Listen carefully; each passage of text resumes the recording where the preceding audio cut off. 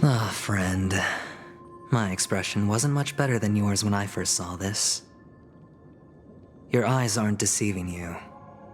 It's her. The famous singer, Robin.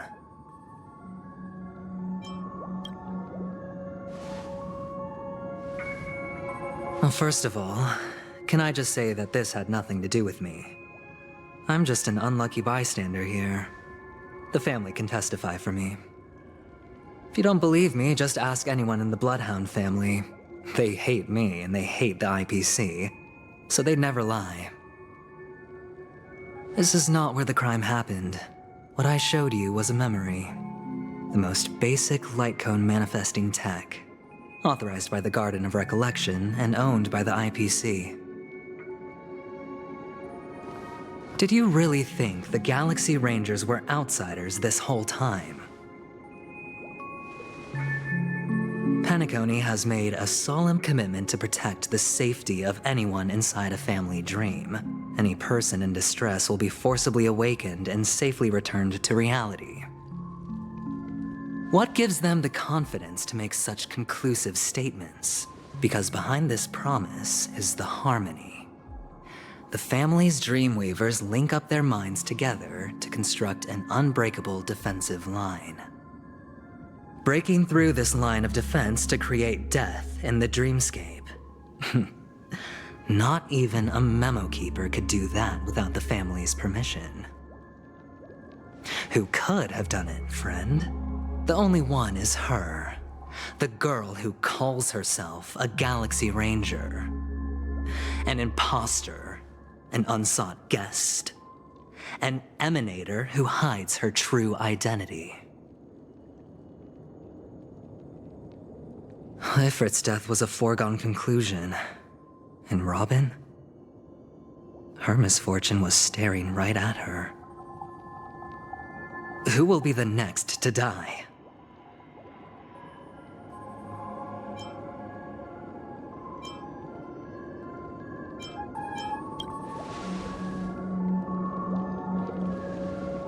It's fine. Listen to your gut. Building trust always takes time, and I'm willing to wait. I just hope you realize that wherever that legacy is concerned, covert plans are already underway throughout Penacony.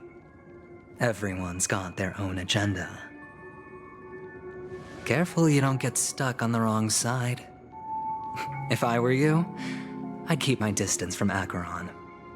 After all, any schemes out in the open are always going to be better than a monster in the shadows, right?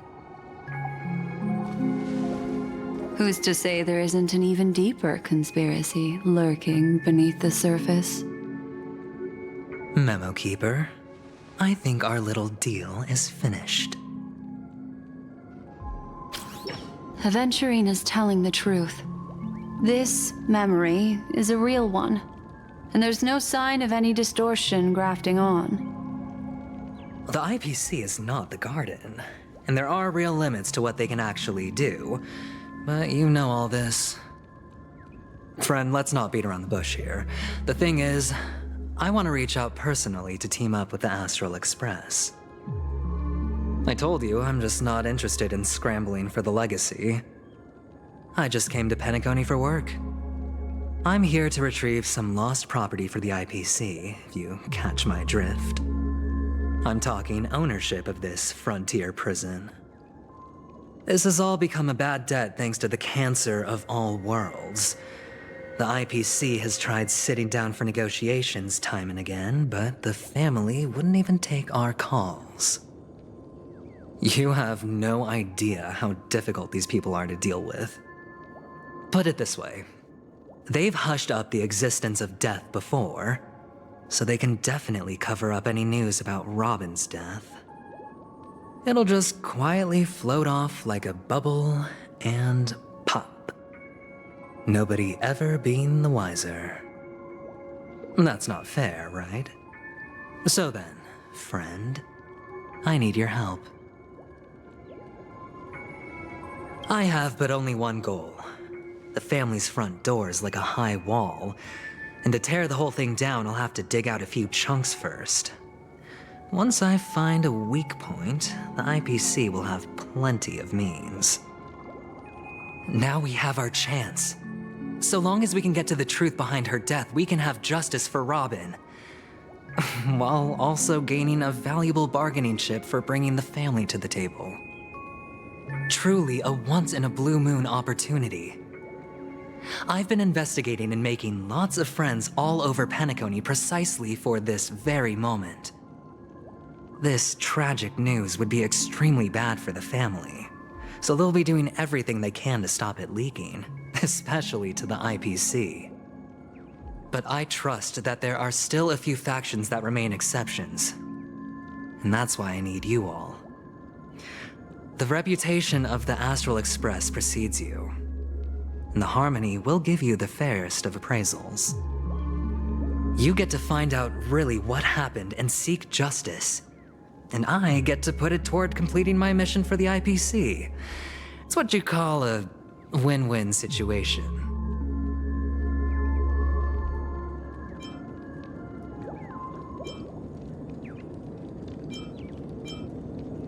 But don't worry, just head back and talk things over with your companions. That navigator is really smart. She must understand the value of this deal. Look, here's my contact details. If you come to any conclusions, call me. Oh, and take this. A thorough investigation can always use a little more funding. Don't mention it. So long, friend. I really am looking forward to uncovering the truth about death with everyone. Aventurine just sauntered off. He really doesn't mean to force it, but something still seems off. What now? What are your plans? Black Swan. What is she thinking?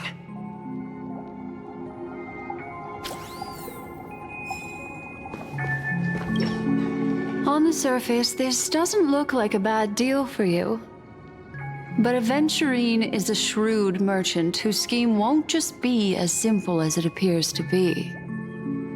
He doesn't know about Miss Firefly yet, but judging by your reaction, he may have noticed something going on and deliberately shifted topics to the truth of death to try and pull you in line with his way of thinking. That's quick thinking and very sound logic. Aventurine is no fool, and working with him definitely has its dangers.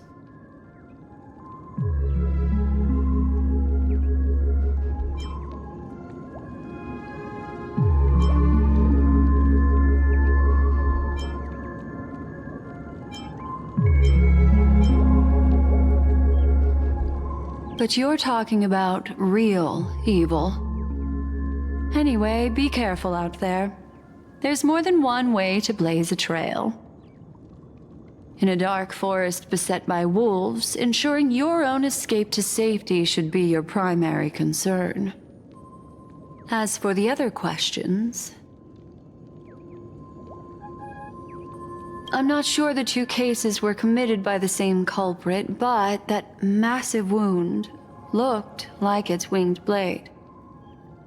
We've all witnessed it in action before. Plus, it seems unlikely that there would be two lethal entities loose in the dreamscape. Sorry, I can't answer that question. That ranger is shrouded in mystery. I'm afraid no one is capable of providing an answer.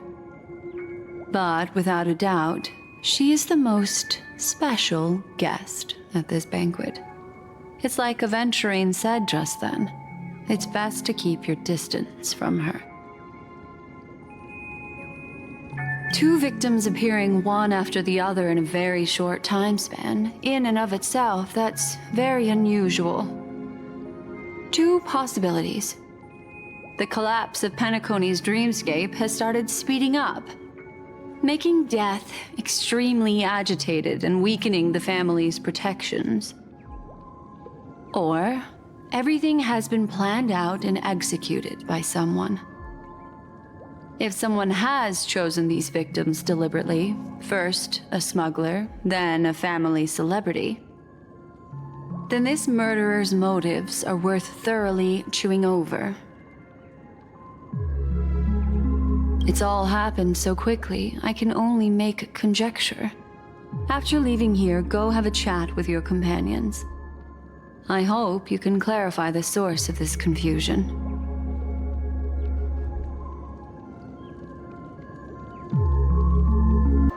This way. This is where we part ways. All of this is like a nightmare. Unfortunately, the remembrance doesn't lie. What we just saw is the reality that happened, and it won't fade from our minds just because we wake up. But follow your heart and don't be afraid. We all walk through this world casting shadows of different lengths, and ultimately, all we leave behind are precious memories. Hold on just a sec.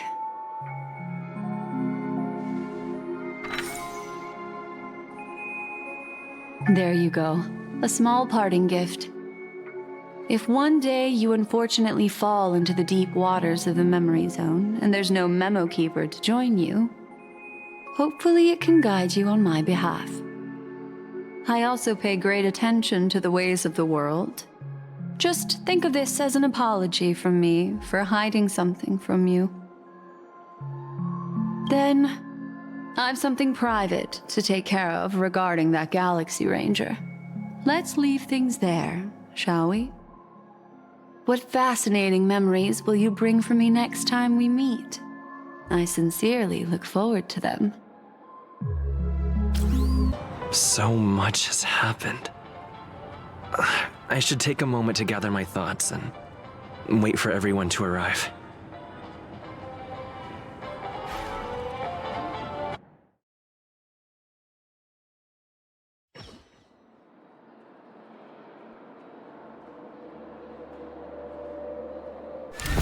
Better unsheath that blade now, Ranger. Do you still dream, Hunter? Of those slain by your hand?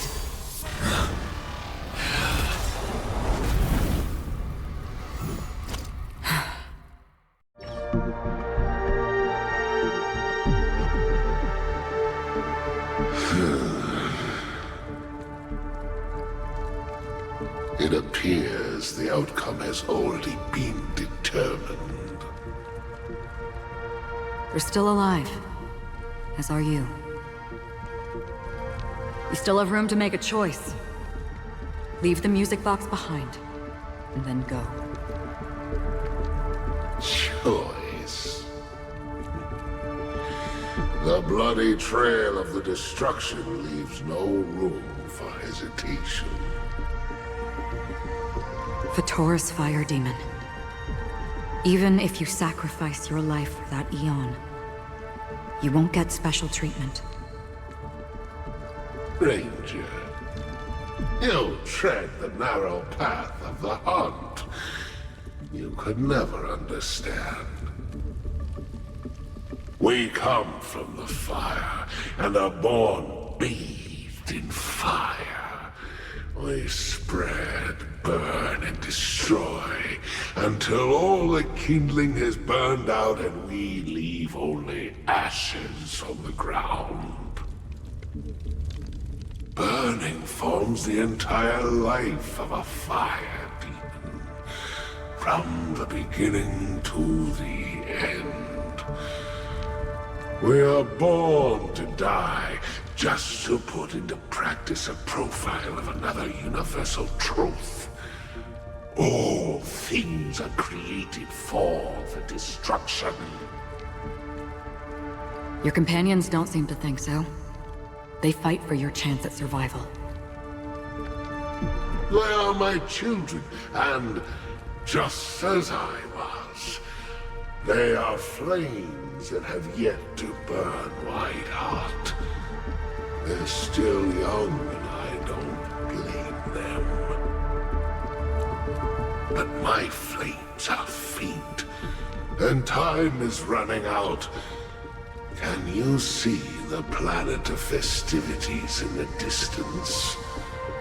I plan to bring Purgatory with me there, and before that, I must surpass you. Why? Because on the path they have forged, you have traveled farther than I have. Emanator.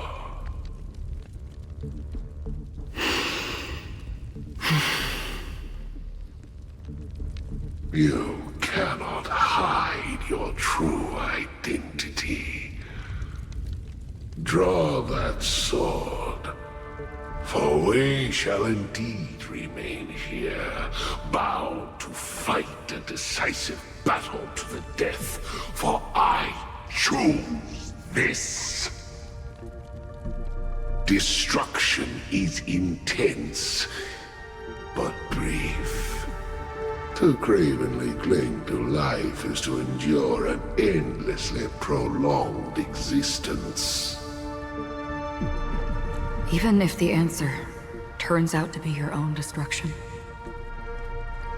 What is important is not the answer, but that it exists, just as you exist. Everything exists to be destroyed. Emanators are no different. Just as even sweet dreams may be born of the void, the so-called impossible is merely something that has yet to happen.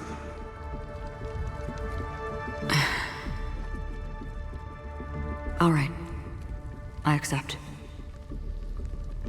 You shall witness the most brilliant and intense fire in existence. May this flame illuminate the farthest reaches of your bottomless dream. A bottomless dream. Yes, that's right. But you've made one small mistake. This blade remains in its scabbard not out of pity or scorn. It's a personal secret that I don't want to disclose, but perhaps out of reciprocity.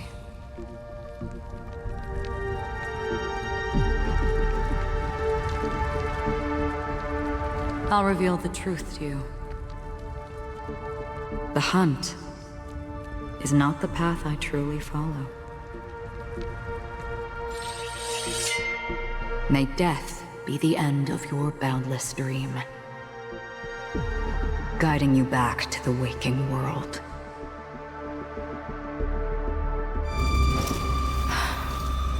I still see them in my dreams.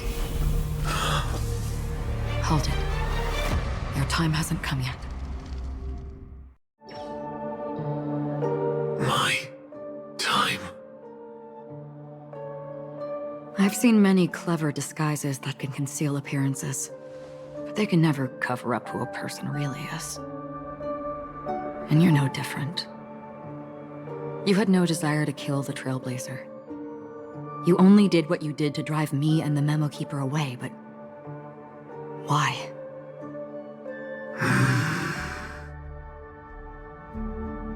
Did Destiny's slave make you do it? You know, Elio. I thought this is just the kind of thing that'd get written into your script. My script has always been brief. Other than that, anything beyond that is unnecessary. He knows my nature. There is but a single destiny from which no one can escape. And until then, I hold the privilege of choice. However, you appear to be ignorant of this, so it's time for me to inquire. Who exactly are you? Not your enemy, perhaps. That's not what I asked. I don't deserve your curiosity. Loners wandering the cosmos always have their secrets. Take me. I'm wanted by the IPC, so it's little wonder that I know something about the Stellaron Hunters. That's all. Maybe I can help. What reason would you have for doing that? I tend to forget things. Which is why, rather than memories, I'm accustomed to using my emotions to capture what I normally wouldn't otherwise. So, I know who is inside that cold armor.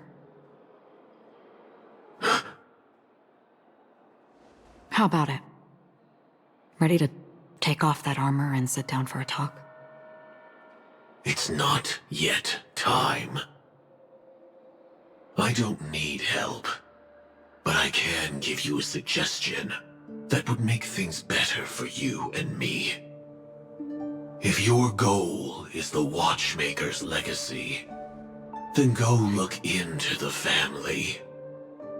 Not only are they covering up the existence of death, but they're burying the past and the truth about what happens inside the dreamscape. Already on it. And the Astral Express is no enemy of yours. I know that. I just never expected to hear you say it. What's next, then? The Trailblazer's been taken by Black Swan. Will you go look for him? No need for that. No harm in mentioning that Elio's only given me one instruction. Get all of the Astral Express to track down the Grand Legacy. I tried settling this in an easier and more direct way, but as you can see, here I am, confronting you. I failed. Can't ever go against the script.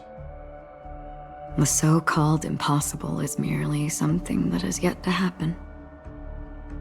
That's it. Before we split, can I ask you one more thing? Is there anything else in your script about me? I'd like to know what kind of footnote I get to leave in that future foreseen by destiny. Unfortunately, not a thing came up. I knew it.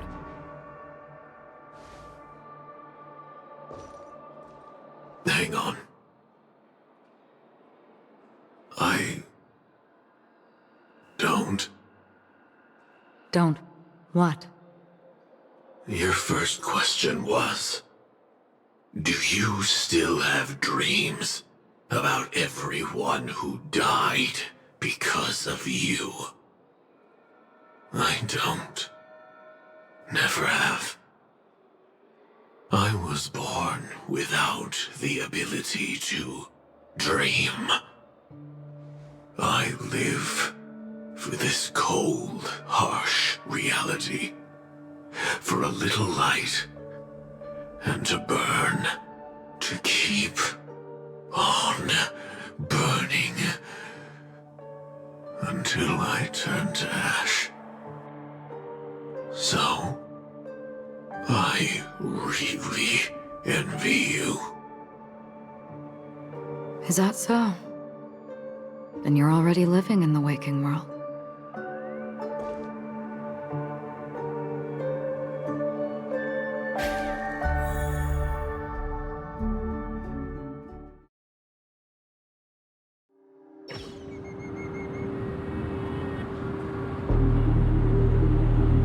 We heard about Miss Firefly from Black Swan, but we never expected Miss Robin to...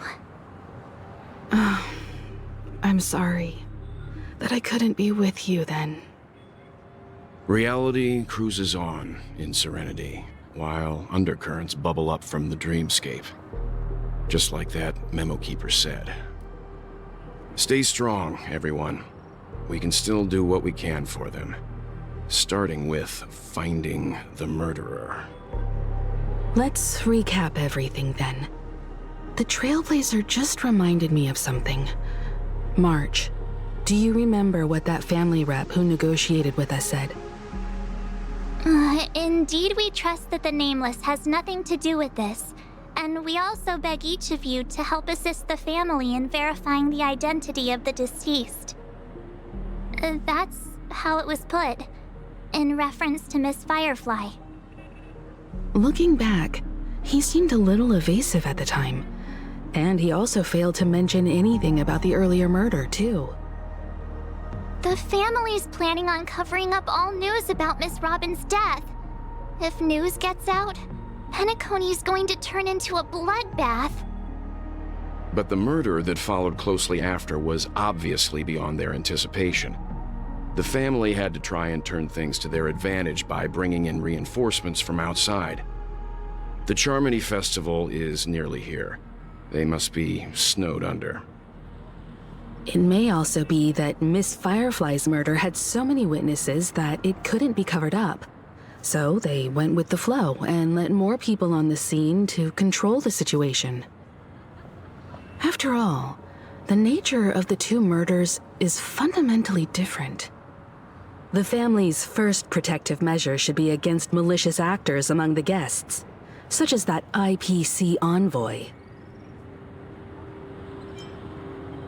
Indeed, he was particularly concerned about that Galaxy Ranger. Are we missing the forest for the trees here? I always felt that Aventurine's reasons for accusing Miss Acheron were highly subtle. Can we believe him? At this point, I'm afraid the only ones we can trust are ourselves. Look, let's try to gather intel first and then list all the possible outcomes we can. Then we go through them, eliminating contradictions one by one. The fewer facts remaining, the closer we are to the truth. I've still got this sense of foreboding. It's like we're stuck in a whirlpool, spinning around that legacy even after everything that's happened. This time we're playing the role of a real detective. But before we start, what are we going to say to the family and Aventurine? As I see things, the family harbors no ill will towards the Astral Express. If they didn't trust the crew, they wouldn't have casually commissioned outsiders to investigate a case that's, in all likelihood, a scandal. Plus, this is the family's turf. Teaming up with them should make things easier for us in the future. As for that Aventurine, well, I'd like to hear your thoughts. He's complex. He deliberately slow-played his hand during negotiations while running circles around us all the while.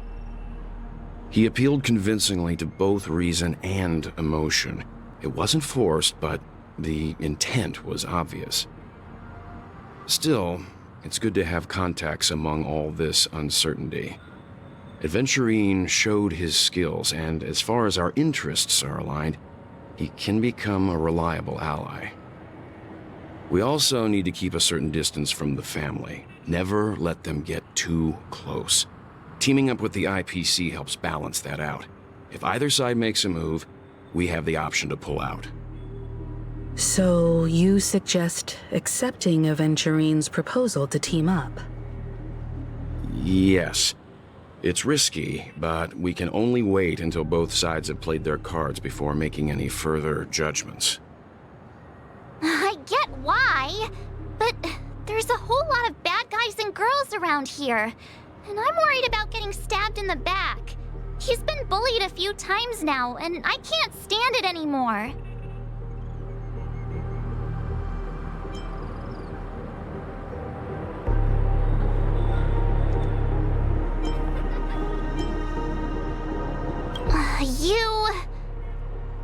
No, I can't accept this. Forget about it. Just let me keep an eye on him. If that doesn't work, we can just turn the tables and use him instead. Then, could you please reply to Aventurine? Everyone, take this time to put together your thoughts.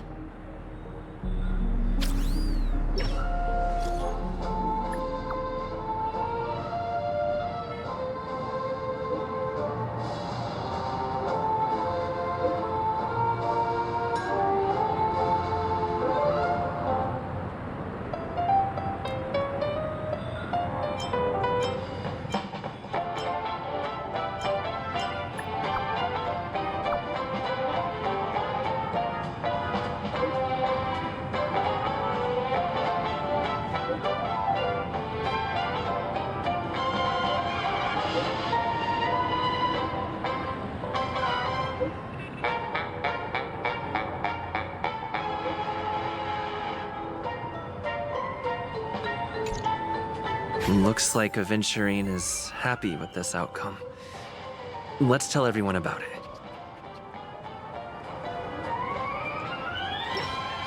Aventurine's goal is to try and recapture Penacony for IPC. To do this, he'll have to bring down the family in its entirety to create a big enough chance. The existence of death will be covered up by the family. So how does he plan on taking them down? It's gotta be something important enough that everyone will notice. But it also can't be anything too out in the open. An attack on the hotel guests? Unlikely. Penacony's guests include quite a few bigwigs known throughout the whole cosmos. People who not even the IPC would dare take lightly. Aventurine is a shrewd merchant, and there's no way he doesn't know that.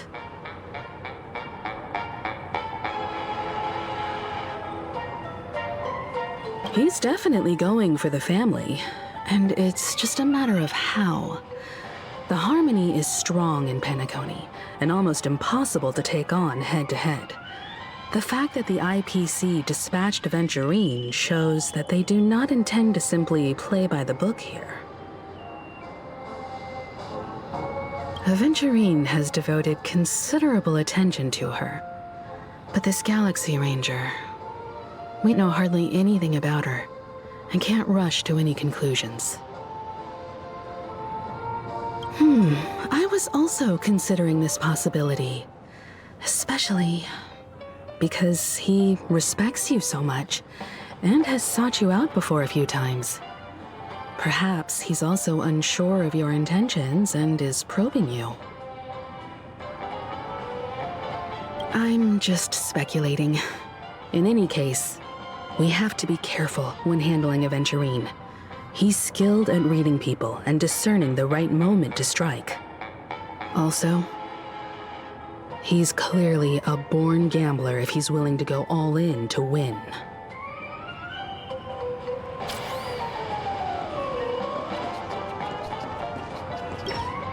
Aventurine said something that concerns me.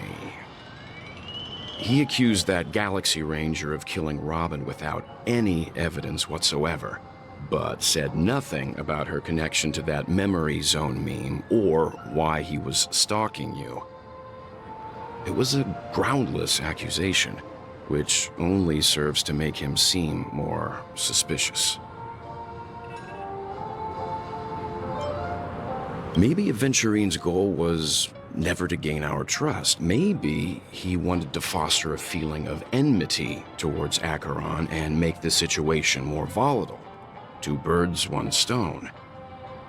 However, I asked Don Hung back on the Express to confirm that story about the Annihilation Gang and the lost messages. It wasn't something that Aventurine made up out of thin air. You've met her many times now. What's your impression of Miss Acheron?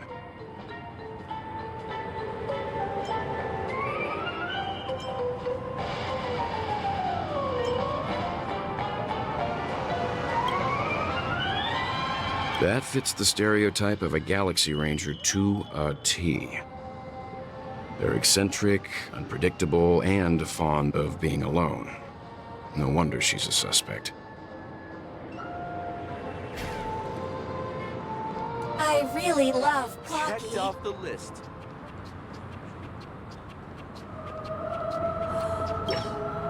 I hope it's not too soon to bring it up, but I feel like Miss Robin isn't actually dead, but that she's still alive and well.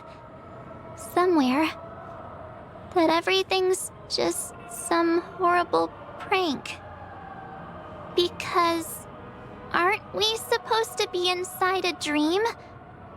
How could someone die in a beautiful dreamscape like this?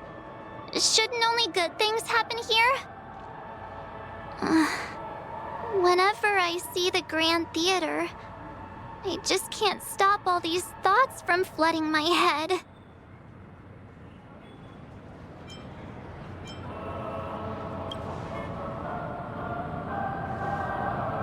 No. After all, they've brought everyone this sleepy dreamscape, which everyone loves. I just feel like I'm starting to understand them less and less. Everyone's still having a great time out there on the streets. Nobody knows what's happened. It's all so unreal.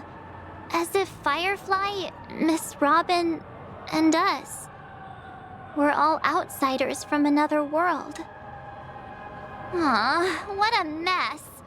I really want a nice cool drink of soda to help me calm down.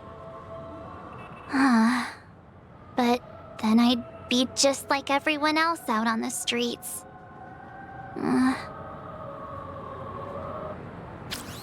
Looks like Aventurine doesn't need anything else. Let's turn our attention to the family's assignment for now. Himiko, what do you think? Among our current clues, the 2 murders that he witnessed are the most directly connected. I suggest starting here. One thing I'm curious about is, if a person dies in a dream, what happens to them in real life?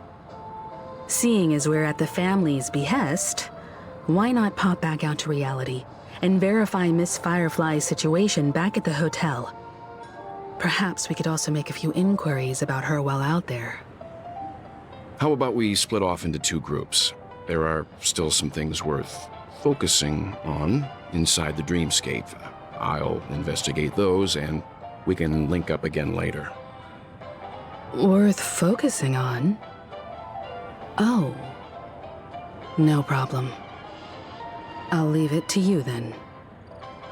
Huh? Aw, I thought I'd finally get to see Himiko and Mr. Yang go out on a mission together. Oh well. Take care then, Mr. Yang. I will. Keep in touch.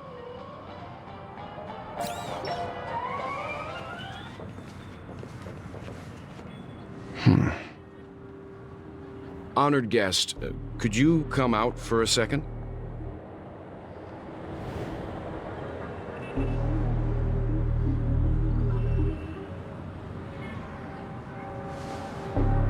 I'd be embarrassed too, getting stared at like that. Forgive me. My name is Welt Yang. I'm one of the crew members on the Astral Express. I believe you've met my colleagues. Welt. Is there something about my name? First, don't you want to know my name? I already do, Miss Acheron. You're a prominent figure in Penacony. What are they saying about me? Some claim that you're the real culprit behind these murders, that the Annihilation Gang's tragic fate at the banquet was a result of your blade, and that you're now attempting to unleash another bloodbath on Penacony. The Annihilation Gang. Ifrit of Everflame Mansion. Tragic fate. That Duke turned his dying body to flames and sacrificed his life as a martyr. He was a determined and heroic pathstrider. Not even a villain should be disparaged like this. And what's more, there were plenty of suspects invited. Do they really think that a blade is more dangerous than that black hole you're wielding? Keen intuition. Not even the family managed to point out the truth behind this cane. So you must surely know, Miss Acheron, that peering into a black hole is not a wise move. As a potential threat, your knowledge of us has reached uncomfortable depths. Reveal your true identity and intentions. Otherwise, brace yourself for gravitational disintegration. That shouldn't be necessary. But if it makes the Nameless feel less defensive, I'll be happy to abide. Believe it or not, Galaxy Ranger, Acheron, those are the names I go by to this very day. My trip to Penacony is solely to fulfill an old, final request. I'm here for the Watchmaker's legacy. And that's it. I think I've been honest enough. Still unwilling to reveal your true identity? It's not that I don't want to. It's just that I can't. I've come so far, and I can't sum up all of that in just a few words. Everyone has their own unspeakable past. Secrets that they don't want to be revealed. And I won't be asking any more questions, such as why the Astral Express is roaming around the cosmos with a Stellaron on board. Is he okay? That memo keeper didn't do anything, right? He's fine. Let's stick with the topic. Gaining my trust all depends on how much you're willing to reveal. I've run around many different Penacony dreamscapes just to try and find that legacy. And during this period, I came into contact with quite a few guests. In the process, I gradually came to realize the secret of Penacony may be closely related to the Trailblaze. That's why I've come to ask for your help. I don't have enough proof yet, but I'd like to speculate something. The source of all tragedy lies within the family. If you could trust me, we could find the proof to support this claim together. Mr. Yang, I think you've come to the same conclusion, haven't you? Let's leave it at that. For now, I'll choose to believe that you bear no hostility. Share your findings with me and me alone. I don't want vague conjecture to interfere with other people's judgments before we find solid proof. Mm-hmm. By the way, would you like something to drink? Before we go, how about 2 cups of Wake the Heck Up? No, 4 cups. Because the conversation coming up will last forever.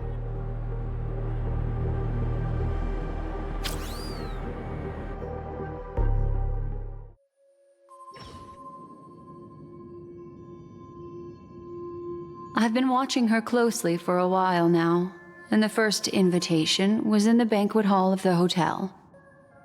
She just sat in one corner, keeping silent, chugging down a couple cups of Wake the Heck Up. I told her it's a pungent, bitter beverage, not the taste of sweet dreams, only for people allergic to Soul Glad. And she said, Really? But I don't taste any difference at all between them.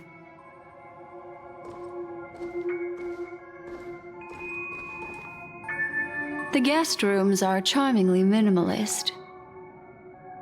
An aesthetic you share, Miss Acheron. It's a cinch, this music box. The invitation received by the Annihilation Gang. There are latent memories that linger on it yet. You see, memories of you are not yours alone. They travel in other people, other things. I know much, and I can predict even more. With some help, the dead can be made to speak. The Annihilation Gang, that band of desperados who all disappeared after meeting you. What exactly happened to them? Well, let me reveal all.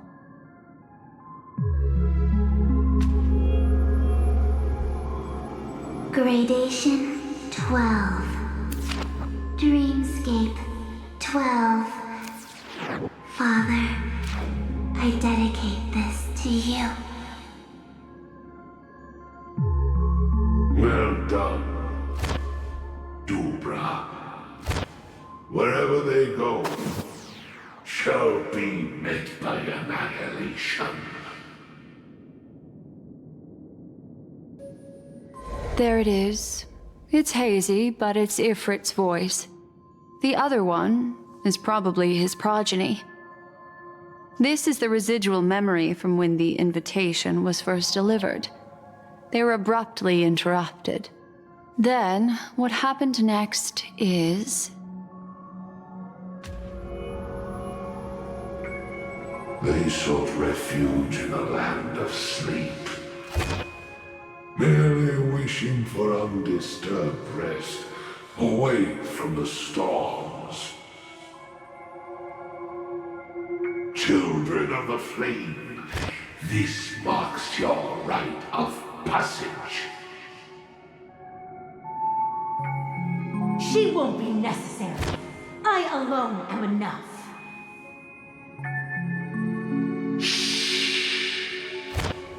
When have those on the path of destruction feared death? The Everflame Mansion has set out on a journey. Those poor people, they have no idea what lies in wait ahead of them. Memory recovery is going well, but slowly. She'll be here soon, and time is short. There's nobody else here, so there's no need to be delicate. In fact, I think I'd better go all out.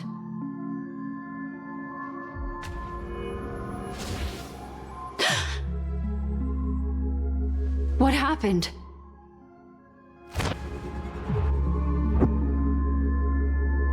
The memory after that is blank. How is that possible? This music box fell into Acheron's hands, and she brought it to Penacony. That's a fact, and that's how it should have gone. But along the way...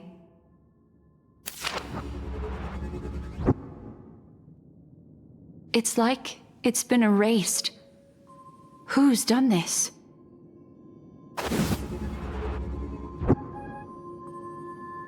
Who are you? Who are you? It's... no. Is this not a memory? Oh, a memo keeper. Do you serve the Garden of Recollection? Or the Cremators? My name is Constance. A pleasure to meet you. We were supposed to meet in Penacony and spend an unforgettable time together. But that seems unrealistic. Dahlia's not welcome on the banquet star, and I don't need a coming-of-age ceremony. And you, I know what you're looking for. Want her secret? I can give it to you, and then you can enjoy the banquet for me. I wish you unforgettable memories.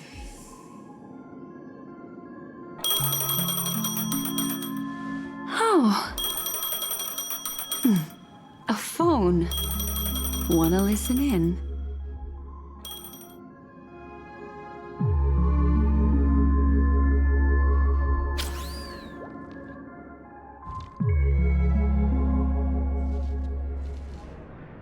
A few days ago, the IPC made an announcement. Under the watchful guidance of the Marketing Development Department, and in accordance with the Interstellar Peace Charter, the independent Sigonian sovereignty has hereby been established, and shall take a legislative seat at the Interstellar Congress. The formation of the Sigonian sovereignty is of great historical significance to the Sigonia system. This move puts an end to the planet's long and bloody history, turning the sensational Kataka-Abjin extinction event into a distant memory. Sigonia 4 is located in an unclaimed zone at the intersection of the Denise, Prothean, and Dorneau star clusters. The planet's surface environment is known for being extremely harsh, constantly faced with the threat of impact from small-scale celestial objects. This is why very few intelligent species have made this planet their home, dividing themselves into several tribes to eke out nomad lifestyles as they struggle to survive the arid desert wilderness. They have developed their own folk beliefs that are independent of the Eon belief system. Sigonia. Sigonia. Ravenous eye of the storm, spurned by all the gods. Land of rock, but not water. Lightning, but not rain.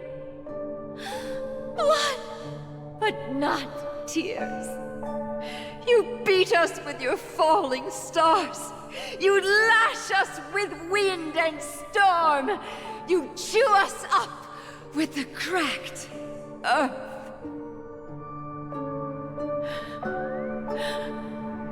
You promised us a land of honey, yet yoked us beneath a sword of bitterness. Oh, Gaiathra Triclops, if thou can hear me, please open up thy 3 eyes and gaze upon this child. When you took his father, my child was still sleeping in my belly. And where my husband went, I too soon must go. I don't ask for a peaceful death. Just for you to tell me, does the baby swaddled sweetly asleep? Does he dream of his mother's heartbeat and the sound of falling rain? Please tell me whether this life is all just a fleeting dream. Otherwise, why would this child be born to face impending death? Mommy! Mommy! Mommy, the rain! It's raining! Raining?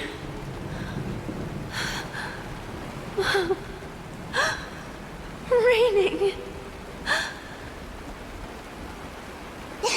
It is raining! It's true! Those Outworlders weren't lying to us. They really did summon the rain. Mommy, we can leave here. We can go back home.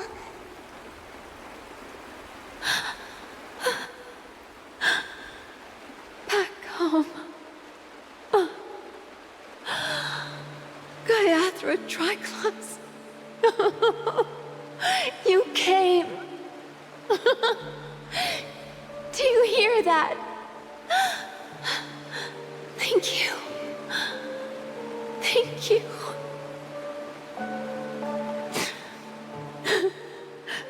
Darling, listen. This is the sound of rain. On the day you were born, the sky also sent down a gift like this from Gaiathra.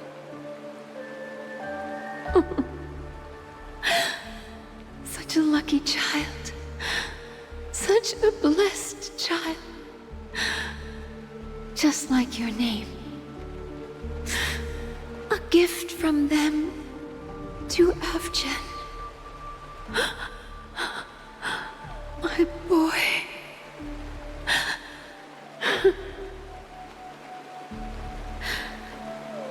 May the goddess Gaiathra close her eyes 3 times. Keep your blood eternally pulsing. Let your journey be forever peaceful.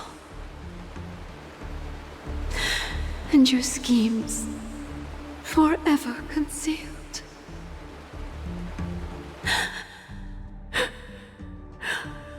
Welcome to this sad world, Kakavasha.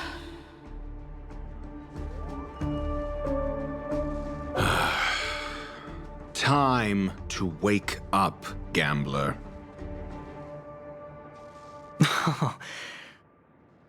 Oh, heavens. I must have drunk too much Soul Glad. Didn't expect you to be back so soon. How is it? Find anything? Just as you guessed. Nobody outside knows about Robin's death. There aren't even baseless conspiracy theories. They're still streaming the rehearsal for her ceremony, using a stand-in, I guess. They must be dreaming. Of course.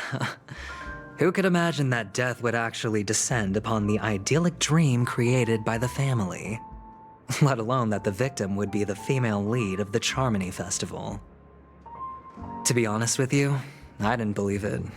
I even tested it a few times myself, until I discovered that I couldn't actually die.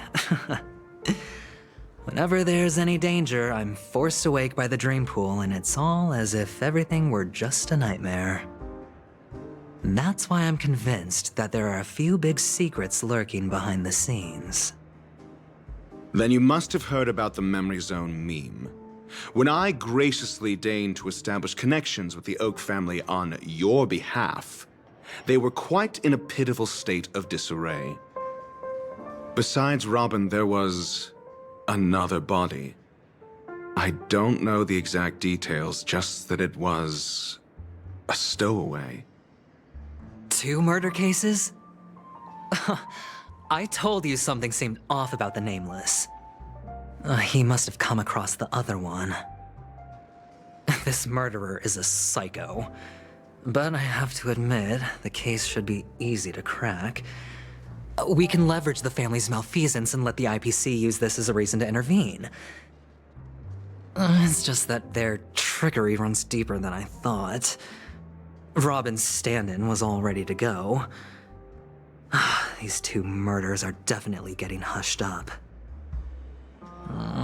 What should we do? Let me think. It's too rare an opportunity to miss out on, so I gotta be careful. Incredible, Gambler. Have you already exhausted your limited repertoire of tricks so soon? There are plenty of chips, but it'd be best to choose carefully. The most straightforward has to be Robin. Remember? That masked fool once told me to find a mute as a friend. Robin is what she calls the mute.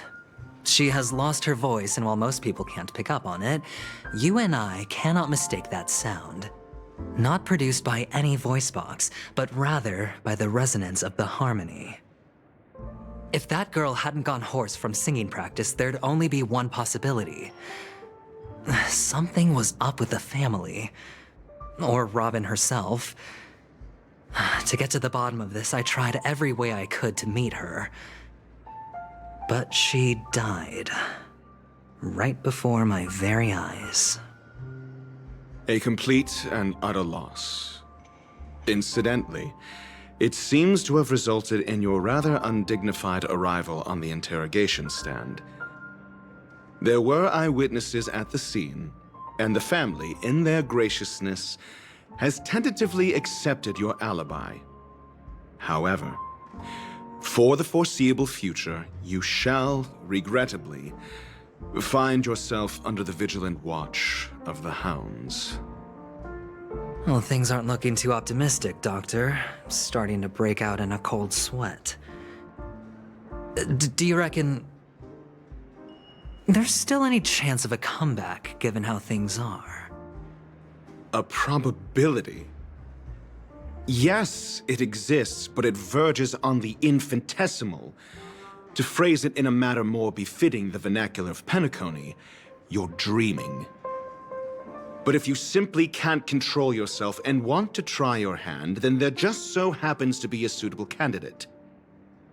That man wants to see you again. Who? Sunday. Is this a public hearing or a private trial?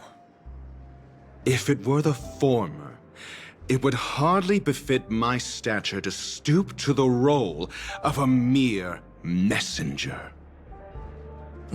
Fine. Oh, that's great. It's all great. You see, the dead can't talk, but the living can. Ratio, I'm convinced now that there must be something wrong inside the family. Oh, just you wait and see. That man's sister has died. He can't sit on his hands. Well, without any further ado, let's set off. Lead the way. The show is about to begin.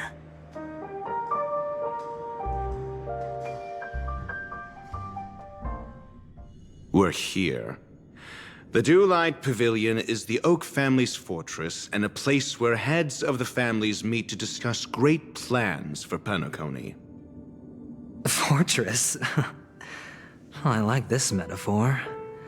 I dealt with the warlords of the Amanicus star system not long ago, and their synchronized orbital manor wasn't this heavily guarded. This mansion nominally belongs to Sunday, and is very befitting of its owner. Without his express invitation, the likes of ordinary guests would never grace these grounds in their lifetimes. Look around while you still have this moment of freedom. Hey, Doc, whose side are you on anyway? Who's to say I won't sell you out? We'll see. When we meet the authoritarian master of the Oak family, I'll pry an answer out of him. Follow me and I'll bring you to his parlor. Hold your tongue and let me deal with the members of the family. Hey, you two! That's a place of business. No entry!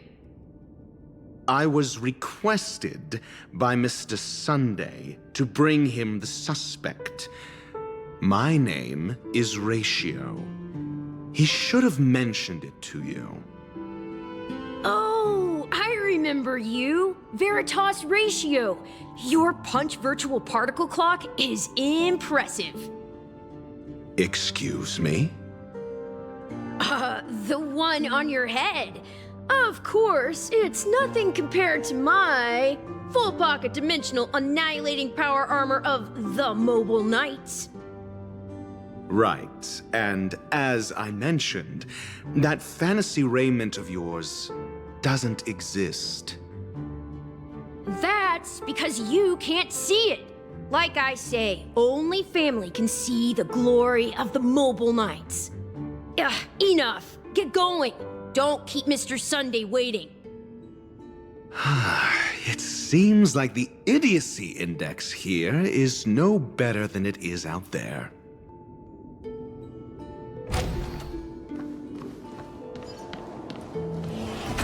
A dead end? The door is shut tight. Looks like we're on our own. I mean, there isn't a door. How did you get in before?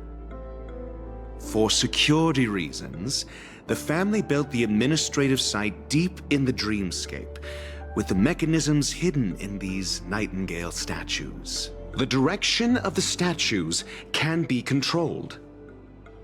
On the previous occasion, an attendant named Kona had gone to the side room to verify something before setting the statues in the correct positions. Well, maybe we should do the same. Let's go and take a look. Of course, we can also use brute force.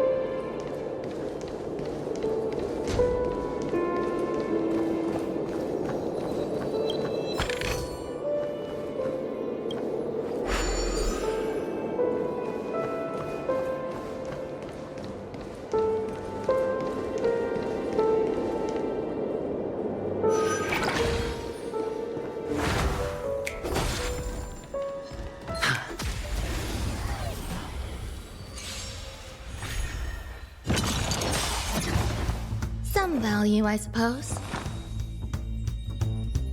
Eternal. Let the valuation begin. Liquidation!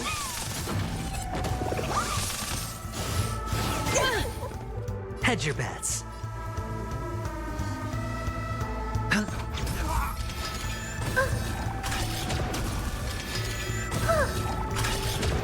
All in. Grace and elegance. Easy, Numby.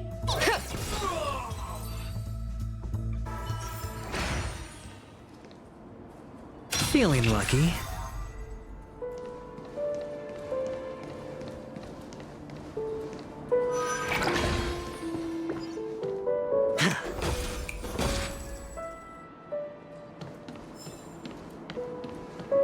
Six nightingales facing in different directions. An obvious hint.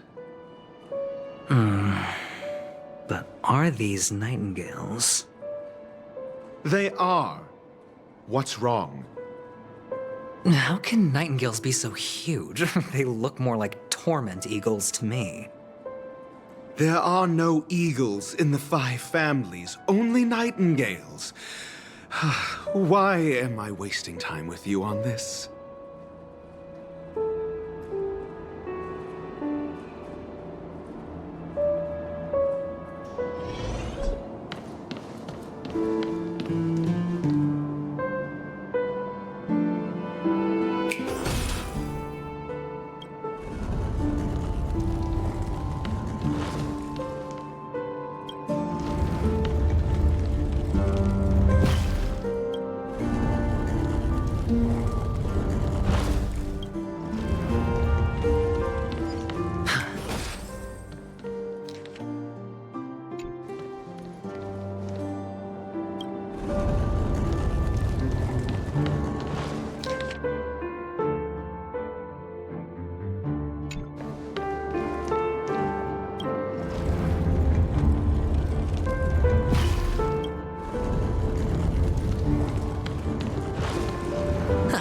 Just as I thought. Here's the correct answer. A truly miraculous discovery. Perhaps I should offer you the chance to join the Genius Society. Really? Well, I thought you'd given up on that already. I was being sarcastic. Can't you tell?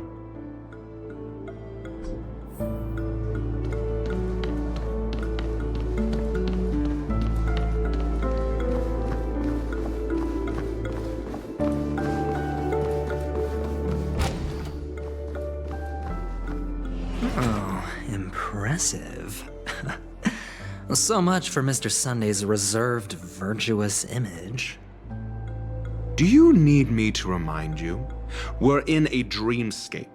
No matter how grand the mansion looks, it'll not affect Penacony. Stop wasting your time nitpicking the family here. Yeah, you're right. The only way to destroy the family is death. Sunday must have thought the same. Let's head down. Hold on. Huh? What's wrong? Are we heading the wrong way? No, but this door is locked. My friend? Did you really make an appointment with him? It's a trial. You got to prove your worth to Sunday before you can speak with him. If I'm not wrong, we need to find a way to open this door in the hall, or this place will be our prison. Oh, an escape room. My favorite. Get serious. I've no time for games. Let's head back. The hint is probably in that prominent sandpit. Wow. That's an enormous sandpit. I'd love to build a tall building for myself, once I have enough savings. Oh, look. There's a noticeable gap in the model. I believe you're right. There wasn't a gap before. That man must have done it intentionally. Well, with your brilliant mind, you shouldn't have any trouble recalling what was here last time. Right, Doctor? Of course.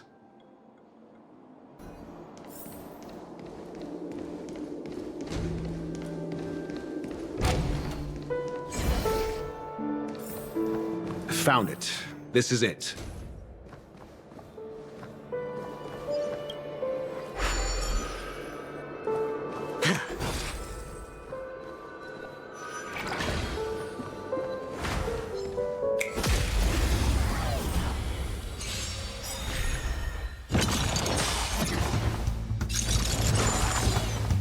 Oh?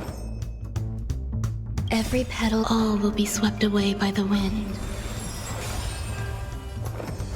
Existence is unity. Let the valuation begin.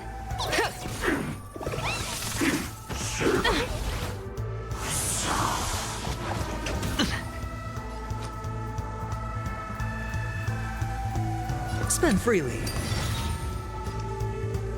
Eliminating threat. Some value I...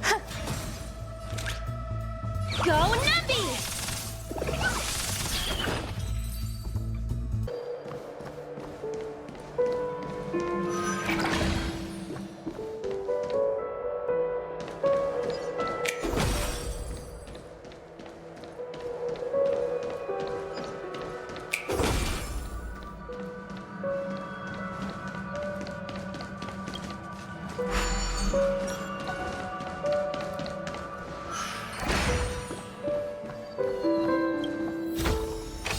Fortune follows luck, just like it always does.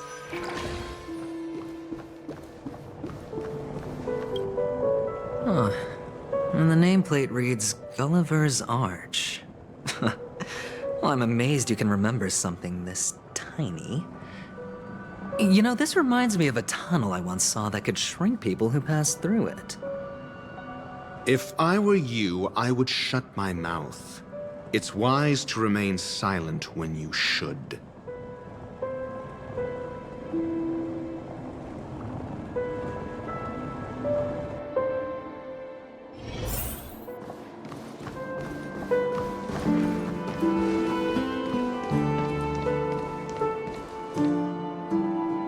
Oh, this reminds me of one of those building toys.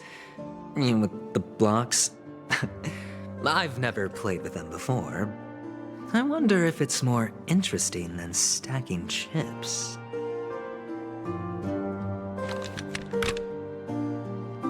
Oh, look. The gap is closed. And it fits perfectly. So, what's next?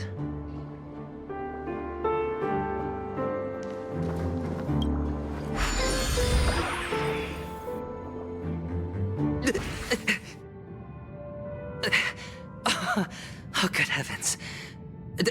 Did I drink? Am I still in a dream? Indeed. Oh, Doctor, you're huge. It's me! Down here! In the sand pit! Oh, actually, I think we could make this work for us.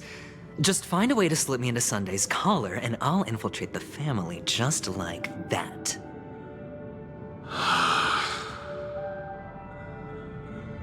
Oh, fine. I was just kidding. Let's find a way to open the door.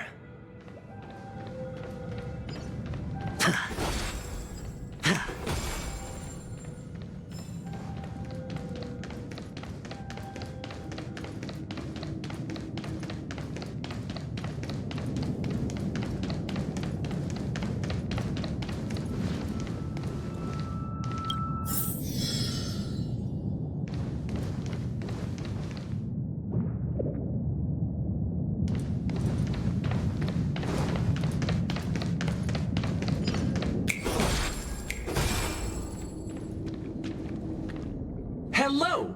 Welcome to the Golden Hour base model. I am an Oak Soldier. I will be here to guide you through the tour of the base model. Happy to be of service. And tell me about the tour. Hello! Welcome to the Golden Hour base model. I am an Oak Soldier.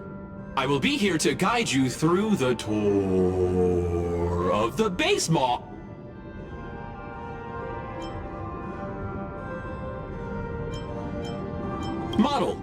Happy to be of service. Generating guide. Please wait patient.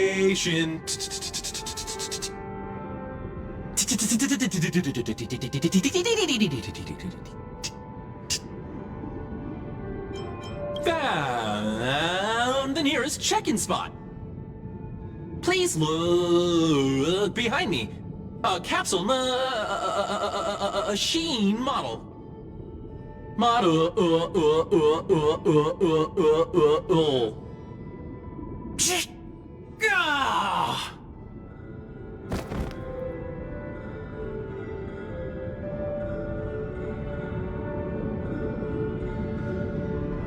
What's up with that?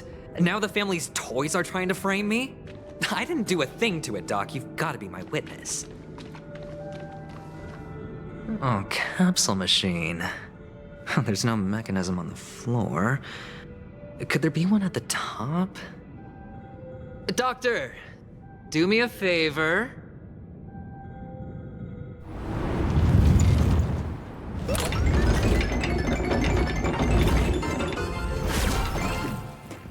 So, I was right. These models have interiors that look exactly like the real buildings. The only difference is that no one lives in them. Funny that Sunday puts a miniature that makes him seem like a giant by comparison right where he can see it first thing in the morning. Insecure much?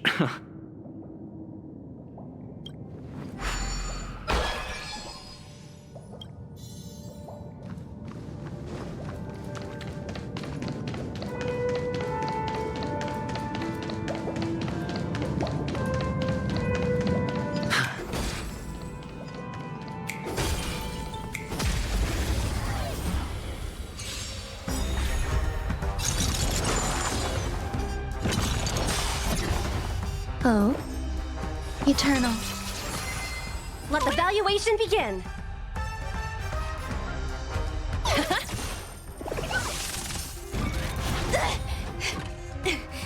Better cut our losses. Stay back, Clara.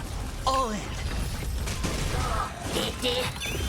I hit the mark. The dice have been cast. Bust. Or maybe I'll take it all. I'm not afraid of you.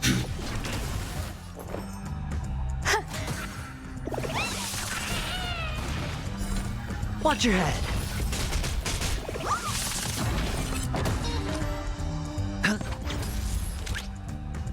Go Nuppy!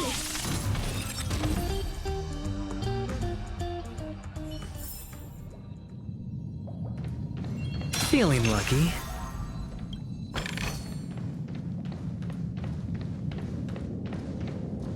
Oh, one of the fragments flew upstairs. I'll need to use the pinball machine to flick myself up there.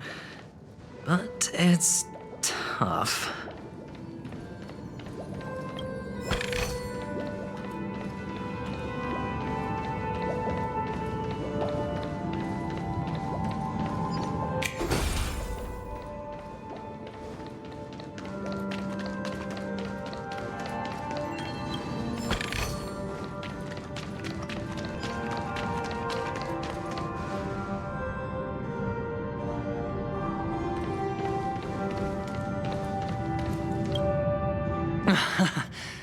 Oh, great. There's another pinball machine base here.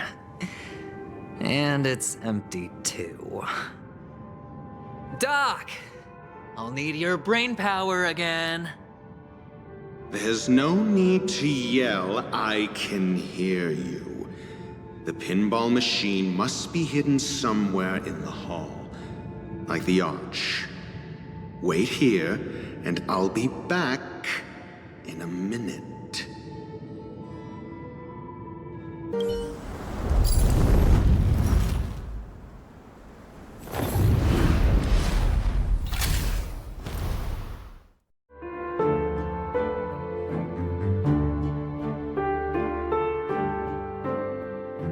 Thanks, Doc.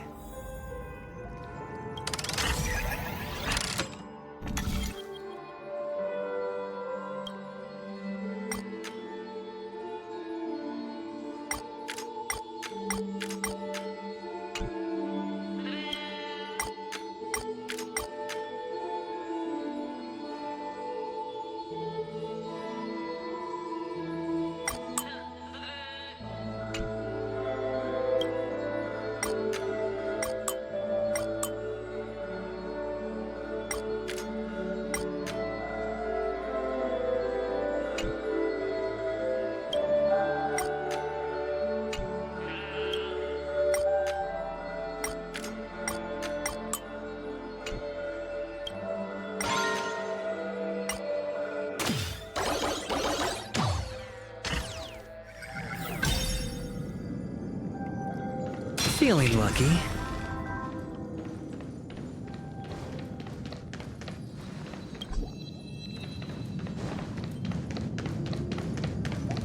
Oh, Ratio, you should come in here and take a look. The view here is breathtaking. Honestly, you could easily squash me with just a pinch. If that is your... All done. Piece of cake.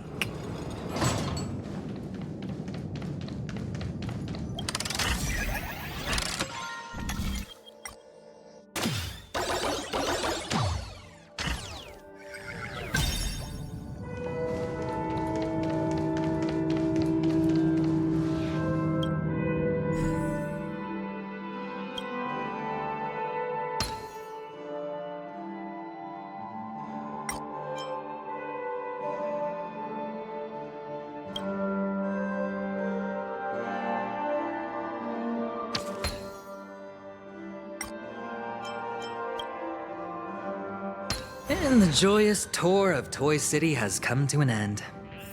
Makes me feel sad. Penacony isn't all bad, right? I'll use this interesting experience as a talking point at the poker table.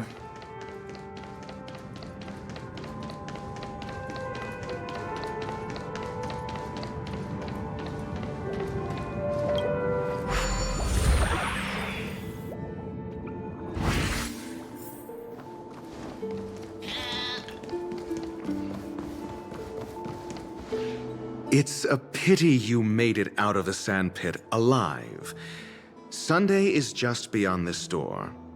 From my limited understanding, he's not someone easily handled. Are you prepared? Yeah. Only I believe he's the one who should be prepared to face me. Tell me about your plan. I don't have a plan. I'll just play it by ear. There are only two kinds of bargaining chips when dealing with people. Benefit or fear. Looks like sincerity isn't in your dictionary. Am I not sincere enough? There's no need to emphasize it. We've got to make good use of death. That man's sister is dead. He won't be able to turn a blind eye, and that's fear. And I'll help him find the murderer. He can't do it due to his status and position, but I can. And that's benefit.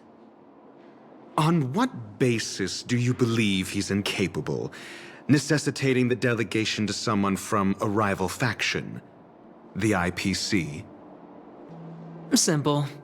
Because that murderer could very well be a traitor hiding inside the family. Do you mean the Galaxy Ranger whom you accused previously? That was just an excuse, good doctor. There's something wrong with that woman. We need someone who can keep her in check. It's better to minimize the variables outside our control while we execute our plans. Moreover, I need to know her identity. If I'm lucky. She could be an important pawn. And it's good to have more helpful friends when dealing with this matter. But honestly, the murder case is likely unrelated to her. I believe my standpoint. There's a rat in the family. Otherwise, why would Mr. Sunday arrange a private meeting with us? This isn't an interrogation, but a secret negotiation. We'll see. Using Robin's death as a bargaining chip, I'll win back my freedom and power. In the end, I'll ruin this beautiful dream and create the grandest death. If the chance of winning is just beyond this door, even if that chance is close to zero, well, you can't win if you don't play, right? Ah, the charming audacity. To think that you, of all people, might emerge victorious, dear gambler. 3 chips are enough. All or nothing.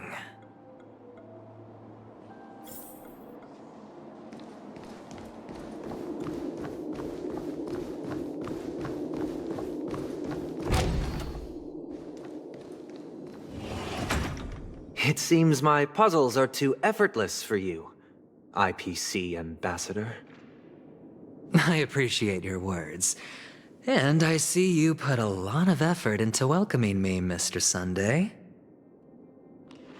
However, this is no way to greet a guest. Well, this isn't an invitation, but a summoning. Before we speak, I need to test your character. I imagine this knowledgeable doctor friend of yours has been of great help, yes? Certainly. You ought to know this better than I do. He's already faithfully fulfilled his duties, hasn't he? Yes, the doctor has assured me of your noble character. He considers you, like himself, a virtuous person who can be trusted by the family. I have come to know you very well as a person, Mr. Aventurine. You're diligent, generous, and willing to cooperate. The fact that you succeeded in overcoming many obstacles just to meet me gave me the reason to believe in your wisdom and courage. But there's one thing I must ask you. That is, you've used your wisdom at the wrong place to meet the wrong person and put yourself in a situation where you shouldn't be, witnessing a tragedy that shouldn't have happened. You don't look too well. Am I making you anxious? If not, then it means I'm on your side. If I wasn't mistaken, you'd just made a serious accusation against the family. No, you weren't mistaken. For depravity is creeping in around you. Well, there's no need for us to be evasive. Let's talk about your sister. Your sister's talent is unrivaled in the world of show business. As you know, her voice has been out of tune since she returned to Penacony. What's more disheartening, she can't sing anymore. Who could be responsible for this? Many suspect the culprit is among the outsiders, but I know you hold a different opinion. Now your noble status has become a shackle, preventing you from apprehending the murderer and avenging your sister's death. You're feeling anxious because you're out on a limb. But don't worry, I'm on your side. I'm immensely honored by your concern for me, Mr. Aventurine. Since you're so selfless and generous, I believe you wouldn't ask for anything in return, would you? Well, naturally, you wouldn't incur any loss from this. I just want to reclaim what is mine. My liberty and the personal items under the family's custody, the bag of gift money, and the box in which the cornerstone is stored. That's right. Cornerstone. I've heard it's a treasured asset of the Strategic Investment Department. A sacred stone that seals the Preservation Emanator, granting significant power and every liquidation specialist holds one. For an object so precious, it probably comes at an even higher price than other forms of recompense. Well, I'm sure you're aware of the high level of risk I'll be undertaking to bring the truth to light. Mr. Aventurine, when you're out and about, do you always make adjustments to your appearance? Your tie should be on the center line. Your shirt must not protrude from your vest. Your trouser creases should be perfectly straight, and always aligned with the tips of your shoes. Of course. But I don't, because it's not appropriate to do so in public. You should make sure everything is presentable and in order before leaving the house. I'm not the kind that takes risks. The cornerstone must be in the custody of the family. No room for negotiation? Please, don't let me turn you down twice. Sure. The gift money is good enough. I suppose you wouldn't mind that. After all, a merchant can't function without a bargaining chip. You compromised quicker than I thought. Unfortunately, it's a gambler that needs a bargaining chip, not a merchant. I can give you your gift money, but before that, I want you to tell me.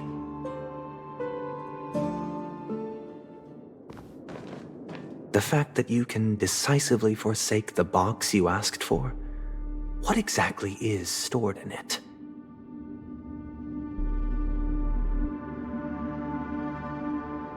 Oh, triple-faced soul, please sear his tongue and palms with a hot iron, so that he will not be able to fabricate lies and make false vows. What have you done? Under the light of the harmony, all wickedness is revealed. I implore them to shed their light, and I'll ask you questions on their behalf. Next, you have 113 seconds to prove your innocence and gain my trust. And if I refuse to answer? You can try, and we'll see if the harmony rejects you. Question: do you own a cornerstone? Yes. What a simple answer. You, too, understand that idle chatter leads only to poverty. Did you hand over the cornerstone to the family when you entered Penacony? Yes. Does the cornerstone you handed over to the family belong to you? Yes. Is your cornerstone in this room right now? Yes. Is your memory free from any kind of tampering or deletion, encompassing but not restricted to the techniques of the Garden of Recollection? Yes. Are you an Avgin from Sigonia? Yes. You even know about that? Do the Avgins have any ability to read, tamper with, or manipulate one's own or another's mind? No. Does it matter?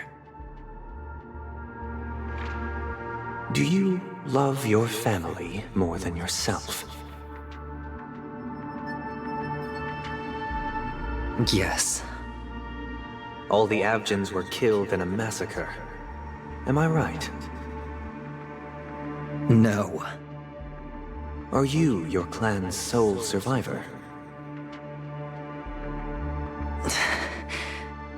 Perhaps. Do you hate and wish to destroy this world with your own hands?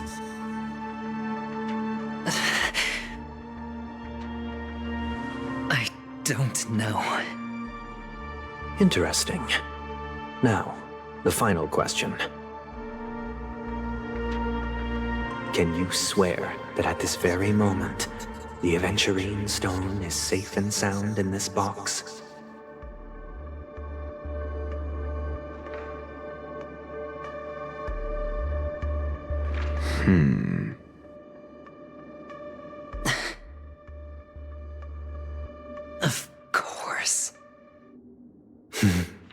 Looks like we can get an answer. Open it, Mr. Aventurine. It's your last chance to defend your honor.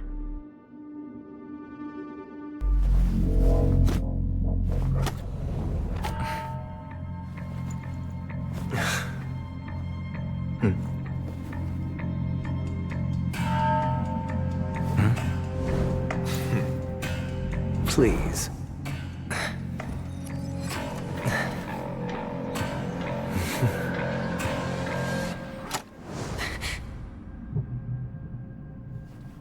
Are these what you're looking for?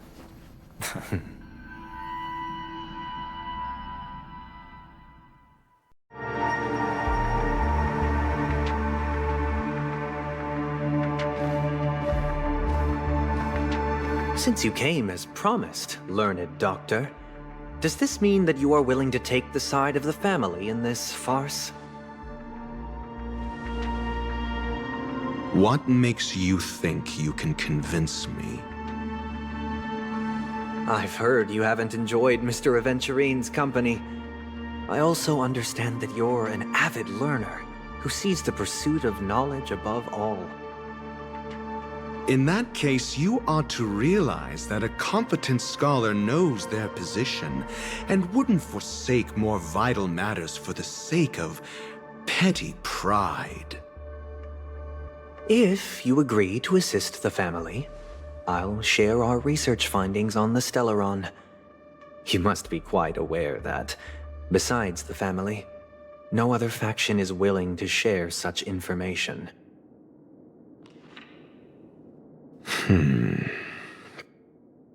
Cut to the chase. What do you need from me? I need Mr. Aventurine's comprehensive plan.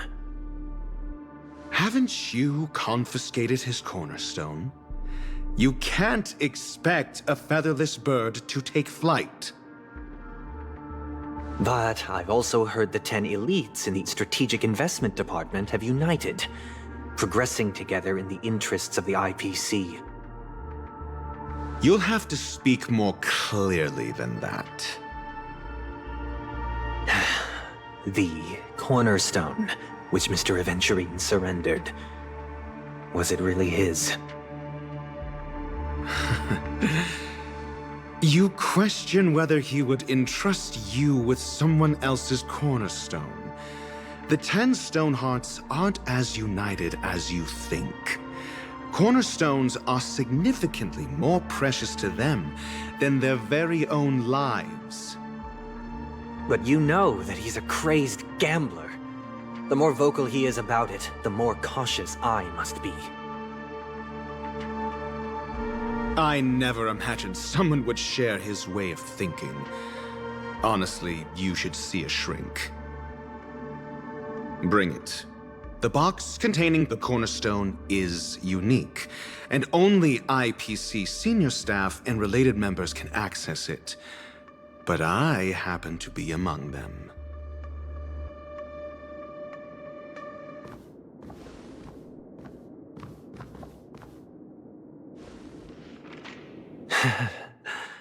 I appreciate it.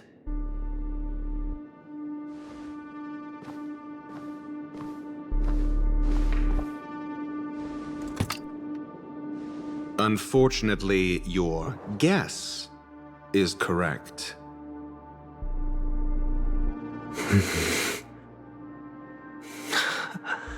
The golden stone. Its color and glow are similar to that of Klepoth's body. This is the very ruse he intends to use to fool you. He won't reveal to you that the 10 Stonehearts chisel their own will into the cornerstones, granting them an unparalleled radiance.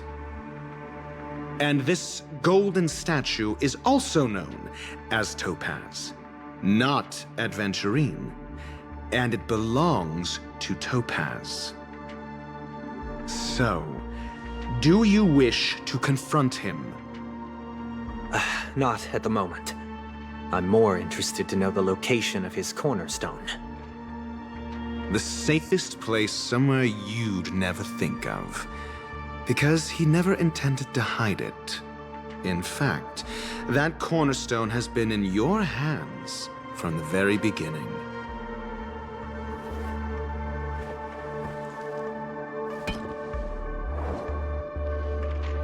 I see. This bag.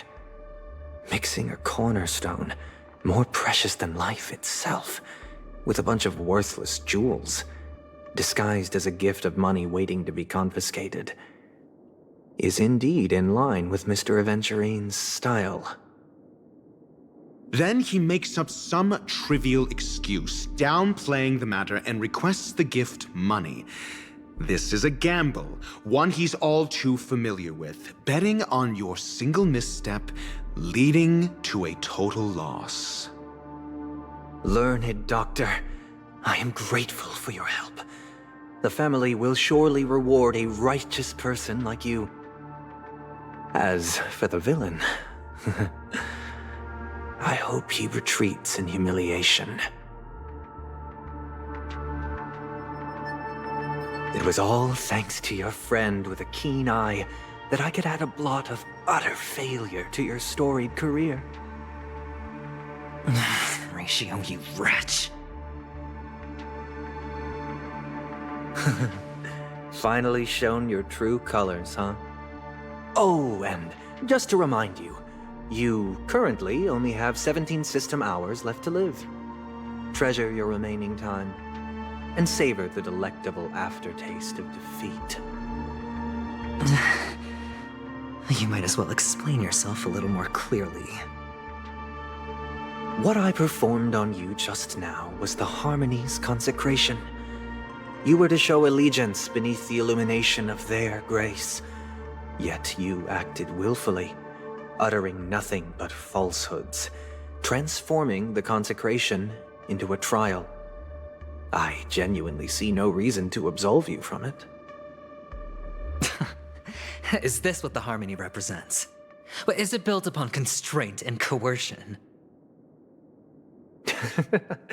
You misunderstand, Mr. Aventurine. Punishment is meant for the irreverent, but I have seen your resilient spirit, and thus I offer you the possibility of a new beginning. Throughout these 17 system hours, you will be unable to escape the dreamscape or contact any of your companions. You only have 2 paths before you, and it all depends on whether you can complete my test within the time limit. Should you succeed, you will be able to coalesce into the Harmony and be with your family. If you fail, you will suffer the wrath of the eternal Centurion and fall into an abyss of doom. Sounds like I'm gonna end up the same either way. I indeed do need a servant to help me uncover the evil hidden in the family from an external perspective. I will purge the evil from the inside and bring the real culprits to justice within 17 system hours. When the time comes, compare your findings with mine. If both our findings align, or if you can provide me more insights, then they will truly be able to grant you mercy and honesty. Shameless hypocrites. You took everything from me and still demand the truth? That isn't fair. Your carnival reeks with the stench of cash. Nothing is achievable without it. This is meant to be an act of personal virtue, not requiring the family's support. Your bag is over there. Do as you please. I believe you can trade this bag of worthless jewels for everything you need. That's what gamblers excel at, isn't it? Off you go, Mr. Aventurine. You are free. I will wait here for your good news.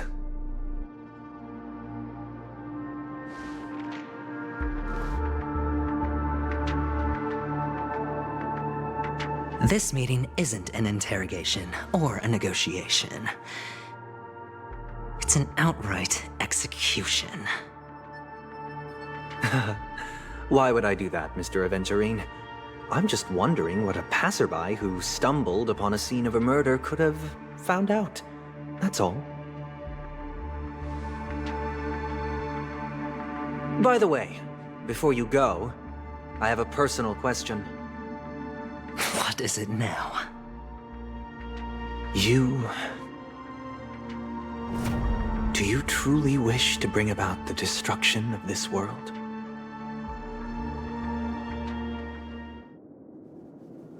Kakavasha! Where did you go? Oh, are you injured? I got it back, sister. You went to look for them? That's too dangerous. It's just a necklace. It's neither food nor water. We can survive without it. But I can't live without you, little brother. Promise me not to look for those catechins again, okay? Sister, don't be afraid. The catechins are fools, but I'm smart. I played a game with them, and I won. Won? What happened exactly? Tell me. I made a bet with them. The two birds in the desert and me. Who will die first? I won. They suspected me of cheating, but I didn't. I won fair and square. Of course you'd win. You've always been a lucky child. Gaiathra Triclops must be watching over you. But that's no reason to push your luck by going up against those bloodthirsty, cruel catechins. Have you forgotten how Mom and Dad...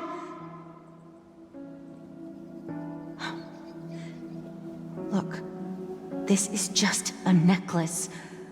But Kakavasha, you are my only family.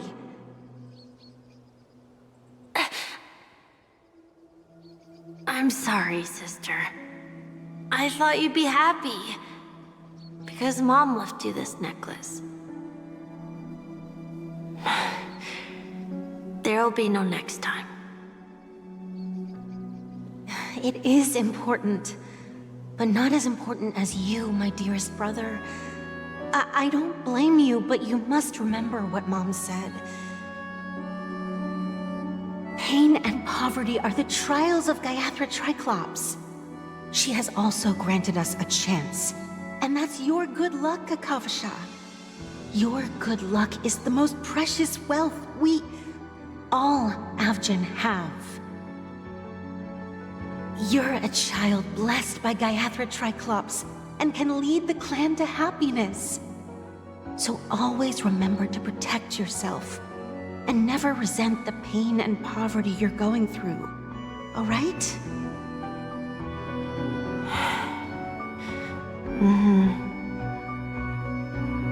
Listen to me and swear to Gaiathra Triclops.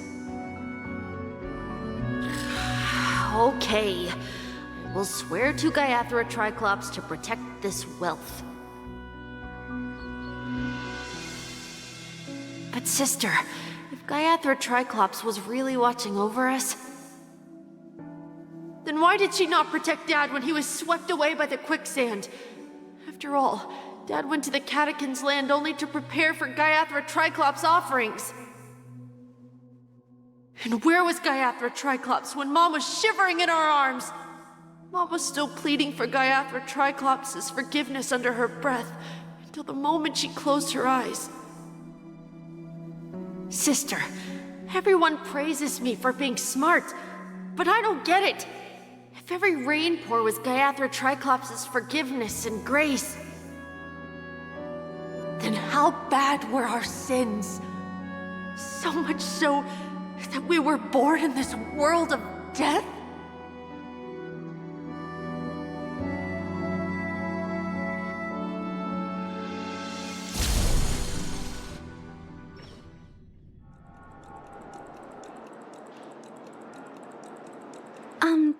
Excuse me.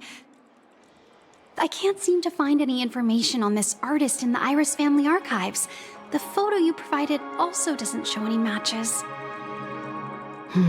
Just as I thought. I'd like to ask, what kind of traces do people leave when they enter a dream? Are you referring to the records when you enter the dream pool? The equipment will monitor physiological indicators such as heart rate, blood oxygen levels, and body temperature in real time. This data will be included in statistics and handed over to the family for the screening of any data anomalies. Immediate action will be taken once any illegal behavior is detected.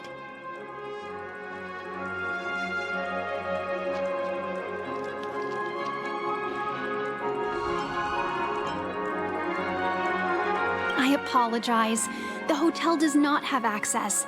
This information is managed by the Bloodhound family. We can only gain access if there's a problem. Looks like nothing can be found here. At least we know who to look for next.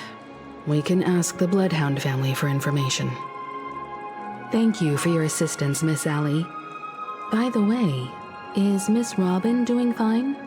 We are looking forward to her performance. Fine? What does that mean? Is there something wrong with Miss Robin? The preparations for the Charmony Festival have been proceeding smoothly, so I guess things are pretty good. I believe she will be able to put on a spectacular show for all of you. I'm sure. Sure enough, no one knows about Miss Robin. I'm not surprised. But that Miss Firefly is truly mysterious. There's no information on her in the hotel system. Even if she's a stowaway, she should have a disguised identity after entering the planet. She's also in the running for the legacy. How is she going to sneak into the dreamscape unnoticed? Is there any other way to enter a dream?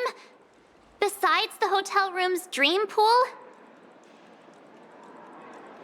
The Memo Keepers have abilities that are difficult for normal people to comprehend. In the memory zone of Penacony, they thrive effortlessly, a fact proven to us by Black Swan. The hacker girl from the Stellaron Hunters used extraordinary means to unlock the Dreamscape Hotel's seal. According to the scene witnessed by him, it is likely that they are behind Miss Firefly's case. The Garden of Recollection and the Stellaron Hunters. Both are possible, but what about the IPC? Since they want Penacony all for themselves, they're bound to have a plan. Who are you guys? The Bravo team has arrived at their designated position, ready to execute armed evacuation operation. Boss, get moving! Armed evacuation? Boss, are you drunk? What do you know? It's more efficient this way. Just don't let the director find out. Act first, report later. Understood? Help! Help me! I spent all my year-end bonus on the snowball! I don't want my name on the department's major disciplinary notice! Hey, check it out! That voice. Could it be the IPC workers from Belobog? To all guests, the IPC will be conducting special operations within the hotel. Please follow the staff in charge of evacuation to the designated safe zones, or compulsory measures will be enforced. I'll request a beating for you lot! You've been told not to drink during work hours. Take him back to the hotel room. I'll organize a meeting later to properly go over how this incident report should be written. Miss Topaz? I never thought I'd run into you on Penacony. Long time no see, Astral Express crew. Aventurine has told me a lot about your happenings. Huh?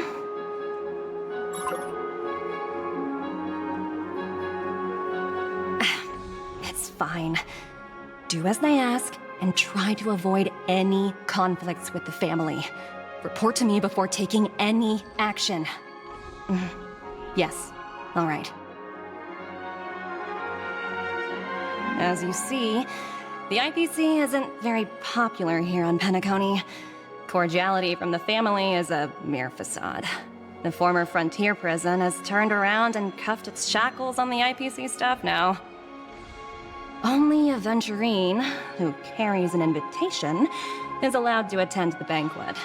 An entourage like us, we can only sit around in the reality hotel, unauthorized to even enter dreams. No wonder Aventurine's scrambling to partner up with someone. The IPC can't back him up in the dreamscape. His situation isn't optimistic, I hear. You're all helping to investigate some dirt on the family, are you not? Let me know if you need anything outside the dreamscape. The IPC always treats its partners well. Thank you, Miss Topaz. We're on our way to the Hounds to verify some intel. Perhaps you've had dealings with them? Yep. They're tailing us right now. Why not go and talk to them? It'll take the spotlight off me. Being constantly stared at is really uncomfortable.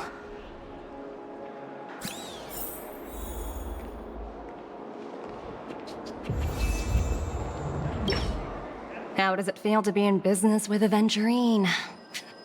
I bet you're not used to it. That's just his style. All or nothing is his mantra. He's always cozying up to his clients while egging them on to undertake some dangerous assignment with him. But everyone has their merits, so I won't comment further. But Aventurine's luck has always been good. He's always closed all his cases without a hitch, and basically never lost a gamble. Which is why, on the issue of retaking Penacony, I'm watching with keen interest.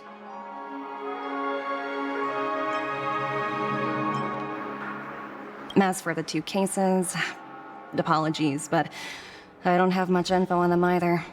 All I can do is ask you to keep digging for more details.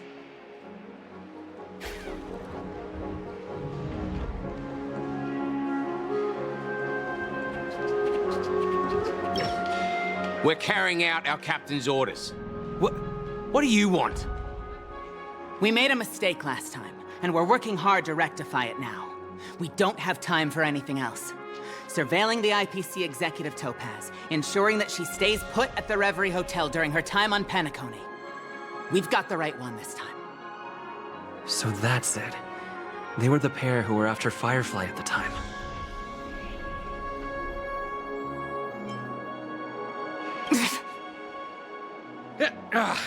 It's you again. Back for more trouble? We're not afraid of you this time. Well, spit it out. Stop bothering us if you've nothing important. So you know each other. Why do you keep running into people you've beaten up before?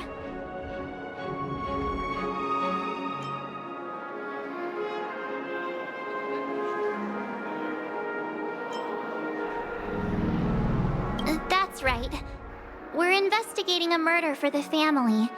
Can we speak to your captain about the case? Well... Hey! The security officer instructed everyone to shut their traps before he returned from Dream's Edge. What murder? You'd better stop spouting nonsense. Yeah, that's right. We have nothing to report. Please leave. Looks like they're not going to cooperate. But they did at least tell us that the captain is at Dream's Edge. Why don't we just look for the security officer then? It's probably Gallagher, the one he mentioned, right? Apologies. The Bloodhound family is running an investigation up ahead. No unauthorized personnel allowed. Hold on a minute. I think I've seen you before. The gray-haired one. How much trouble have you stirred up exactly on Penacony?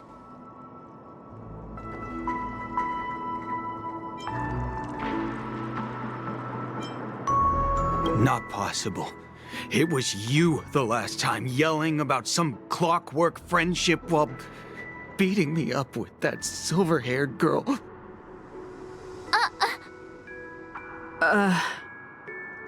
I'm not letting you get by this time. Please leave, or I'll have to get on my knees and beg you. Huh? What kind of heinous crime have you committed now?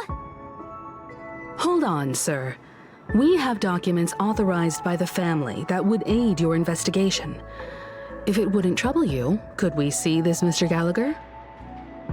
Who exactly is this Gallagher you keep talking about? There's been a few people mentioning this name.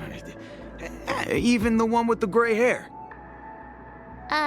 He didn't send you all here? It was the security officer who dispatched us. That's all I can divulge. He'll do! He's the one we've been looking for! Sorry, no can do. The boss said that since it's a matter of the family's reputation, no one's allowed through. Everyone, please leave.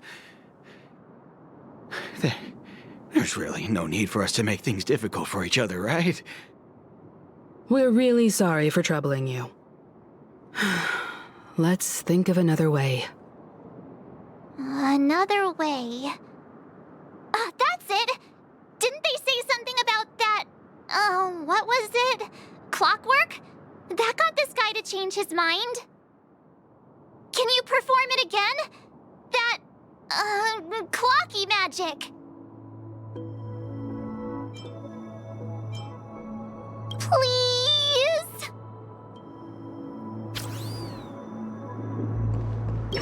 Sorry, no can do. The boss said that since it's a matter of the family's reputation, no one's allowed through. Everyone, please leave. There's really no need for us to make things difficult for each other, right?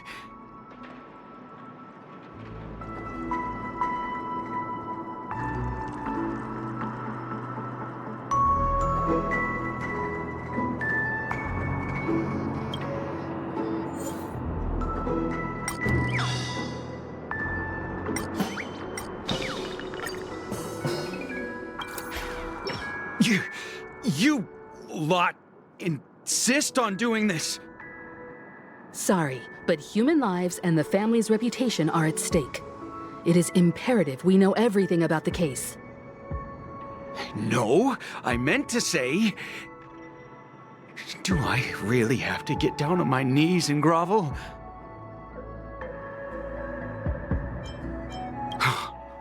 I didn't think you were the type who would kick someone when they were down.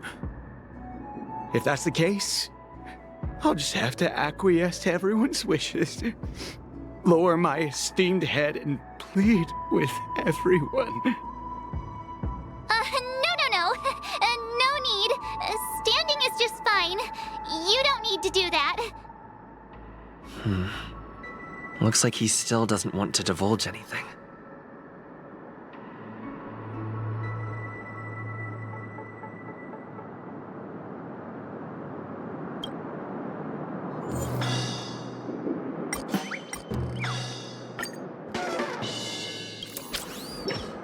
You punk! Why can't you understand the words that are coming out of my mouth? The security officer's word is absolute law. I've told you that place up ahead is off limits. To wind, to rain, even if the Dream Master was here, they aren't getting in.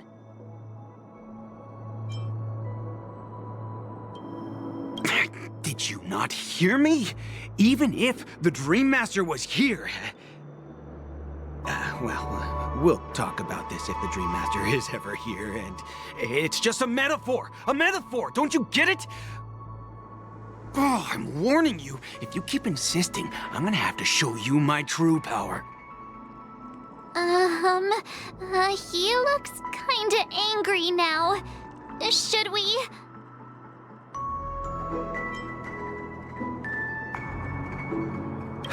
Humans will never understand one another. Oh, great. Even if Klapoth were here, they wouldn't be able to protect him. There is no meaning to death and defiance. Why do you not understand? Sweet Dreams Troop, charge! Teach them a lesson they won't forget!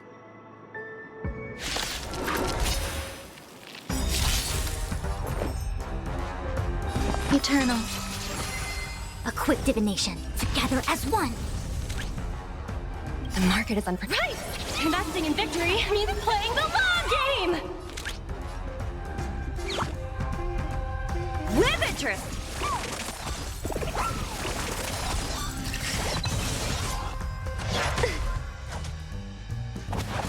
Enjoying yourself? Steady. I need to be brave. Eliminating. Right. I want to protect everyone. Tell me, Mr. Svarog. Some value, I suppose. I see through you.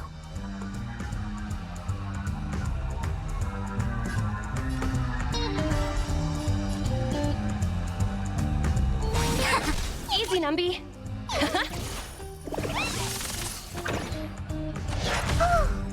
As your command.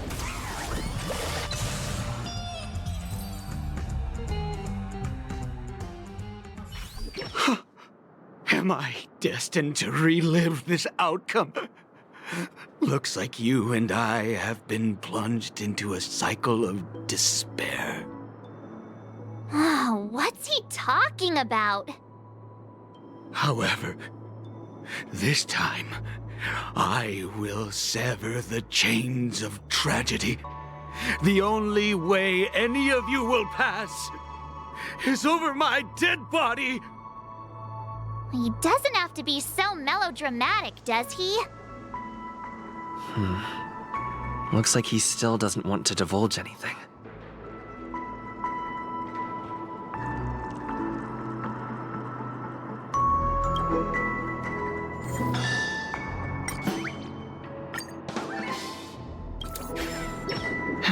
Let me see what time it is now.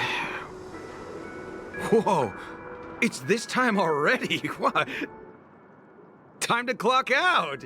And no one's gonna stop me.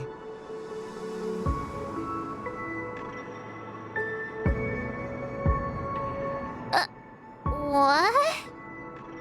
Huh? This clockwork trick of yours, it's kinda dangerous. At least he won't be getting in our way again. Let's go find that Gallagher and ask him the intricacies of the case. I was wondering what all the commotion was. Huh. Oh, it's you guys. Welcome. Since you made it here, what can I do for you? Hello, Mr. Gallagher, sir. Judging from your tone, it sounds like you were expecting us. Miss Himiko, you're too polite. There's no need to call me sir. Mr. Gallagher, you even know my name. Of course I do. You folks are from the legendary Astral Express, and honorable guests of the Watchmaker. I had an encounter with this gentleman in the golden hour. I remember that little silver-haired girl was there too. I'm sorry for what happened to that kid. This is also the reason why we've come to visit you, Mr. Gallagher. The Express can't just overlook the death of that child.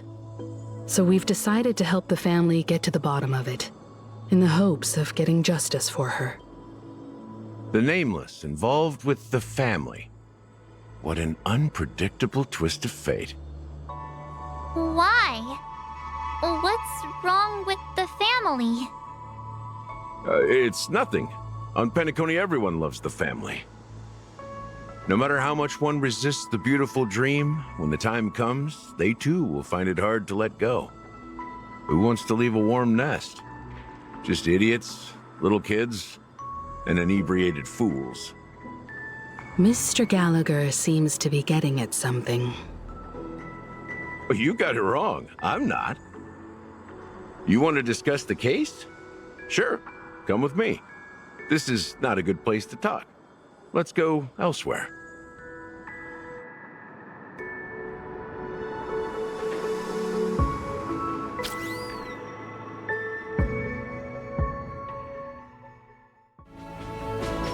Even after that chilling tragedy, this dream is still running effortlessly. Other than the family of the Harmony, it's hard to imagine any other power in the universe that could sustain a building of such magnitude.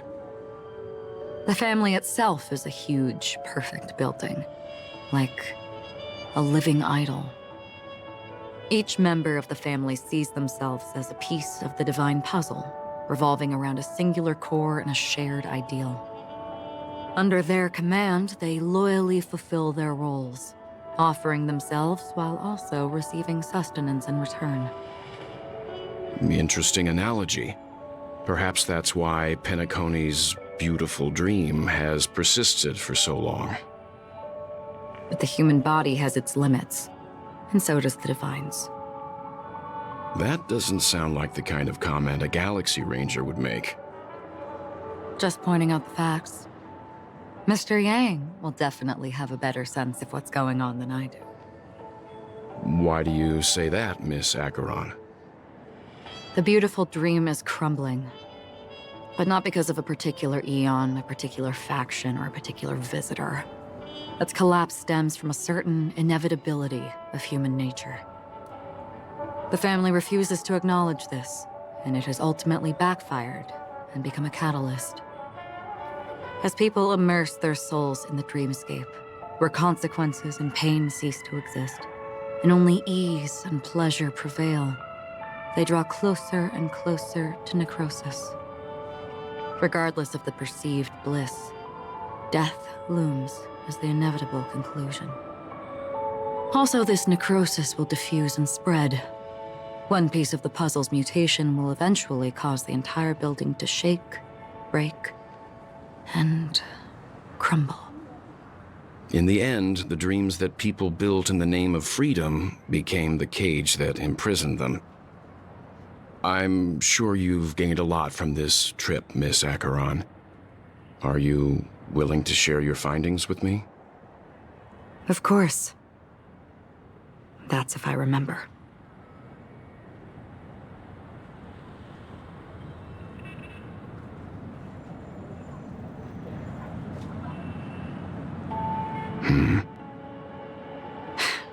Don't mind me, it's just a habit. Owing to events in the past, I've become easily forgetful. It's only when this sword is unsheathed that those hazy memories start to become clearer. Take your time. That should do it. I vividly remember everything that occurred on Penacony. Ask away. The moment of daybreak. I've heard that's where the Dawn Factory, which processes the foundation of the dreamscape, is located. Behind the dreamscape's song and dance stand many imagination factories. Workers create all kinds of whimsical works day in and day out in their dreams. Then they return to reality and sleep on a narrow bed in a room. A far cry from luxury. They say it will suffice. Experiencing the bizarre and motley dreamscape is the best reward. There I encountered a young woman who had just come of age. The perfect time to indulge in beautiful dreams. Her greatest wish was to one day move to the golden hour and see the magnificent garments she had woven with her own hands. For certain reasons, her wish was difficult to fulfill. But I managed to bring her a garment. Gilded Hour. It's said to be Penacony's currency center. Yes. It is a fortress-like financial city, the economic heart of the dreamscape. The Pepeshi people of the Alfalfa family are there to keep it running, sending blood that is made from money everywhere on Penacony. Everyone there is exquisitely dressed and always in a hurry. The greatest wish of the local Pepeshi people is for their future generations to work in the Gilded Hour. I've never met anyone who is willing to talk.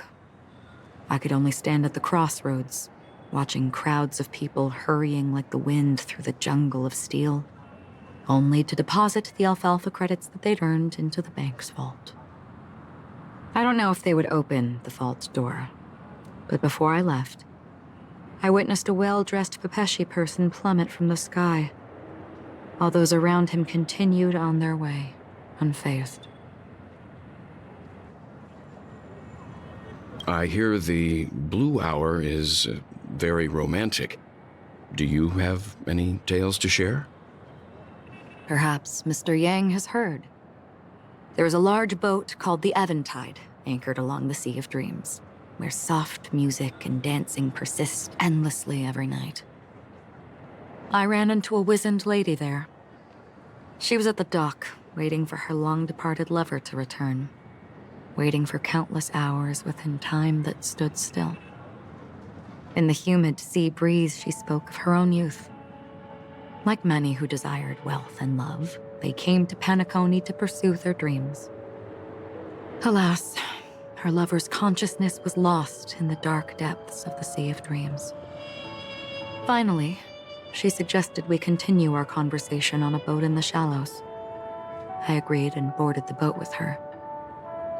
But she never said anything.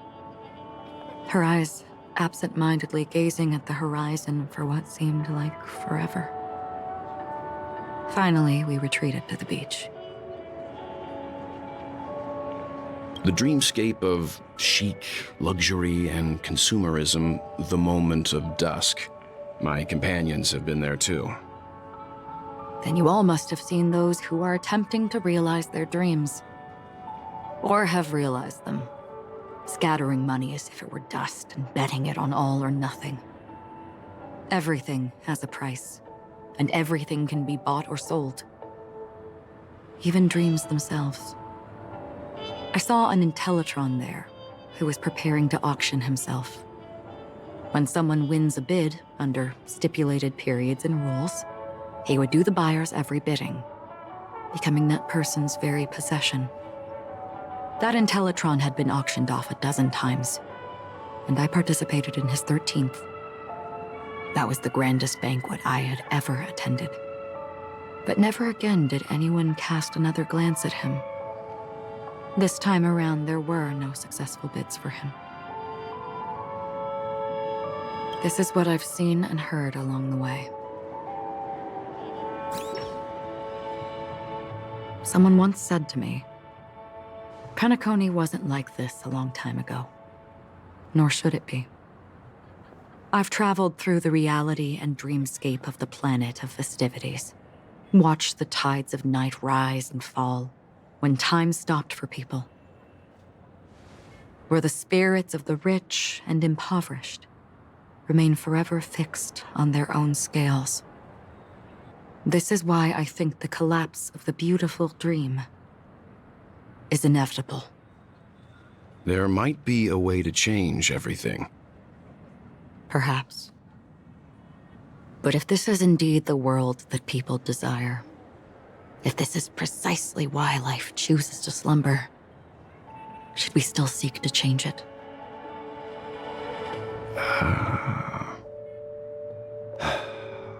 Miss Acheron, now it's my turn to share a story with you. There was a man from my homeland who, at a time when the world was grappling with deep, unhealable pain, made a choice. He wove together the dreams of everyone in the world, linking people's dreamscapes, and shouldered this burden himself. From this, he created a giant, a spiritual atom. And since that moment, the giant stood between heaven and earth, becoming the pillar of the world's existence. As a price, those who found it hard to move forward, who could not advance, forever lost their future. They slumbered in a dream, devoid of disaster and pain, living out their days peacefully in the man's created utopia. And it is because of the wishes of those people who wished not to awaken that this spiritual atom became unbreakable. And yet, you stand here right now.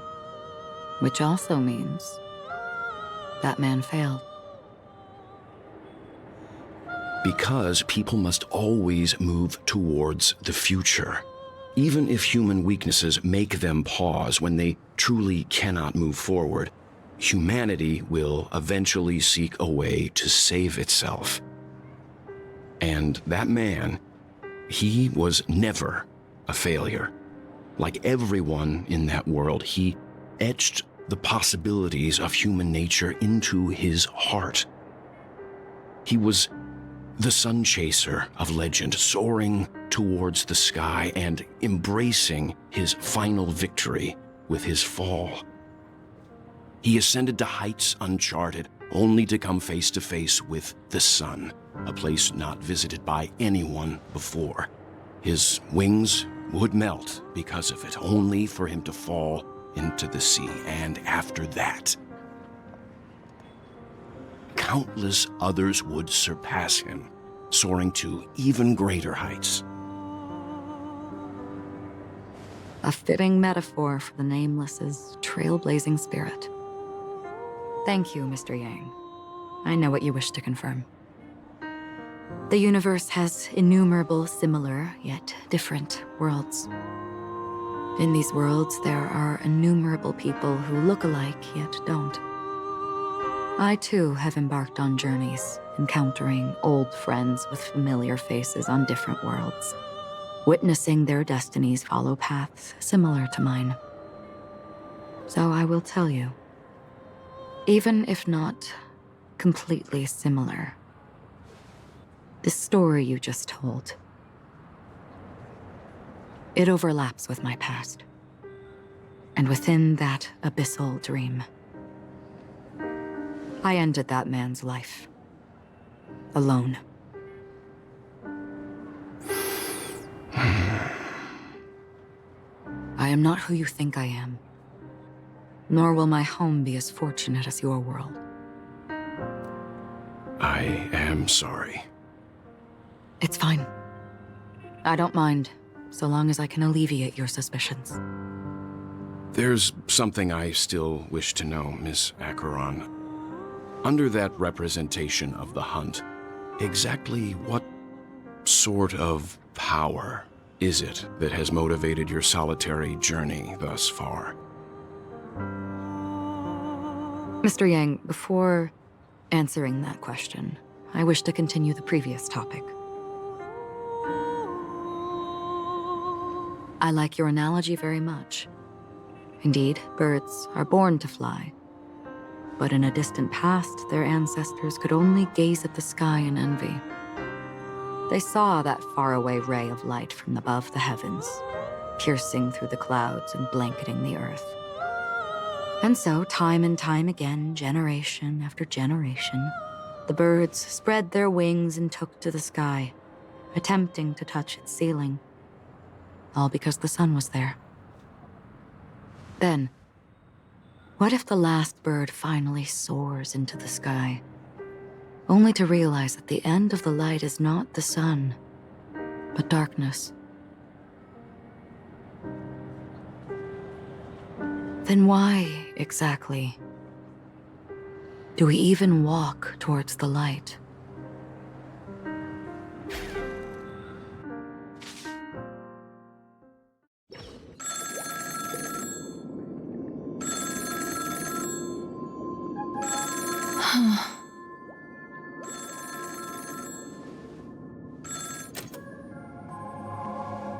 Long time no see. Having fun on Penacony? Acheron? This voice, it's not Constance. Could it be her companion? Though I don't know exactly what you are, or what you're up to, my bullets will find you. Until then, you best find a casket store on Penacony and ask the owner to reserve a good quality casket for you, imposter. Imposter? I see. She gave my whereabouts to someone who's tracking Acheron too. are you? Huh? Did I make a mistake? Who the heck are you? I'm the Garden of Recollection's memo keeper. Not bad. This is the kind of tough challenge I like. You that imposter's bodyguard? Never mind. It's fine. I'll leave a round for you.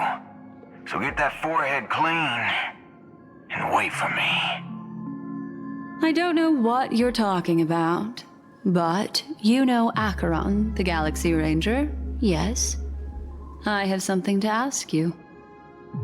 Are you asking me to write your will? Sure. Go ahead. Not quite. I only want to ask, how exactly did she become a Galaxy Ranger? She's clearly not a path strider of the hunt, but you are, aren't you? Tell me, what's Acheron's deal? Sure. Heck, never thought I'd come across an ally. What a stroke of luck. Well, I'll be on Penacony soon. Memo Keeper, go buy a bottle of Donna's White Oak and warm it up, and I'll raise a glass to you. That lady's passed. Well, nobody knows. But if all you want is a simple answer, sure, you best get a chair and take a seat. That woman, named Acheron, is an emanator who should not exist.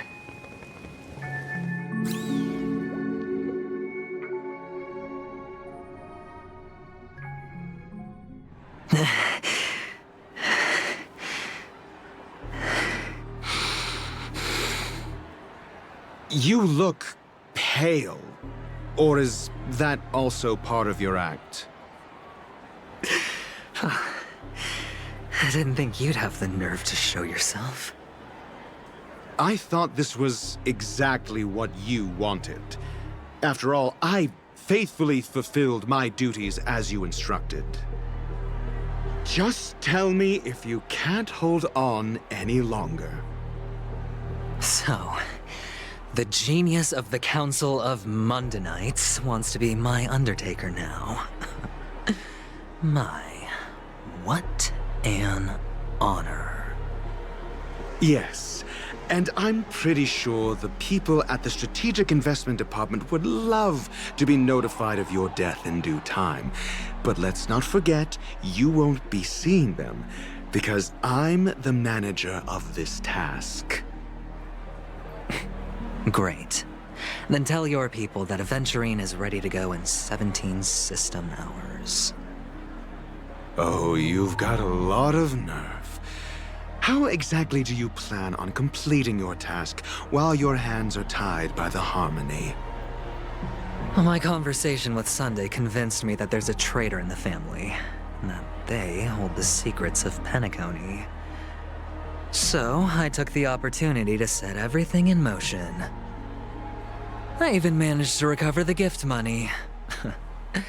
Things haven't gone this smoothly since I walked through the doors of the Reverie. Now I'm only one step away from victory. Let's just wait and see. Sounds like a very elaborate way of saying that you failed. That's all I can say. Have you forgotten, Doctor? You betrayed me. Go. Do what you must. I look forward to the sight of the IPC fleet surrounding Penacony. You've achieved what you desired, haven't you? That's true, but what's your plan? Did you conceal an orbital support beacon in that gift money bag? Well, who knows? Maybe that's why I'm handing out cash even when I'm about to bite the dust. You are indeed a gambler. An insane one at that. Well, maybe I am. Who knows? Fine. Here, take this. Open it when you're on your last legs. You'll thank me. What's this? Medical advice?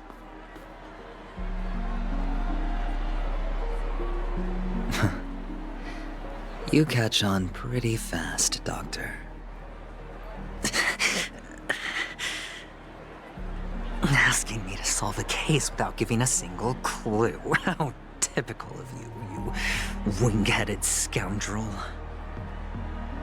But the way you're all on edge about that stowaway, it's just as I guessed it would be. As for now, let the rain of wealth from the IPC fall evenly on everyone.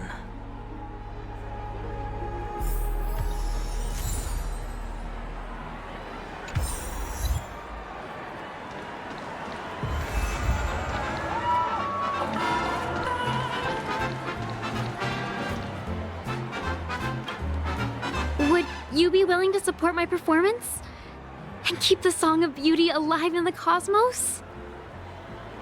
Wow, how fabulous!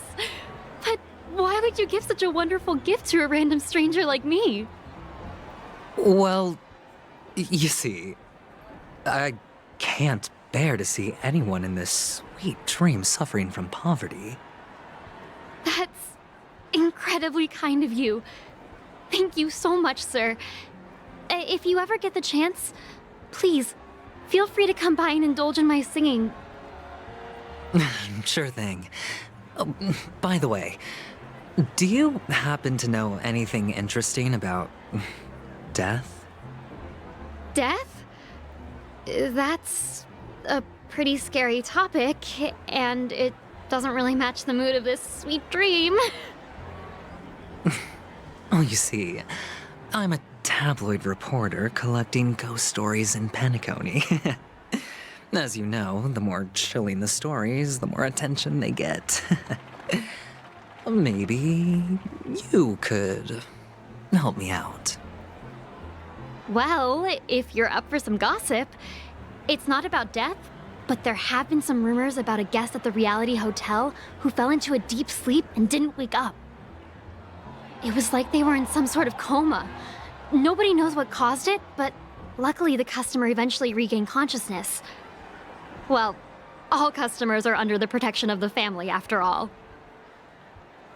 Thank you. This will make for a very juicy headline. May Shibe protect us. Unexplained coma. That's actually what happens to your body if your brain dies in a dream. But unfortunately, the customer ended up waking up in the end.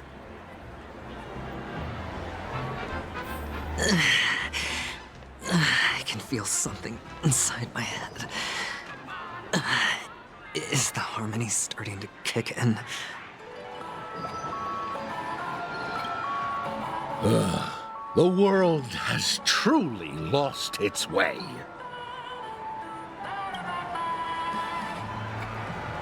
You... Wait. I get it now. This is some sort of prank show, right? You must have some cameras set up around here to film yourself doing good deeds, right? You youngsters are always looking for a quick way to get an audience. But you know what? A truly great show never comes easy. A great show will start soon, old man. But before that, I need to ask you something. Do you know where I can find death in this dream? Ah, I see. Another fearless youngster looking for death, huh? Well, let me give you a piece of advice. Don't think you're the first one who's ever thought of that idea. Death? Not even remotely innovative. I bought it from Dr. Edward. He claimed it was some exclusive fancy schmancy stuff. Now, but what a disappointment. The effects were awful. First, some monster covered in eyes stabs you in the gut, and then all you see are blurry glimpses of buildings and lights. The sky was spinning so fast it almost made me puke. Is that all? Yeah, what else can you expect? Don't put too much stock in the Penacony movie industry. They even call this junk groundbreaking art. Can you believe it? What a joke. Well, I'll leave you be then. I hope you have a wonderful day. A monster covered in eyes. That sounds like the Memory Zone meme. But buildings and lights... I don't think those have anything to do with death. Well, that whole dream bubble was probably created using rumors and gossip.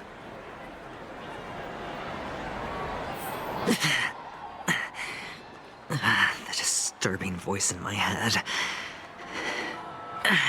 It's getting closer. A sip of liquor. A blissful reprieve. To drown 1,000 sorrows. Let worries leave. I know I have what it takes to become a poet. Oh? Oh. You're giving these gems to me? Didn't expect to meet such a generous soul in this place. Or are you just pitying me? Well, it really doesn't matter. As long as I have Soul Glad, that's enough. This is just a dream after all. You really shouldn't drink so much Soul Glad, my friend. It's not good for your health. Oh? Maybe I really should quit. But not before meeting the Devil of Soul Glad. The Devil of Soul Glad? Care to elaborate? Yeah. It's a seahorse with a long neck. They say it loves to appear to drunk people, especially the ones who are passed out on the side of the road. How funny. Yeah. Very funny indeed. Thank you.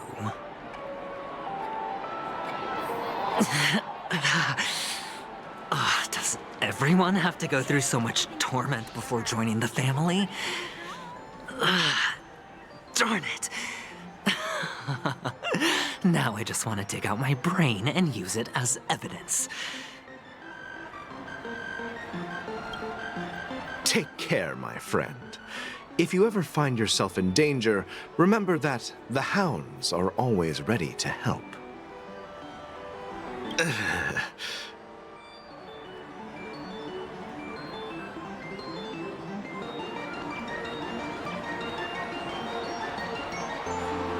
You don't look good, my friend.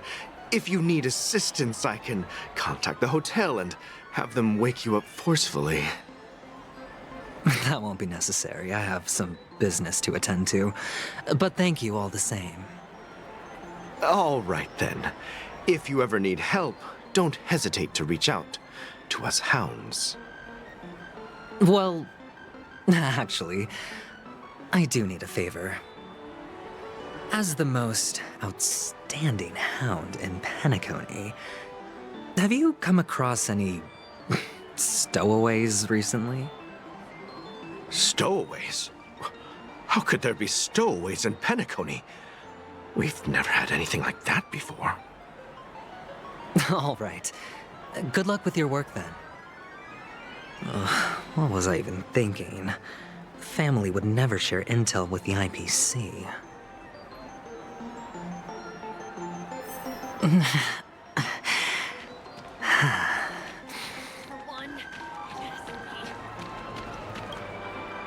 You want to talk to me? Sure, but nothing too sensitive, okay? Huh. Wealthy people have fancy ways to enjoy this dream. But to be honest, I've never seen anyone who gives out money to others like you. So, are you trying to be the prince from the tale, handing out his gold leaf garment and melting his lead heart in the fire? I'm flattered. I'm no prince, and I just thought these gems would help you speak. So, as an investigative reporter, maybe you've heard something about death?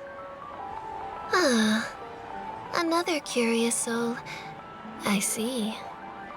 Well, that was actually the topic I was most into when I entered the industry. But my boss shut it down. How did your boss talk you out of it? Well, she simply said, covering baseless urban legends like that would make us look like some third-rate tabloid. I thought about it, and she had a point. Reporting on stuff like blowing out birthday candles and getting spooked by nightmare ghosts isn't exactly professional material. Guess she's got a point. Thank you for sharing.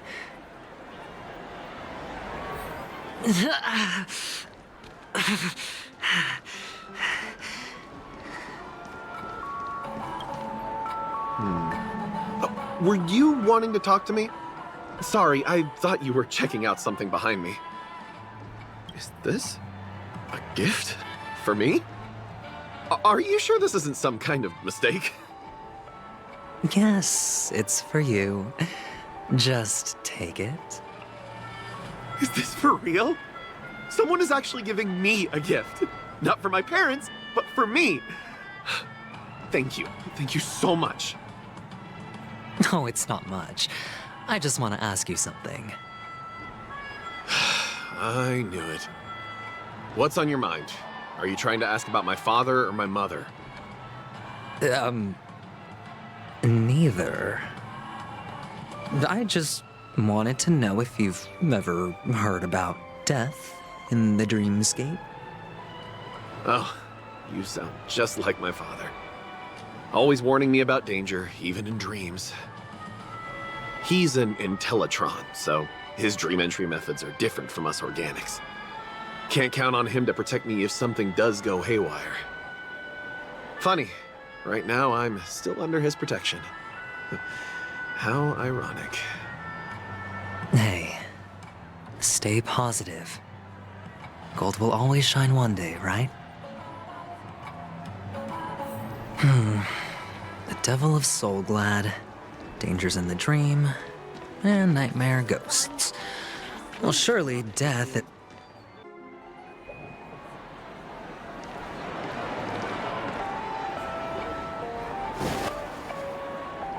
Remember what I said. You Sigonians are better off hiding in the sewers. Look at you, snooping around and sticking your nose everywhere. Is the smell of death so enticing, my fine fellow? Oh, it's you, masked fool. I should have guessed it. You're the imposter who appeared on TV after Robin's death, right?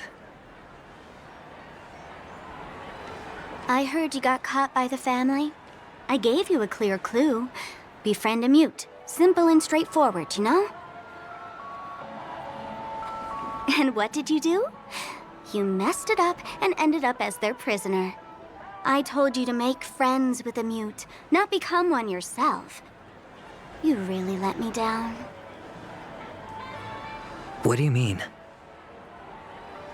You know better than I do. Who watched the little songbird that couldn't sing perish right before their eyes? You did, Blondie.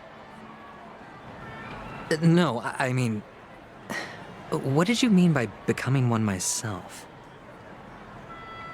Well, it means you'll soon end up like her, unable to speak ever again.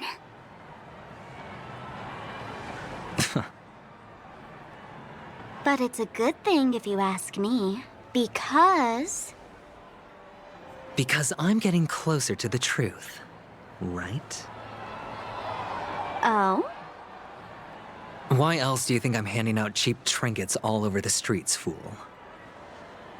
All part of the act. Fool's bait. The more pathetic I seem, the more likely you'll come sniffing around. So, now that I've drawn you out, will you reward me with an answer for my efforts? Why should I help you? Don't you want to see Penacony descend into chaos? Well, I can make that happen. I just need an answer to one question. Back then, when you asked me to find a mute, did you really mean Robin?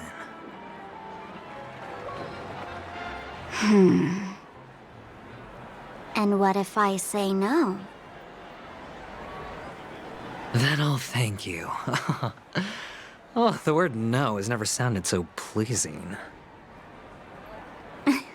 Well done. I admit I underestimated you, but what difference would it make?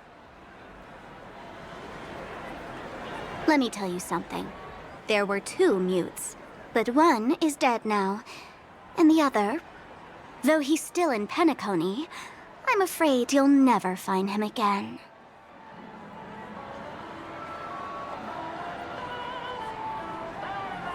Now I'm completely sure that I was on the right track from the beginning and never strayed, fool. Right now, there are only 2 things missing from my grasp: the meaning behind the truth and the means to expose it. How impressive. That's quite a fancy way of saying I haven't learned anything so far. Not exactly. I've gathered enough clues to prove its existence, and that's enough for me. As for the answers to my questions, I'll find them within 16 system hours. Oh, really? Only 16 system hours? Well, let me lend you a hand. Here you go. This is my precious, mutually assured distraction button, and I have one just like it. When either of us presses it, the other and the whole of Penacony will go up in smoke. If you're really so desperate for the IPC to take over Penacony, blowing up the chessboard isn't a bad idea. Start from scratch. That's where the IPC excels, right?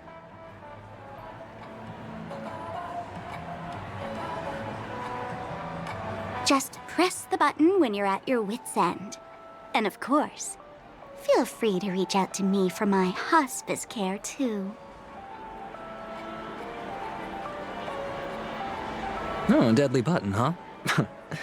Well, I guess the family didn't take your threat seriously at all. Otherwise, how on earth did you manage to bring it in here? I have my own ways.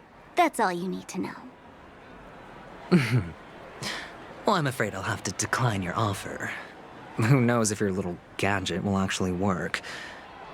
By the way, I have no plans to search for the other mute friend you speak of, but it's good to hear that he's still here in Penacony.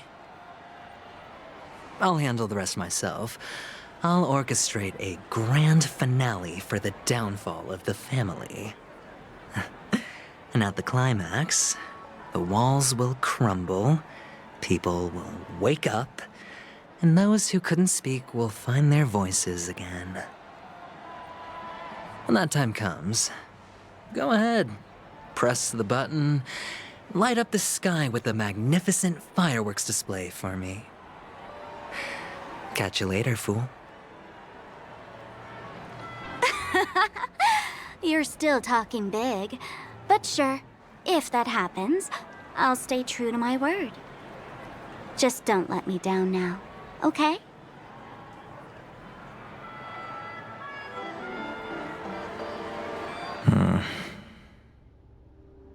So, number 35. You're back. Like your new lucky charm?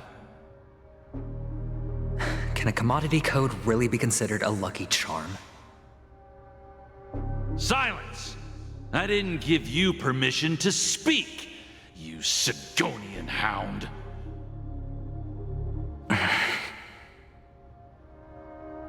The guys in black didn't say much, so I've no idea what you did to save your skin in that massacre back in the day. But I figured you must have had good luck, so I bought you. From now on, you and your good luck are my assets. Are we clear? Your first task is simple. In addition to you, I've purchased 34 other slaves. Go and play a game with them. You came out alive after 2 days. It proves that you are the real deal. You're insane. Testing out if you're a good product. Aren't you worried that the money you spent on me will go to waste? I've got stacks on stacks, Blondie. The slave market is never short of self-righteous brats like you.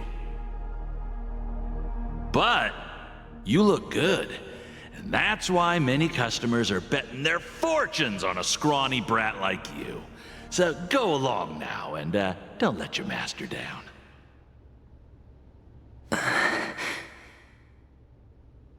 How much did you spend? What? My price. How much did you pay for me?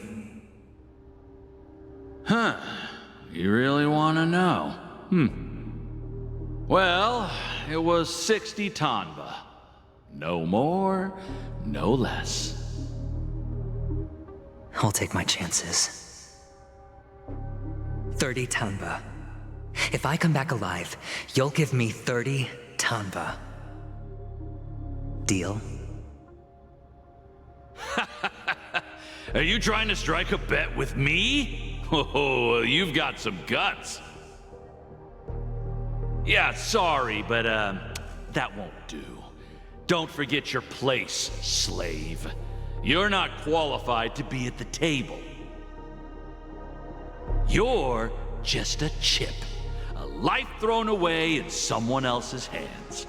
Either you come back with more chips for your master, or you never come back. It's all or nothing. Don't embarrass me, my lucky hound.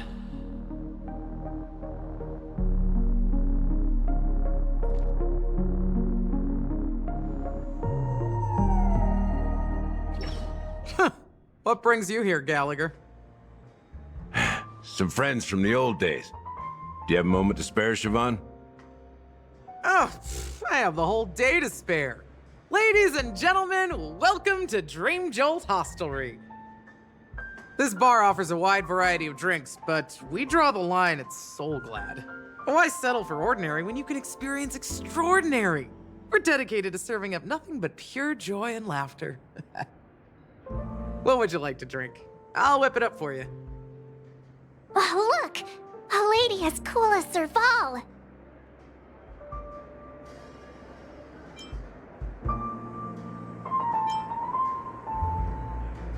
Who's Serval? Will you, introduce me to her? Huh? Oops. She's heard us. Just spare them, my esteemed bartender. I'll take over the bar today. I'm getting up there in age, and I need some practice before I forget the skills that used to put food on my table. Where did you stash the ingredients? They're all under the counter. Since our guests have traveled from afar, shouldn't you whip up some special drinks? That's exactly what I had in mind. Hey, my friends, do me a favor. Go around the bar and bring me any ingredients you fancy. The discussion might take quite some time, so I'll prepare some customized, non-alcoholic drinks for you. In the bar? But aren't all the ingredients right there on the counter? Why, we're in a dream, my lovely lady. You can help yourself to anything if you wish for it. Comfort, hunger, confusion, or even boredom. It's all within reach, right at your fingertips. Oh, did you hear that? She just called me my lovely lady. Even in reality, mixing drinks is more than just throwing ingredients together. A bartender needs to capture the bar's atmosphere, master technique, and spin a tale of mystery and anticipation. Only then can a perfect drink crafted with a customer's life story be created. In other words, what you get from your drink is down to luck, so don't overthink it. Indecisiveness has no place when it comes to enjoyment.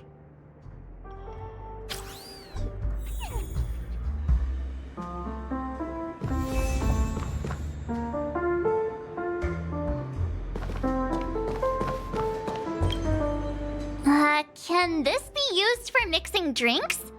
Oh, and there's a note underneath. Exchange with your precious things. Oh, what should we exchange for it? And who should we give our stuff to?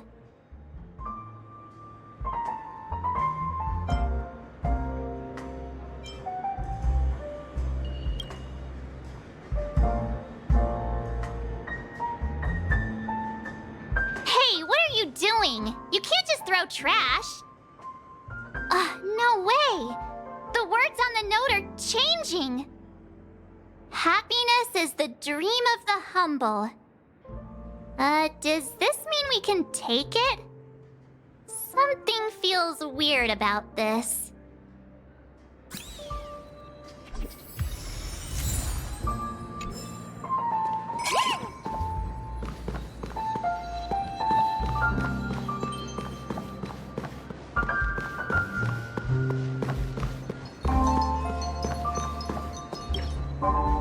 Check out this bottle! The liquid inside looks beautiful! And the label reads... Dream Syrup. Thick. I don't see an expiration date, but the production date is... half an amber era ago? Ugh, drinking this stuff can't lead to anything good. That's for sure.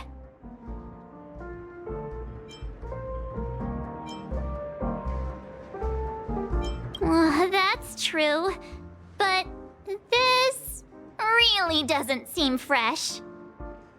Did you find the bottle of syrup I've been hoarding? Don't worry, it's all just a dream and it won't upset your stomach. It's been aging for years and should have a refined taste by now. Feel free to have some. It's perfect for entertaining lovely guests like you. Then we'll keep it for now. Oh, that's quite a stash. Not sure if it's enough. Stay out of my way. Haven't I made myself clear enough, Miss Amiki? The Dream Jolt Hostelry only welcomes guests who want to enjoy a drink to their heart's content. I'm sorry, but I'm not interested in your proposal. But you have the talent. You'll attract a huge audience. You're destined for the Iris' stage, not for this rundown shack. Come with me. We'll become the talk of Penacony, shining light into every corner of the dreamscape. Please, Siobhan, I really need you. As you see, I'm entertaining my guests. Don't make me repeat myself. Fine. If you don't come along, I'll just sit here and not go anywhere else. Give me a sparkling drink. Sweet. With extra ice. Just... one moment. What's her deal? We can't discuss the case with other people hanging around the bar. Hey, can you do that clockwork trick of yours again? Yeah, I'm counting on you.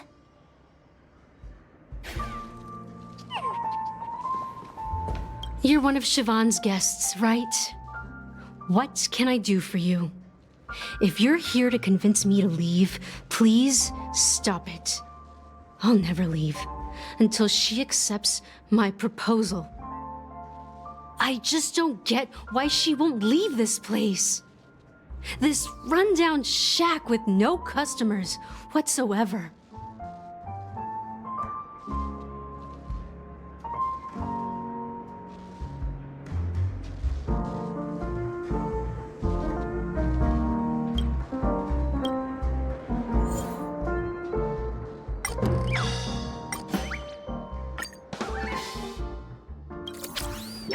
I've seen it. The moment when Siobhan and I share the stage. The crowd is going wild, applause crashing like waves, the aroma of irises fills the air. A beautiful melody playing, ribbons dancing around us, and the taste is sweeter than honey. I've seen that scene countless times in my dreams, and every time it mesmerizes me. That's why I have to bring her back to that world, no matter what it takes.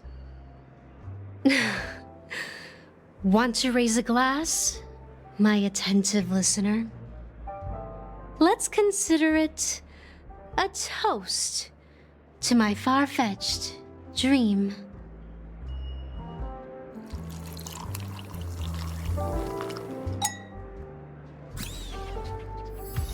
She's still not leaving. Maybe I'll have to try again. I just don't get why she won't leave this place. This rundown shack with...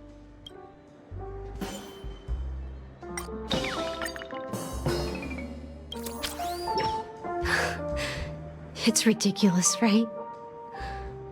Our paths were never meant to cross, yet I'm still holding on to her.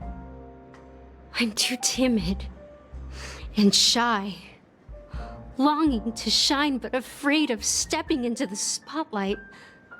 I need her guidance because I'll never be able to do anything alone.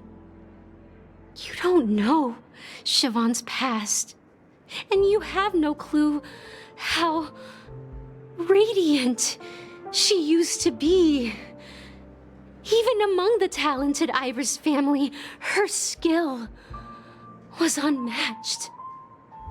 I know she probably thinks I'm just trying to ride her fame to get ahead. But all I want is for her to reclaim her place.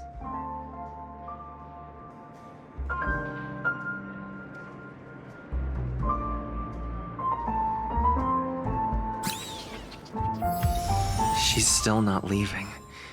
I just don't get why she won't leave.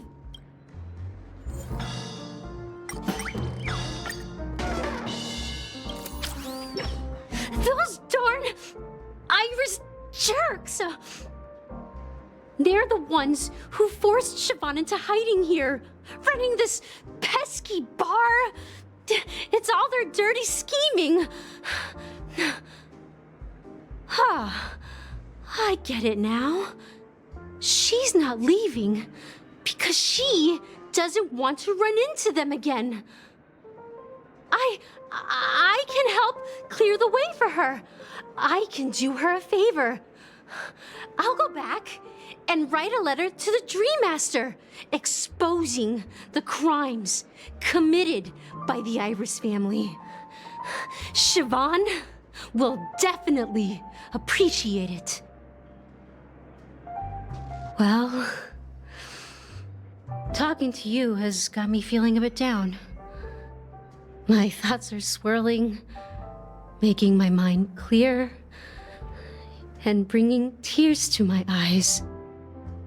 Maybe I should find a place to reflect on what Siobhan truly means to me. Here's the payment for the drinks. Please, pass it on to her. I'm leaving now. Amaki has left? That's good for her. Radiant dreams may be enticing, but they're nothing more than dreams. Her drink is on the house. Please keep the money. When you're ready, go to Gallagher. I can tell he's itching to show off his skills. That being said, mixing a drink is way simpler than you'd imagine. Just pick your favorite ingredients, toss them in a glass, mix it up, and it's done. So go ahead, explore the bar, and bring me any ingredients you prefer. Nice work. Let me take a look. You found some interesting ingredients there. Now, take your pick. Each drink has its own unique flavor, and the base ingredient sets the tone for the initial taste and the lingering aftertaste. So, which one would you like to use as the base?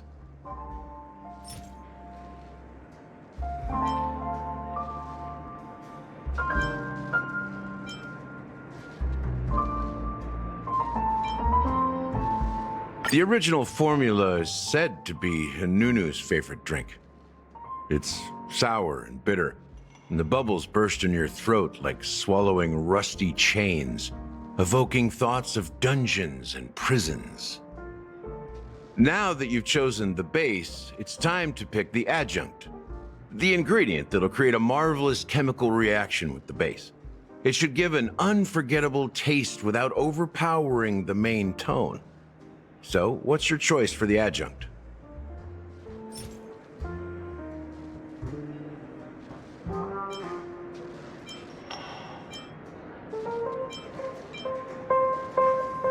Bright future. A taste that's been a long time coming. I'll never forget the flavor that danced on my tongue as Mikhail whisked me through the dreamscape wilderness. Those were haunting times. Too beautiful to be real. Mikhail. Almost there. Let's pick a decoration. Which style do you prefer? Anything you need, I've got it.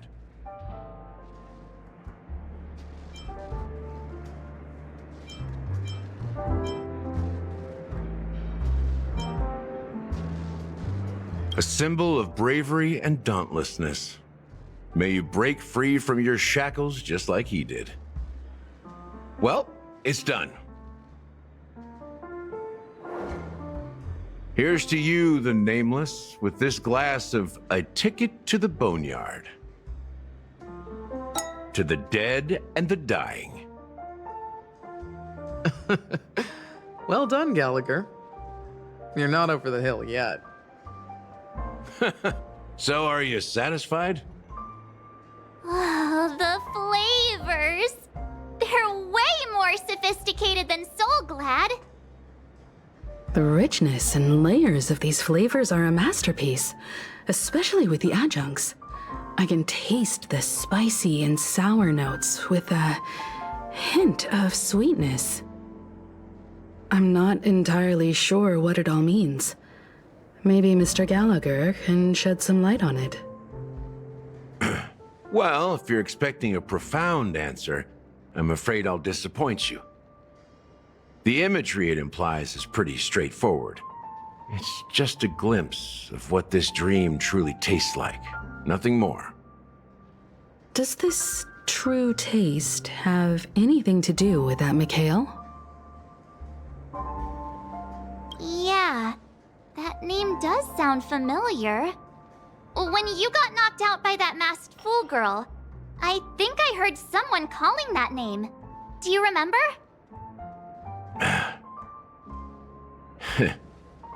I was right about you. You guys seem to know quite a bit, and now there's no reason to hide anything from you anymore. Let's dig deeper into the case, and of course, I'll tell you a story about Mikhail. All right, let's start with what we know based on the clues the family has. It seems that Firefly isn't a local or an invited guest. In other words, she's a stowaway. She managed to fool me at first. My age must be getting the best of me. But here on the planet of festivities, stowaways are a common sight. You're bound to run into one sooner or later. After the incident, the hounds wasted no time searching for that girl in both the dreamscape and reality. But here's the thing. We only received bad news, and the trickiest kind at that. She simply vanished, leaving no trace in the dreamscape or reality, as if she had never come to Penacony at all. Huh? Does that mean...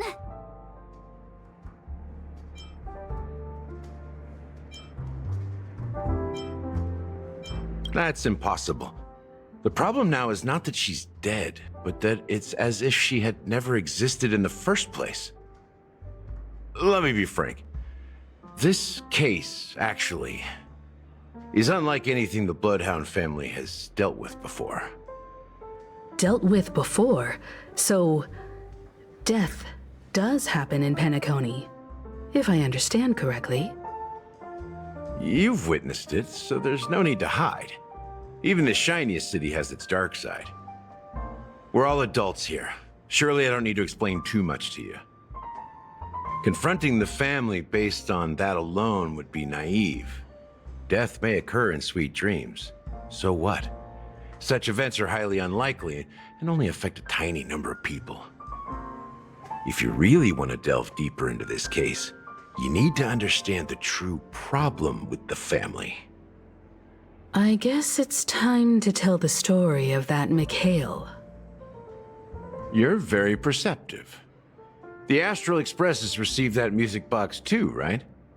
Do you know the secrets it holds? There's a message. Witness the impossible in the realm of dreams.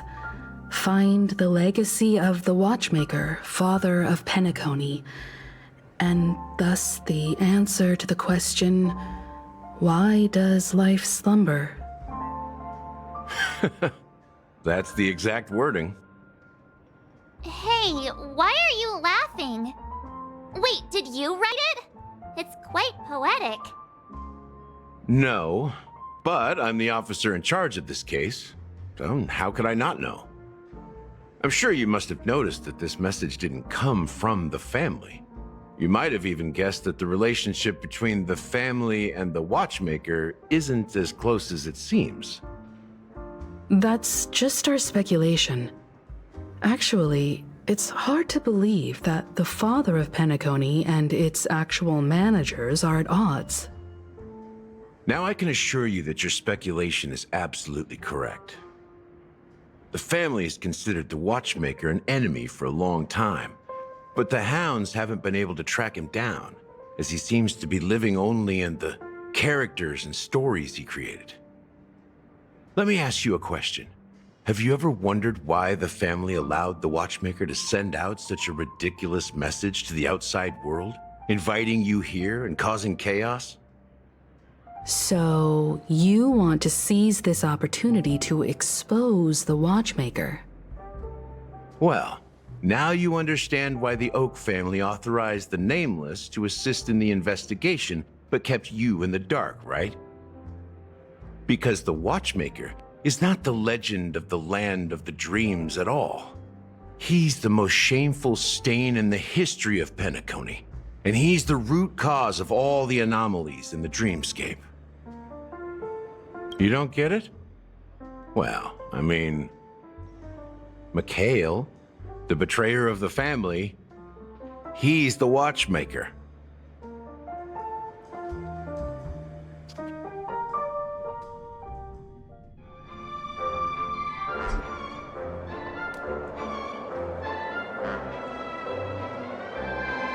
Here we are, Clock Studios Theme Park, the most popular entertainment center in Penacony. Wait, aren't we supposed to be discussing the Watchmaker? I would have expected you to take us to, maybe, a library, or an archive room of sorts. But an amusement park? The culture of a city reflects its history in the most authentic way. To you, it's a fun place. But to me, it's a prison for the planet's past. You know that Penacony used to be the IPC's prison planet, right? All the prisoners were brought here, helping the Garden of Recollection salvage the leaking memoria from the macro void. The prolonged exposure to high concentrations of memoria caused a unique phenomenon. The dreams of countless prisoners intersected and overlapped, and people started meeting each other in their dreams, living lives that were almost identical to reality. But everything has a price, and sweet dreams are no exception. In the end, the dream world was unable to alleviate the suffering of prisoners in reality.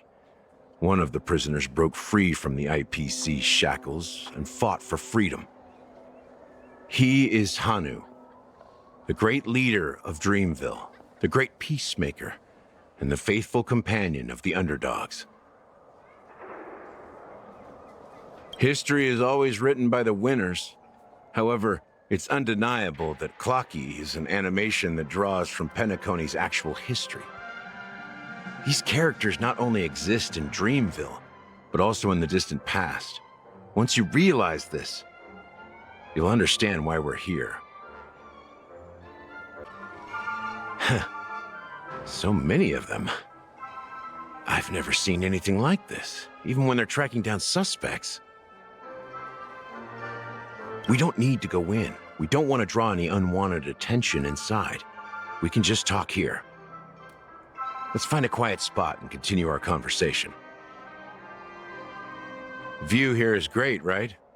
We can see everything from here, including Clocky. If all the characters in the animation are based on characters in reality, then Clocky's counterpart is definitely the Watchmaker.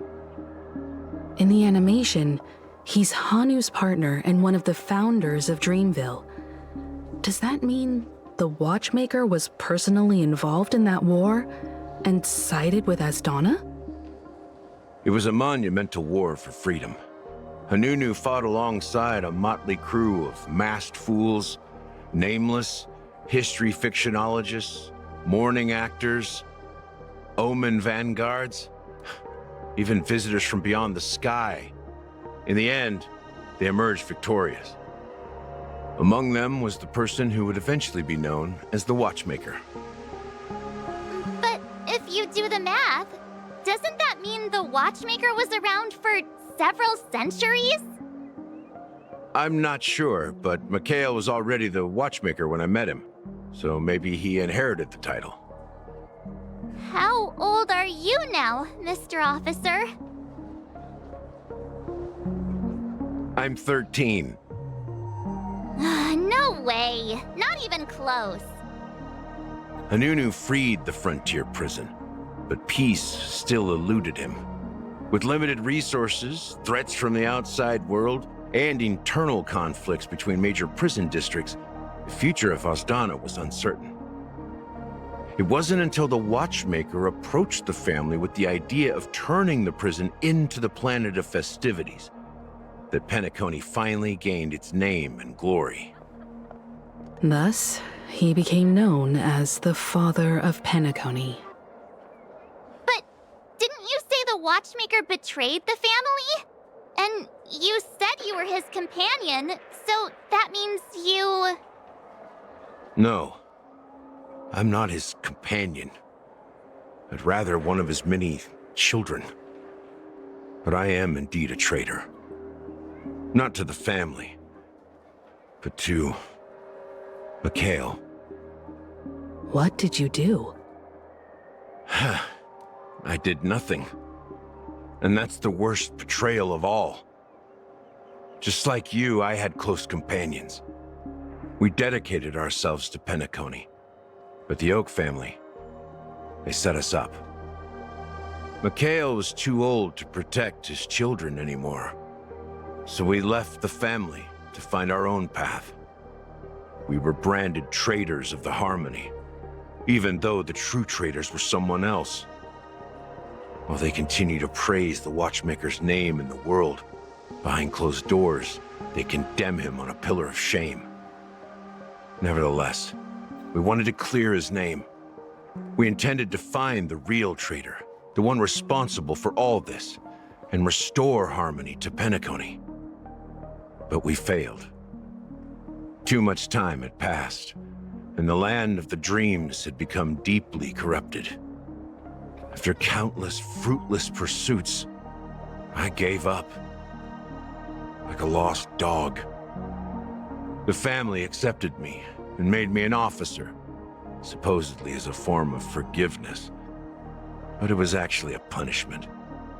Since then, I've been completely cut off from my partners and my past. As for Mikhail, I heard he died in obscurity, in a place where no one could find him.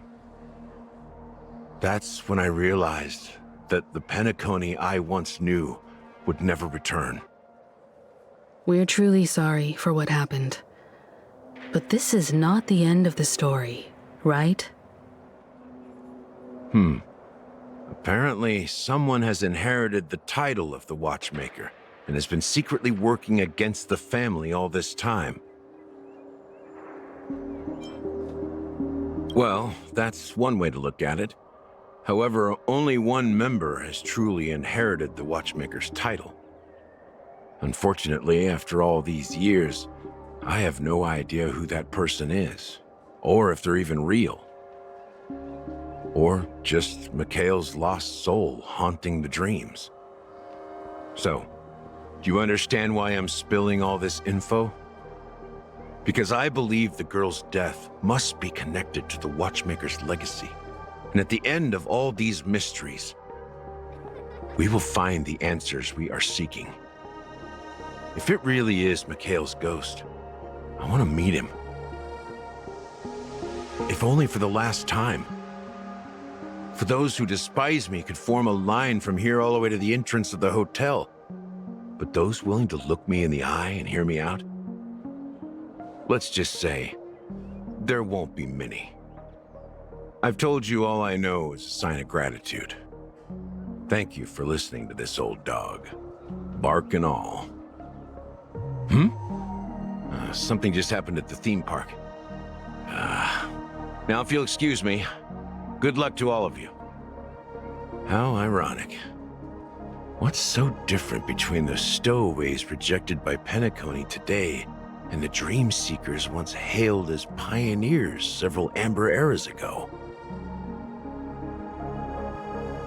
Gallagher does have a troubled past, it seems. While Firefly's whereabouts remain a mystery, his stories shed light on our suspicions about the true identity of the Watchmaker, his connection to the family, and the power struggles hidden behind sweet dreams and death. Exactly. Gallagher suggests that the real traitor is someone else, probably within the Oak family. That lines up with what we've gathered so far.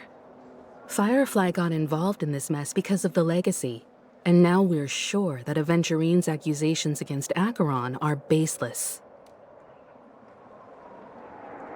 You're really into Clocky, huh? He's just a fictional character, not a real person. Speaking of which, that Clocky who only reveals himself to you is quite intriguing. It's a shame we've never met him since then. Now that we've confirmed a lot of our suspicions, let's take a moment to think about the clues we have. Send a message to Welt and see how things are going on his end.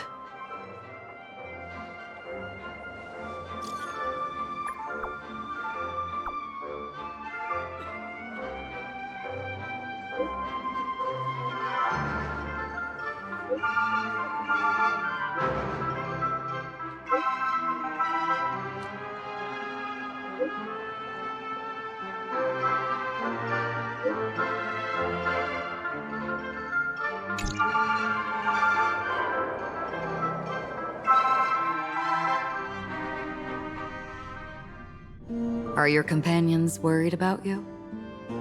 They're just checking up on me. Let's get in and get out. Seems they've made some progress. Looks like we're about to enter the depths of Dewlight Pavilion. It's been a smooth ride. Almost too smooth for a heavily guarded mansion. Let's see if there's anyone waiting to greet us.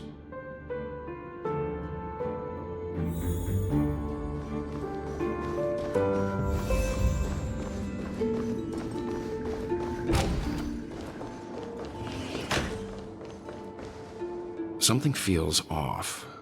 A grand mansion like this and not a butler or servant in sight. Could it be due to the disruption caused by the emergency? Well, this door is open. Looks like we'll have to investigate ourselves. Let's proceed with caution. Just one moment.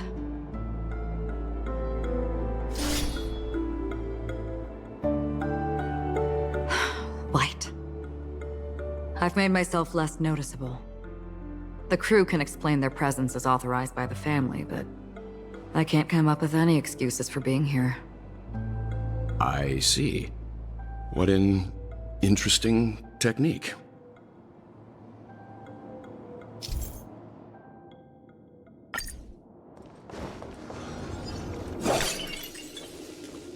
Stream forth, the gleam of old blades. The model in the sand pit.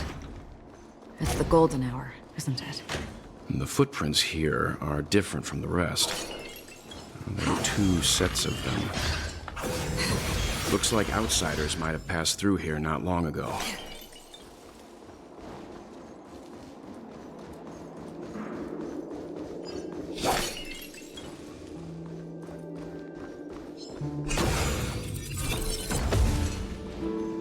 While there aren't any people in this mansion, they've set up quite a few mimetic guards to patrol this place.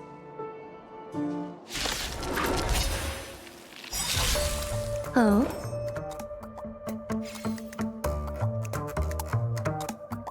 Every petal, all will be swept away by the wind. Existence is unity. I see through you.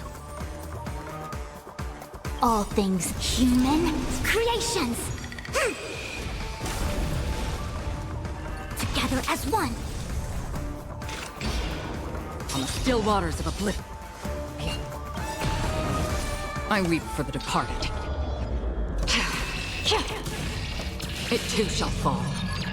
Target threat index.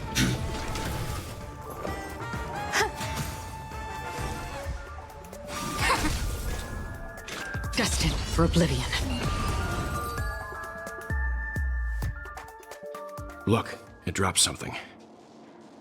A note. Looks like instructions from the butler for the other servants. Seems like the mansion's entire workforce were assigned other tasks before Robin's death. It must have been a big project to require that much manpower. The Charmony Festival, perhaps. But no matter what their main priorities are, there should always be someone left at the mansion, right? So you're saying someone deliberately cleared the place out?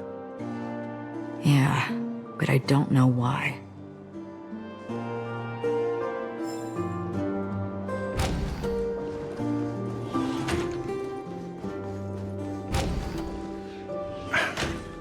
No one here either. Since no one's around to entertain us, let's make ourselves at home. Stay close to me so that my white can cover you too.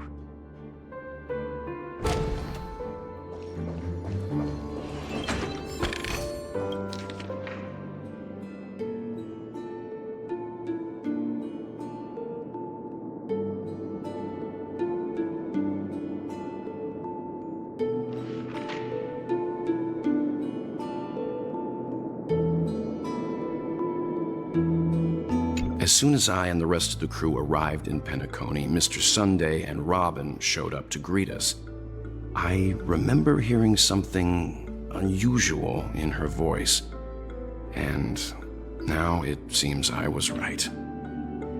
Robin believed it was because the harmony had been tampered with somehow. But as far as I know, there aren't many entities capable of interfering with the power of paths. Meaning? If there really is a traitor within the family, that person must hold a high position or possess unimaginable strength.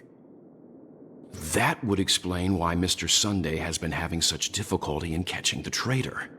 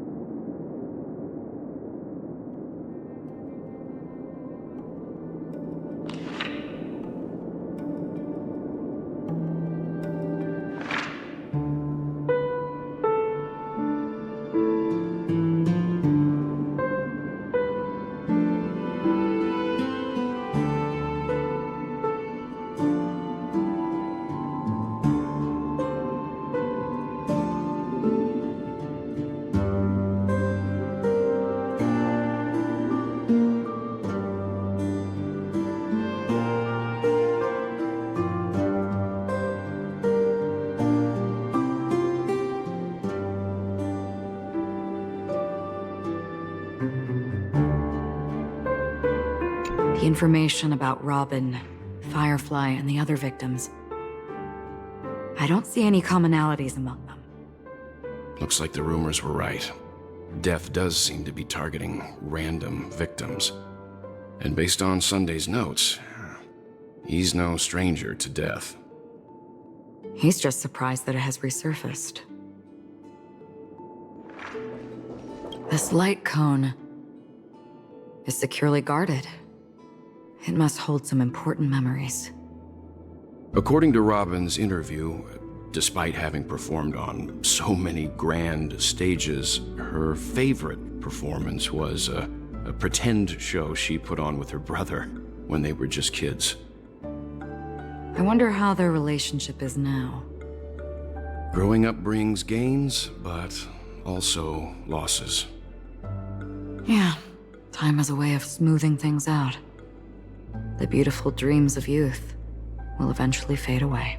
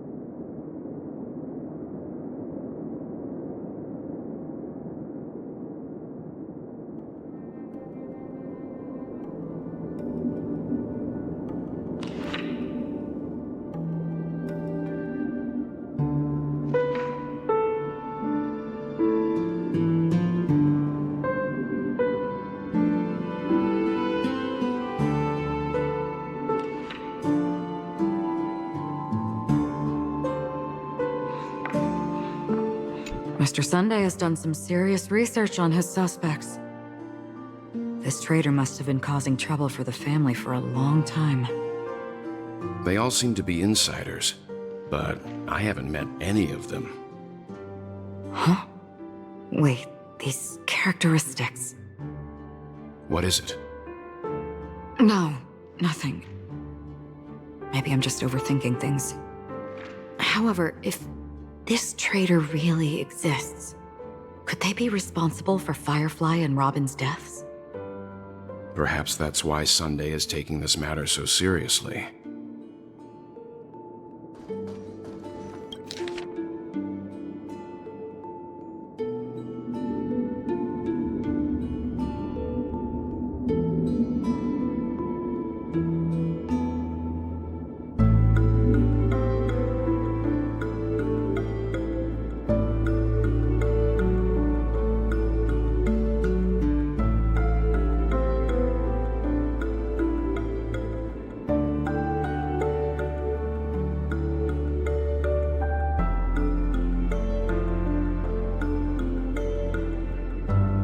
It seems neither the Dream Master of Penacony nor this old Odie is happy with Sunday's recent performance. They don't seem to care much about death. Instead, they're more concerned about the Charmony Festival and the Watchmaker. Maybe the other family heads don't think death is a big deal. One thing's for sure. There's a lot of internal conflict within the family, and everybody has their own agenda. That's all for now. Nothing more noteworthy. Before coming here, I had all sorts of scenarios in my head about dealing with the family. I did not expect an empty mansion. Watch out. Someone's approaching. I don't think trespassing on forbidden areas is the way to be a guest, Mr. Yang.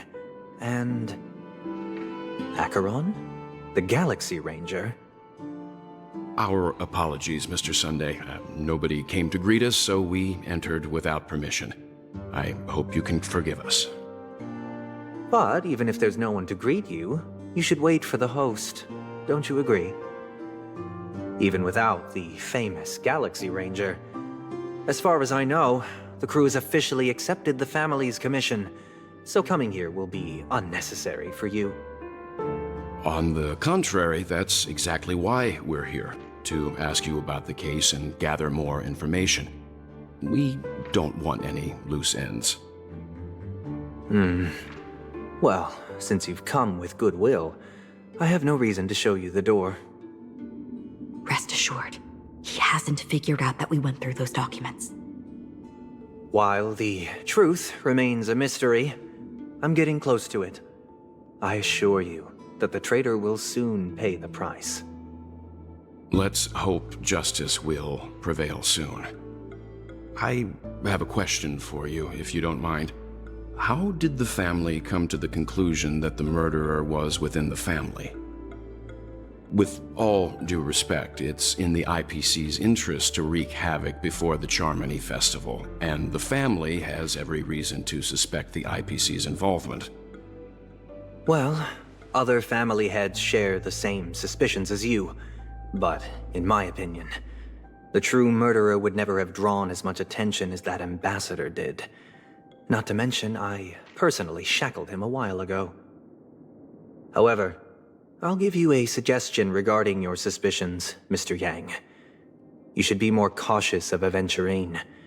While the wicked can't break through high walls, they can plunge their evil dagger into the heart of the righteous.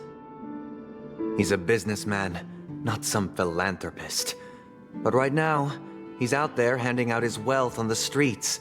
And he went to the Clock Studios theme park all by himself.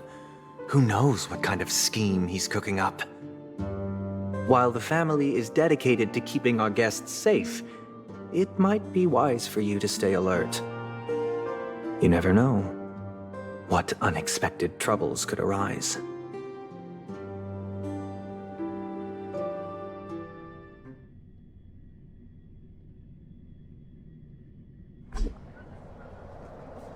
According to a Pierpoint hotline tip, there was a major breakthrough in the shocking Ejhazio Aventurine case.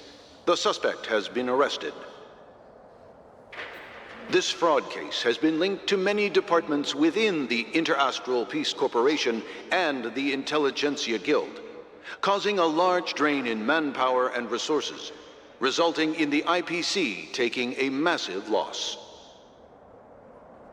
The case's main suspect originates from Sigonia 4 and is one of the survivors of the second Kataka Abjin extinction event, who does not carry an interstellar refugee travel permit. As per Strategic Investment Department head Diamond's sentiments, the IPC has appropriately relocated the suspect in the spirit of the Charter and will continue to conduct further investigations as to the motive of the suspect. What pretty eyes. Tell me, do they shine in the dark? Well, if they did, I'd sell them in a heartbeat. You don't know how many people long for your eyes to be closed forever. As a servant, you should not resist your master. Yet, you went and killed that man anyway. No lawyer has the audacity to defend you.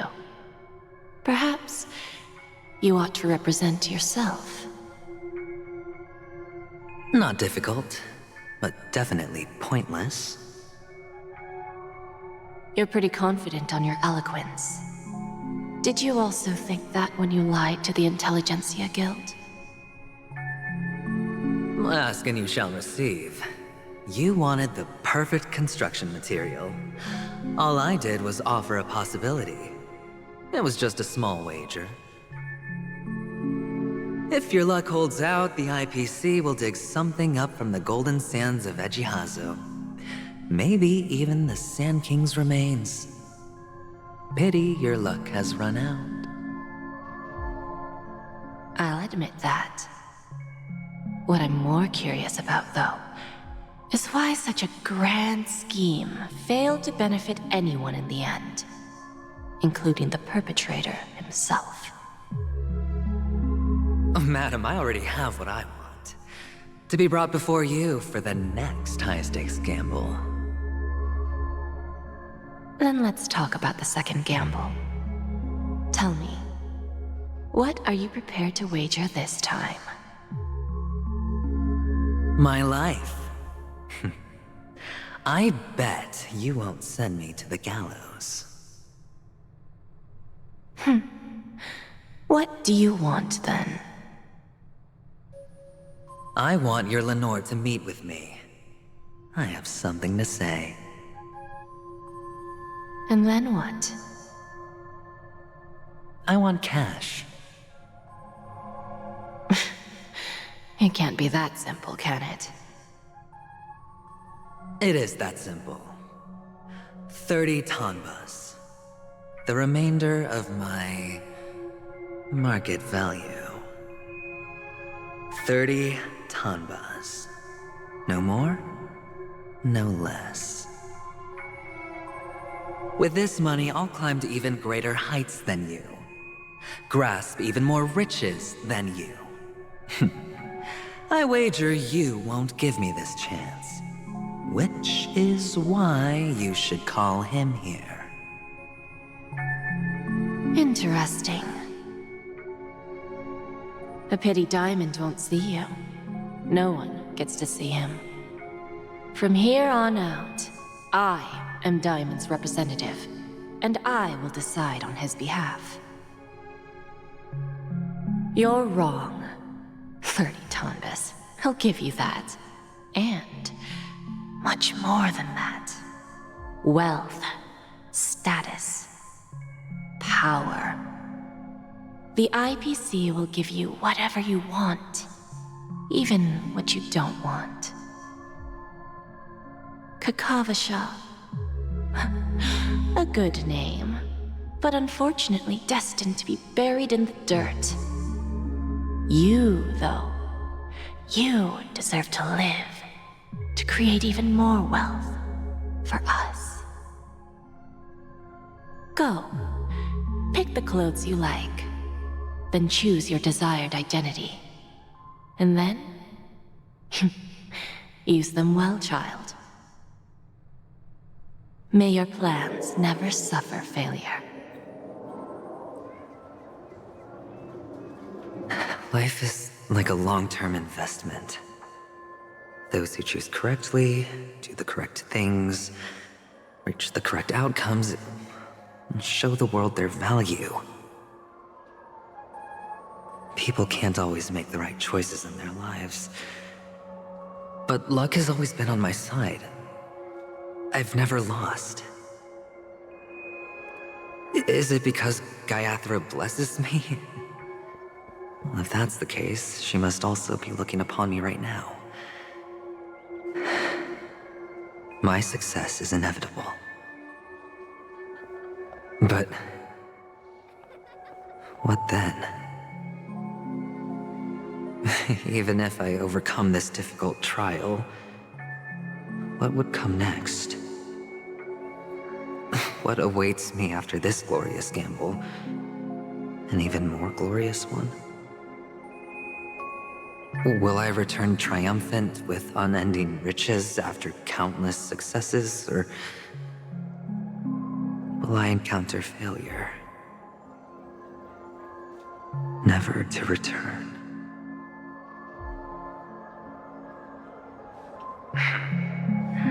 I'm pretty sure you already have some ideas. Lowly gambler.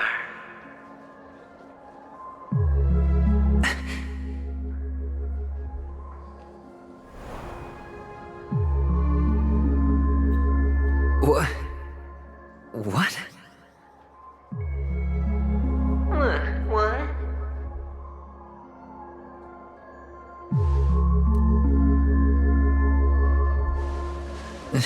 Am I dreaming, or have I gone completely insane? Perhaps both.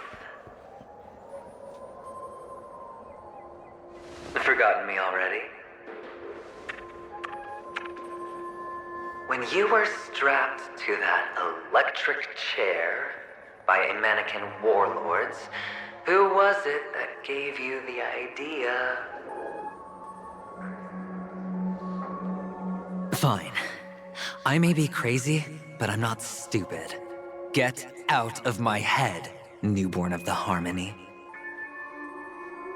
The Harmony? Oh, don't play the fool. It's not the first time we've met. No need to be so polite. I'm you, and perhaps even more aware of yourself than you. Of what exactly you want. You're dying. And you still want to drag a bunch of unfortunate fools with you through death's door. That's why you're here, isn't it? A grand unveiling. You really think you can pull it off?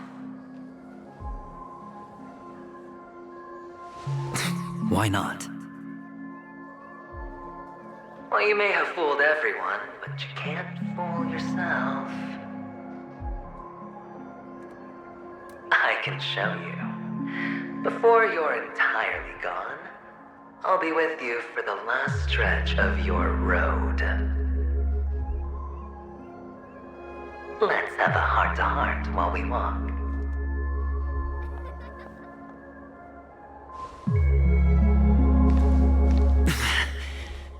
What exactly are you?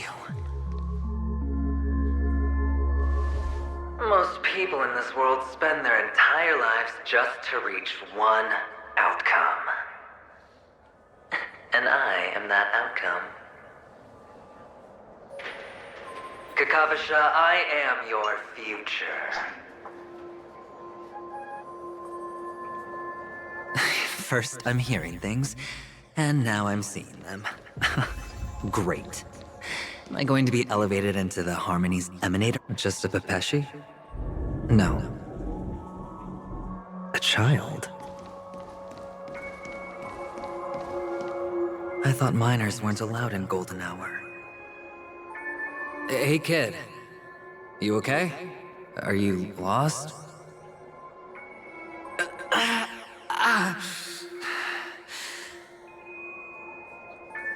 What's wrong, mister? You don't look well.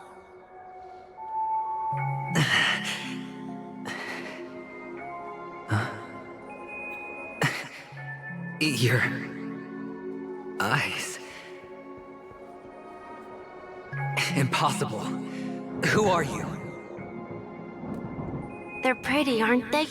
Sis said they're a gift from Mama Funga. Colorful eyes are said to bring good luck. Mister, you have pretty eyes too. Beautiful. Are you alone? Where are your parents? They're in that amusement park. Papa and Mama went in first. I'm just about to go look for them. I have to go. Goodbye, mister. Hope you have a good time, too.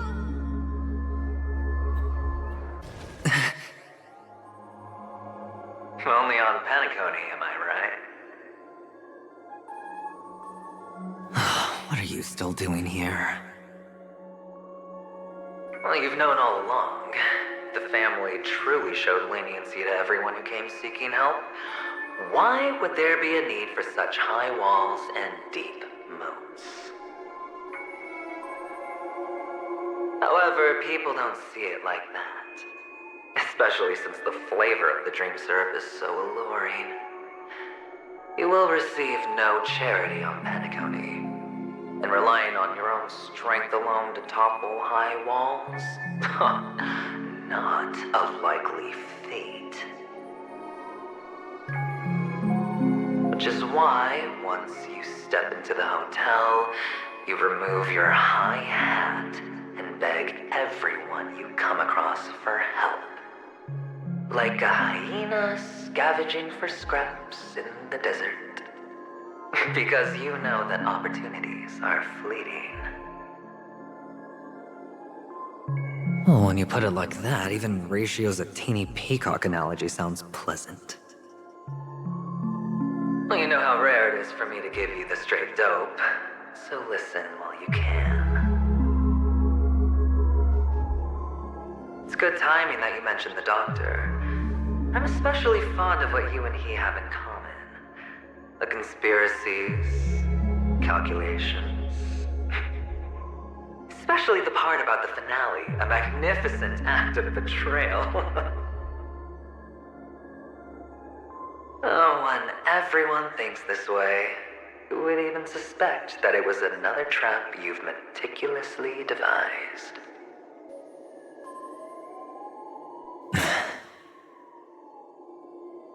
Go on.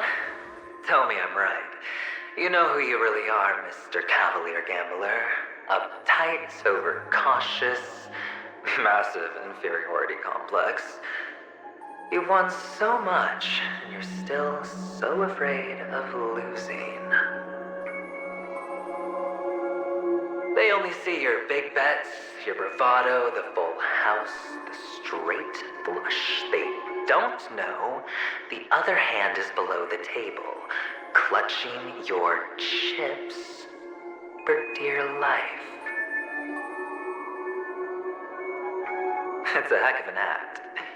No wonder the tavern sent you an invite. You're a natural kid. You don't stop at fooling the audience, you fool yourself, too.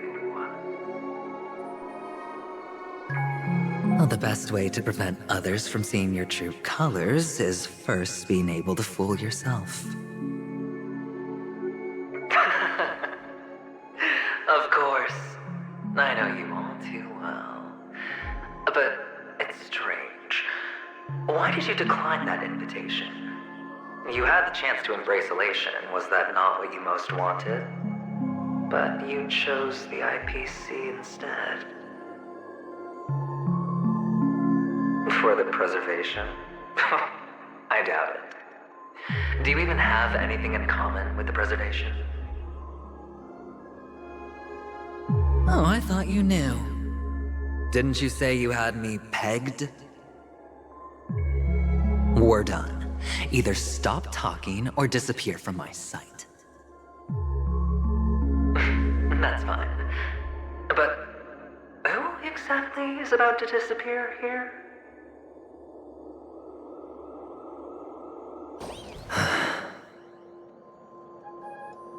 Hide and seek. What sweet childhood memories. When Mama said goodbye that day, how many catechins were like jackals hot on your heels?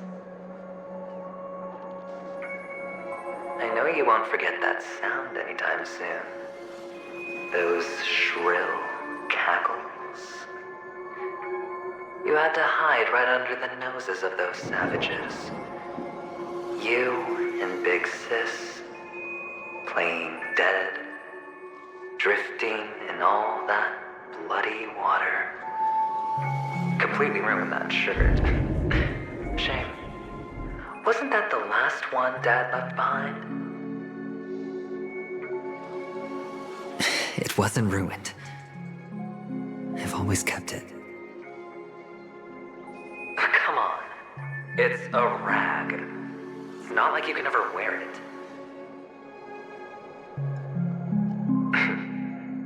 Now you don't have to hide. You probably won't even deign to get your pretty outfit wet in the rain. Your social capital has changed after all. I've never changed. On the contrary, now you're the one who does the hunting. The last round of hide and seek, and you get to be it. You should enjoy it.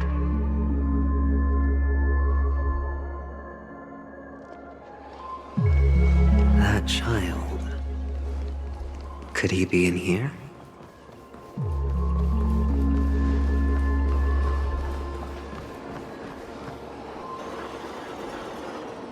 Is this...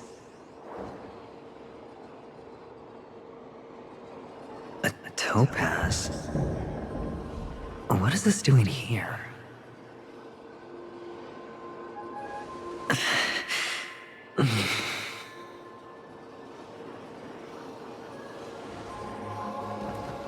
What? Does your cornerstone wrench out your heart, son? I was merely curious at why it was here. Maybe that winged guy put it here. To taunt you. Just to make you realize that your painstakingly arranged magic show is nothing but a death rattle. The cornerstone's hue is the same as the radiance of Klipoth's body. I've got to give it to you. I've heard a lot of baloney, but that lie deserves a prize for sheer nerve. If he were just a little bit smarter, the jig would have been up right there. This is just bait. Of course. That's why Ratio's betrayal was one of the keys to your plan. I have to say, that doctor's acting was superb. Or maybe he wasn't acting at all. All the better for you. Sunday didn't become head of the Oak family by acting sloppy. He's obsessed with control. You have to give him enough detail to satisfy his meticulous nature, but not so much that he gets suspicious. Which is why you had Ratio seek him out and leak the plan on purpose. To prevent the other party from suspecting anything. The intel you gave to Ratio was all true, and he spoke the same to Sunday. Finally, Sunday took the bait, found the other cornerstone, and before you know it...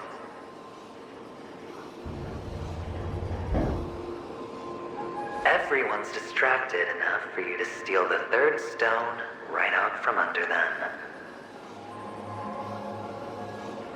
Why don't you stop rummaging through my mind? Your mind. It's our mind. You're me, and I'm you. We're the same.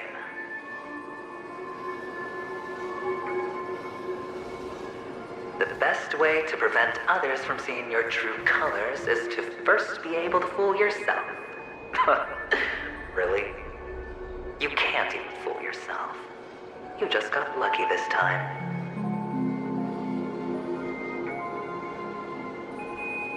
This is the other cornerstone in Sunday's hands.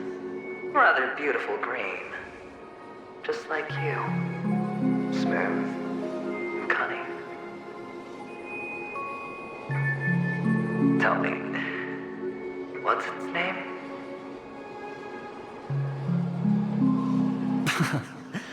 Why are you even asking me? Must I do all the work? Aventurine is the stone of luck and trickery. That's what she said when you received the stone, wasn't it?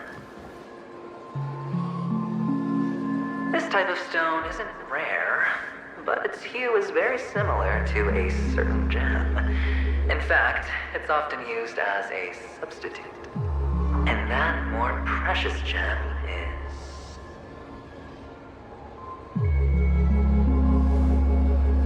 Jade. Even Sunday can't tell the difference. Oh, looks like Jade can be substituted for Aventurine, too. Sauce for the goose. Aventurine, Topaz, Jade. 3 elites, 3 cornerstones who, for a measly Panicone, offered their everything. Oh, you're even more united than the family. As I've said before, 3 chips are sufficient. All or nothing. But will it be the former or the latter? We'll find out soon enough. So, where's the real Aventurine stone? Take it out, let's have a look. Suddenly you don't know where it is? I just want to hear you say it. After all, it really does resemble its owner.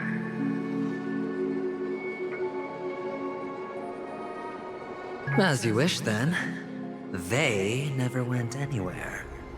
They're right where they belong. Piled up with these cheap baubles. You smashed the Aventurine stone before you left? Oh, just look at it. Shattered. Just like your life. Poor thing. A humble pebble coated in the most lustrous sheen. I take it back. This thing is far more precious than your life. You're absolutely clear about the consequences of doing this.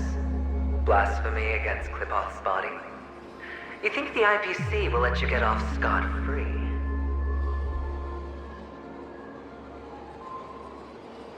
Well, Diamond has always been all about results. As long as I could create value far beyond the cost, the ends justify the means. How else would the family be fooled if there was no price to pay? It doesn't matter. Even smashed to smithereens, the preservation's cornerstone can still be used. Its effect may be greatly diminished, but it's enough for me. Now I'm really curious. Why does every step you take involve reckless risks, and the choices you prepare for yourself always come with a strong impulse for self-destruction? Do you truly believe that the greater the risk, the greater the rewards? I wouldn't have guessed you'd be so loyal to the IPC. There is so much you don't see. Which is also why you'll never see how I'll win it all. That is, if you can do what it takes. We'll just have to wait and see then. The cornerstone is gone. Another illusion of the harmony. Huh? Hello. We meet again, Mr. Pretty Eyes. Yes. We meet again. Did you find your mother and father? Of course. Big Sis is there too. The 4 of us were just playing hide and seek. I'm so happy. On our way here, Papa even brought me to see a blimp. I think you mean film. Yes, that's it. Putting many drawings together and turning them into a moving wall painting. They put me, Papa, Mama, and Big Sis together, turning us into one big family. You should give it a try too, mister. You look sad. The amusement park will cheer you up. Sure.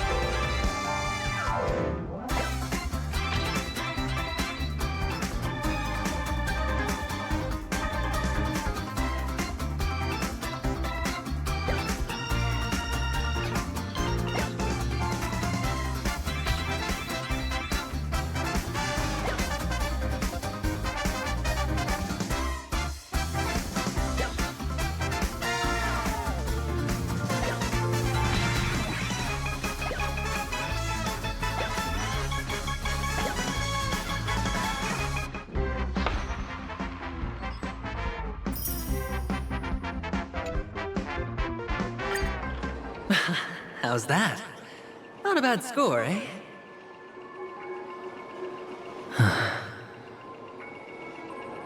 Boring.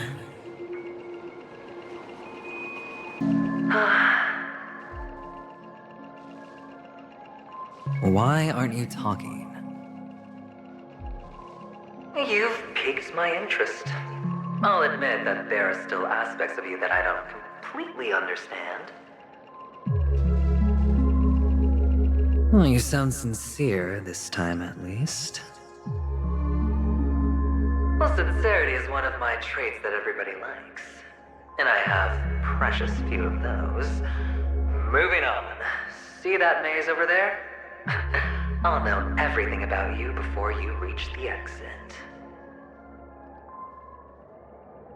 Our quaint journey through this amusement park still isn't over, and I wouldn't mind stretching this out at all.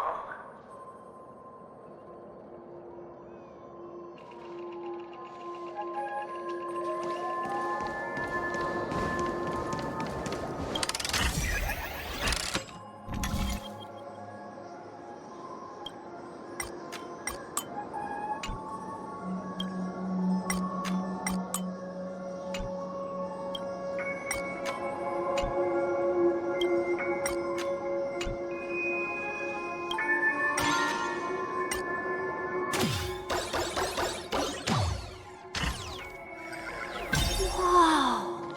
This place... It's so tall! And there are so many flowers here! Vixis, this one's for you!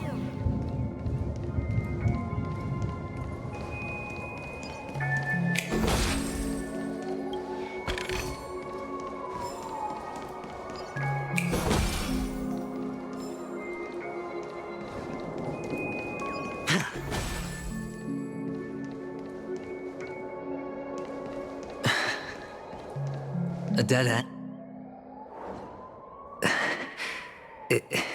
Is this... Oh, what's on your mind? It's got nothing to do with you. Do you need a hint? These are manacles on you. That man gave you your first job, and you made your first pot of gold. I remember it all too well. You wrapped that iron chain around your fist, for that is the only tool you could find.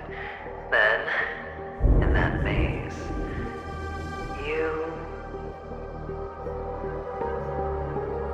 Shut up! Oh, you don't wish to face your past? Unwilling to admit that your life is worth only 60 tamas? Well, from what I see, you refuse to confront it, because it only proves your weakness. How could a weak person take such daring risks? Oh, that's right. You love the thrill of danger. But you refuse to let go of meaningless sentiments.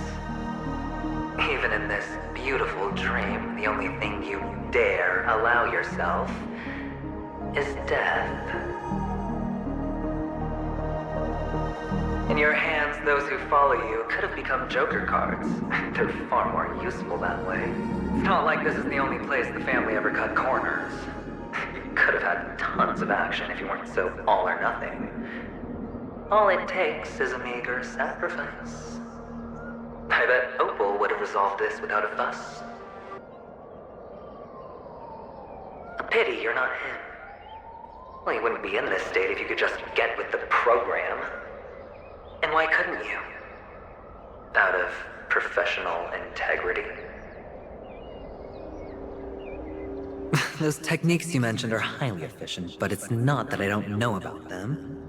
It's more like I couldn't care less. Get it? What fun is it if the fight isn't fair? Fair? You assume your opponents would fight fair in the first place. The odds are obviously not in your favor, so how are you just breezing by? Did that masked fool's words awaken something in you? Well, she gave me an answer that could turn everything upside down. Everything? You mean it could make all the cards on the table just disappear?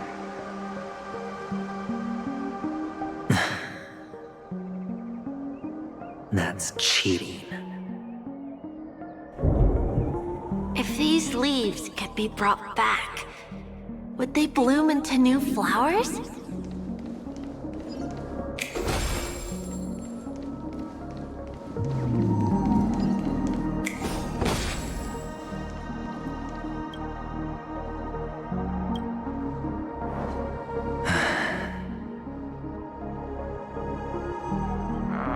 Your expression right now is hard to put into words. The lucky charm Mama left you is made from gold. Why did you never consider selling it? You obviously could have lived a normal life like Big Sis that way. Looking back, that was the better choice. Mama only left us with 2 pieces of jewelry. A necklace and a lucky charm. There won't ever be a 3rd piece. That's what you always say, but you actually regret it, don't you? That you didn't sell them.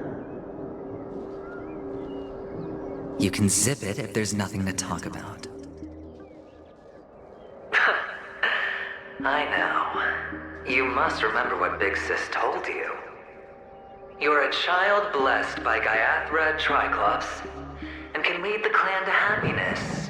So always remember to protect yourself and never resent the pain and poverty you're going through. The words still ring in your ears, don't they? You're a good kid, so you definitely won't have forgotten.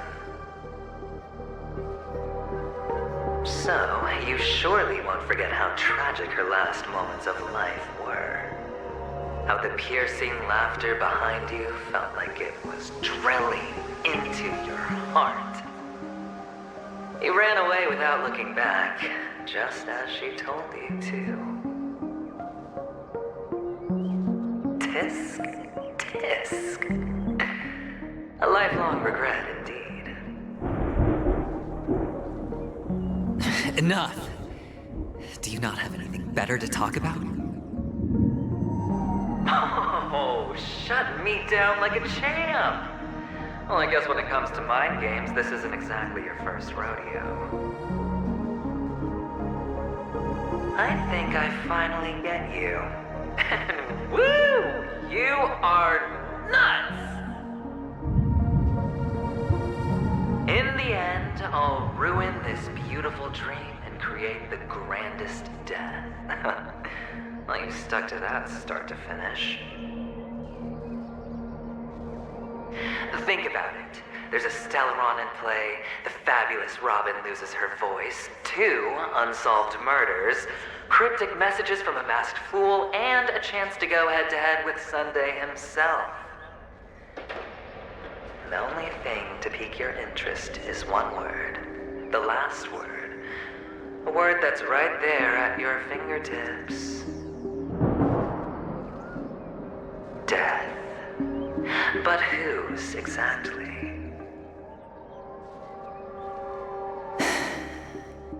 We'll know when the dice falls. All right then. Reserve a seat for me in the audience. I'm curious to see just how capable you are. Still, you never answered my question. If you could start over, would you still want to be the child who received Gaiathra's blessing?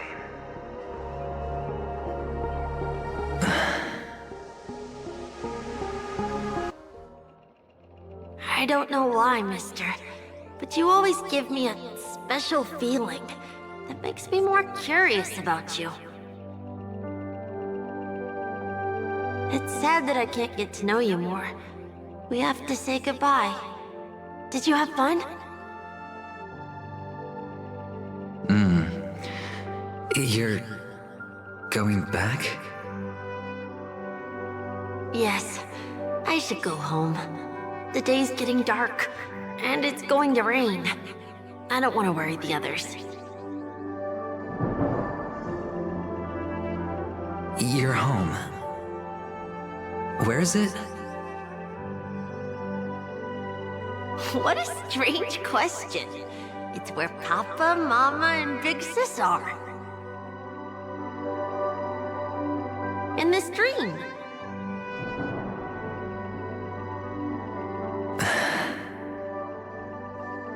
This amusement park. This beautiful dream. They really are peaceful. Everyone loves it.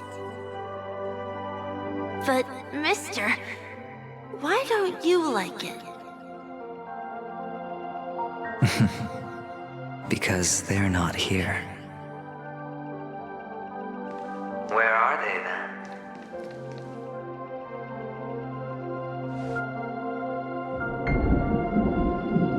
I don't know. You do know. But there's no point pressing the issue.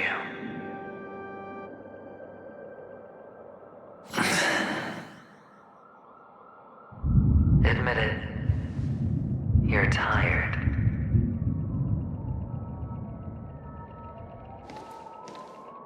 We all are. Which is why we chose to stay here. Me and him. Your past and future.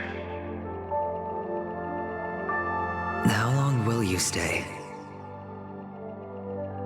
Forever. We'll be with you forever in this dream. This is the greatest honor that we can offer to those who hurtle towards death.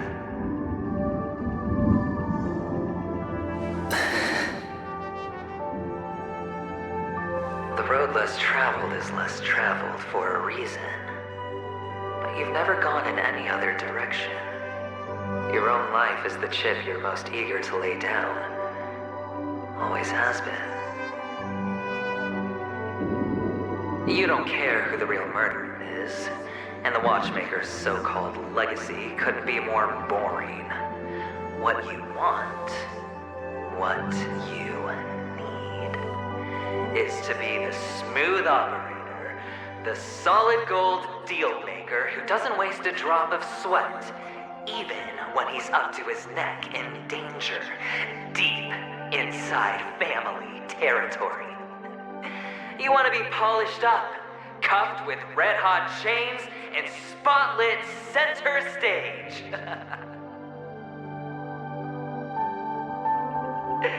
You'll be the closing act, the final sacrifice. I can do it. And it will be flawless. Of course you can. Your luck will help you at the right time. A Stellaron and an Emanator. It's that simple now.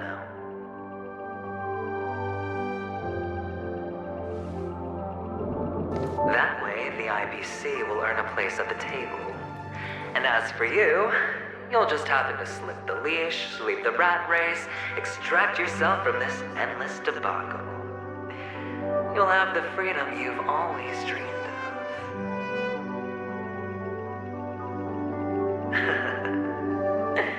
This isn't the first time. You've been an escape artist from day one. This fiasco started with a death, and its curtains will fall on another death. Oh, so that's why Diamond chose you. He's just after Penacony. No matter the means, no matter the price. It's not personal.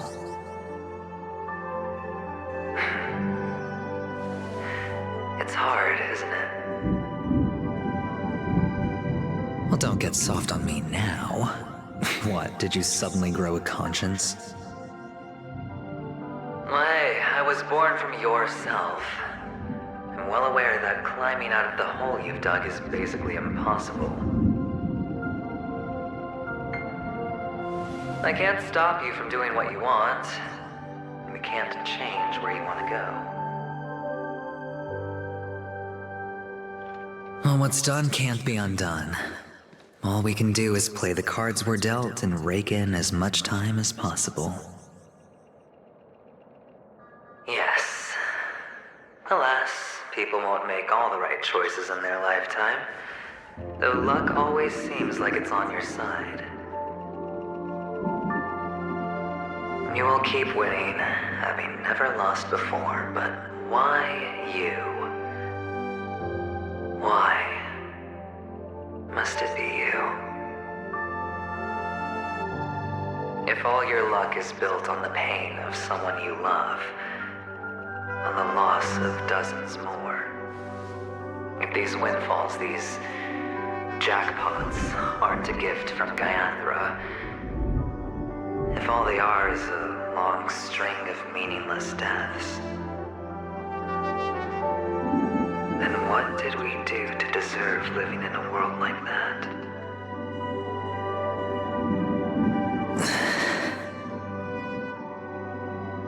Well, maybe when I get to where I'm going and look back, I'll know what the trip was all about. Fine. Time to make a move, my friend. I'll be waiting up ahead. Say goodbye to the kid before you shuffle off. It's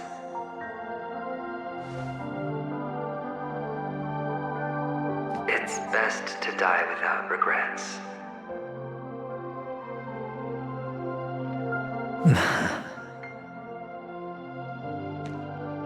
And now, only we are left. Can you take a photo for me? I want a memento. Sure. Come on.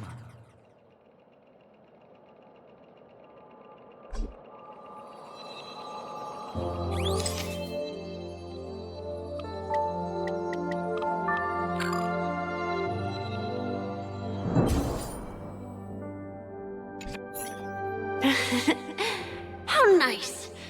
Now I can see what I look like too. Look at the lens when you're taking a photo the next time. Your expression will look more natural. Sure, I will.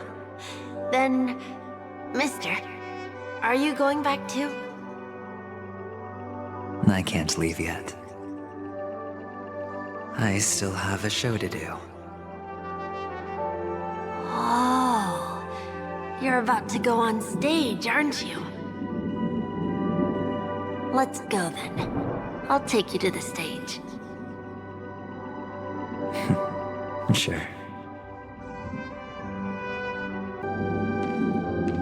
Behind this curtain is the grand stage.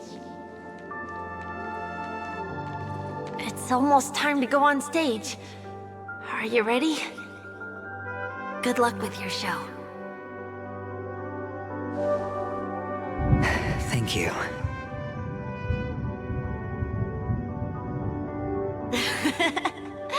You still seem pretty nervous.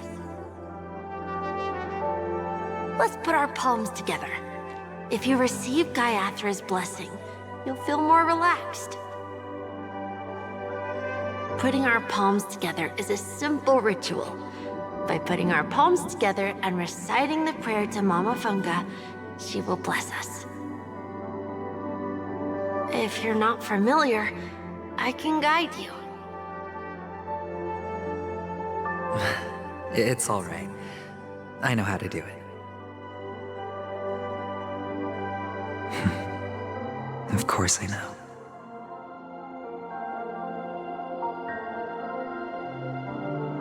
This is where we go our own way, Kakavasha.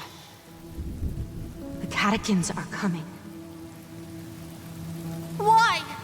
The catechins have already taken all our money, food, and They killed our parents! What more do they want? Catechins are bloodthirsty, cruel, and insatiably greedy. They want everything only to end up with nothing. This is a trick, an act of revenge, remember? Today is the day of the Kakava, and also your birthday. They know the Avgin will surely hold a festival today. With the aid of this rain, they will come to destroy our wagons and take everything they want. Little do the Catechins know, this time we will fight back. The men in black that descend from the skies are on our side. The Catechins stand no chance against them, and will surely pay for their arrogance. Without this rain, the Catechins would never take action, and we would not have the chance to turn the tide. This is a gift from Gaiathra, and you are Kakavasha, whose good fortune will bless your sister with success. But people will die, and you will be in danger. How is that good fortune? Why are you all doing this? The Avgin always return their blood debts. Gaiathra calls for me, while Papa and Mama are waiting for me. I must answer the call. But she will bless you with good fortune and help you survive. As long as you are alive, the blood of the Avgin will never run dry. So run, Kakavasha. Do not be afraid, and do not look back. Go to the other side of the mountain. The rain will accompany you, and the rain will bless you.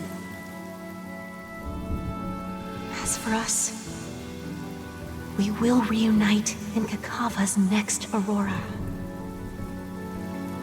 May the goddess Gaiathra close her eyes 3 times. Keep your blood eternally pulsing. Let your journey be forever peaceful, and your schemes forever concealed. Farewell, Kakavasha.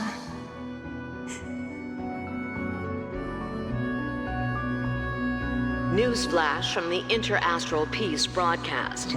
The IPC Marketing Development Department spokesperson confirms that a small-scale rebellion has broken out in the unclaimed region of Sigonia. The situation is now under control.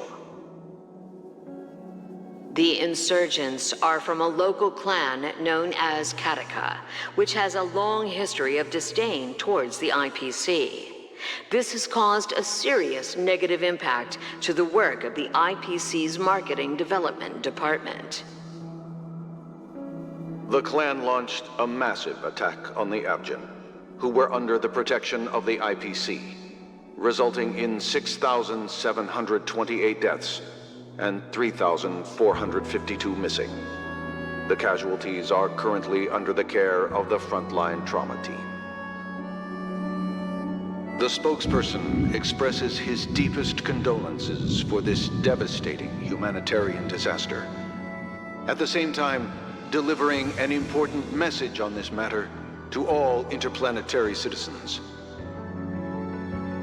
Finally, he proclaims, the hammer of preservation will fall on all beings, regardless of life or death, regardless of race, regardless of ideology, to uphold the basic rights we inherently possess.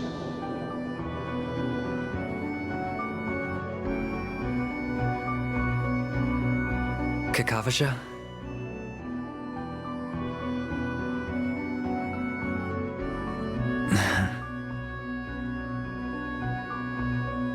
Bye.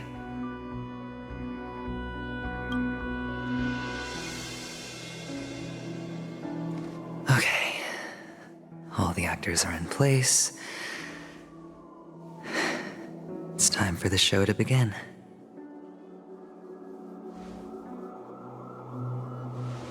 This act is dedicated to you. I hope it'll be an unforgettable memory for you.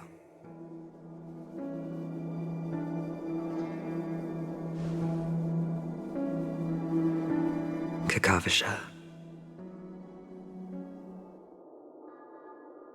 By the way, before you go, I have a personal question. Do you truly want to destroy the world with your own hands? Let's assume, just assuming now, that every time I roll the dice, there's a possibility of achieving this particular outcome. Then I would be quite happy to make that wager.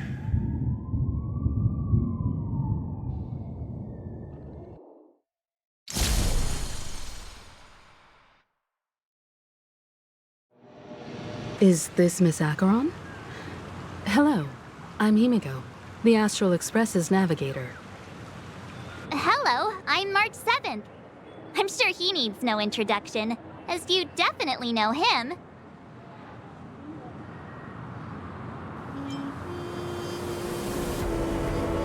Hello? None of you seem surprised by my arrival. Since Welt has decided to travel with you, it means that he trusts you. And we trust his judgment. I envy your close friendships. Miss Acheron here doesn't present a danger, and she's of no threat to the Astral Express. Aventurine's prior accusation was based on nothing more than his own subjectivity. Which is why, before we continue working together, he has a duty to explain himself. You want to create a situation where all three parties are present? There must be some deeper meaning behind Aventurine's actions. I suspect he's been aware of Penacony's secret from the beginning, and has been continuously strategizing to unveil it. In that sense, the Astral Express's role in his plans would be imperative. In the worst-case scenario, he may use us to do something unexpected. Assuming things do escalate to that stage, having an extra ally is a good insurance policy. Penacony has numerous factions, and the state of affairs is significantly more intricate than that of Belobog and the Xianzhou.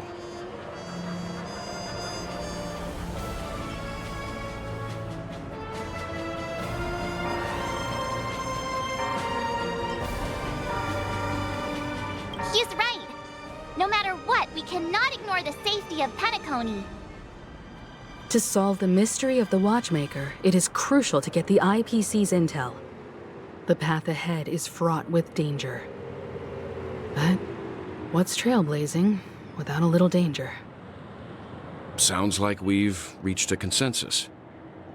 Now, Miss Acheron? I will accompany you, of course. Let's move out then! But where do we start looking for him? No need to rush. If he truly has laid a trap, he will definitely use every means to lure us in. Ladies and gentlemen, the most wondrous, most magnificent show in Penacony's history is about to begin. The IPC cordially invites everyone to Clock Studios Theme Park. Look. Should both the performers and spectators fail to arrive, won't all of Aventurine's plans be for nothing? Let's get going, everyone. The hour of trailblazing is upon us.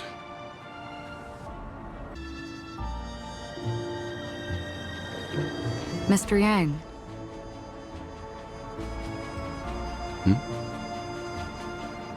Why did you not tell your companions about my true identity? It's just like you said, an inability rather than an unwillingness. Plus, it's a long story, not something that can be summed up in a few words. But I chose to believe you, and my trust in you stems more from my own personal judgment. I also believe that if it were their choice to make, they would make the same one. Thank you. I'm grateful. To reciprocate, in the upcoming confrontation, if the odds aren't in the Astral Express's favor, I will stand with you, if my meager strength is required. We're back here again. Aventurine actually chose a really conspicuous location. That guy's really taking it to a whole new level. Does he really think he's a superstar or something? Not a soul in sight. The hounds drove out the visitors, and now their whereabouts are unknown too. Everyone, pay attention. The other party has obviously come prepared.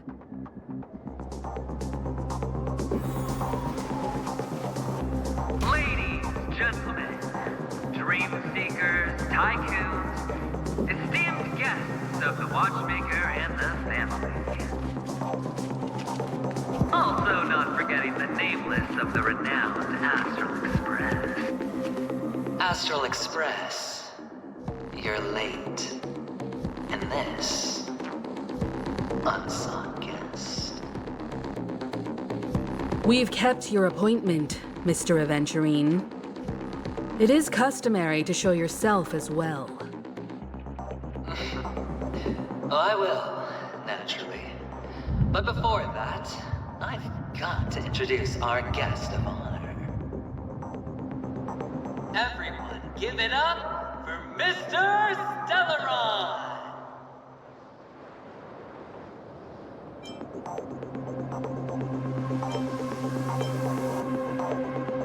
Let me remind you that in all likelihood, this stage and his identity have nothing to do with the wanted murderer. Oh, no, they do. Of course they do. Otherwise, why would I work so hard to gain your trust and then invite you all here? Because he's the only one who saw all 3 homicides. He is the key to proving that the family's death does not exist in Dream's promise is nothing but a sham! 3 homicides? That's right, madam. The 3rd one is about to happen right now, right here, in Clock Studios theme park. A truly grand death. You, and you. All of you are going to die, and it's all because of you, Mr. Stellaron. You will become the personification of death.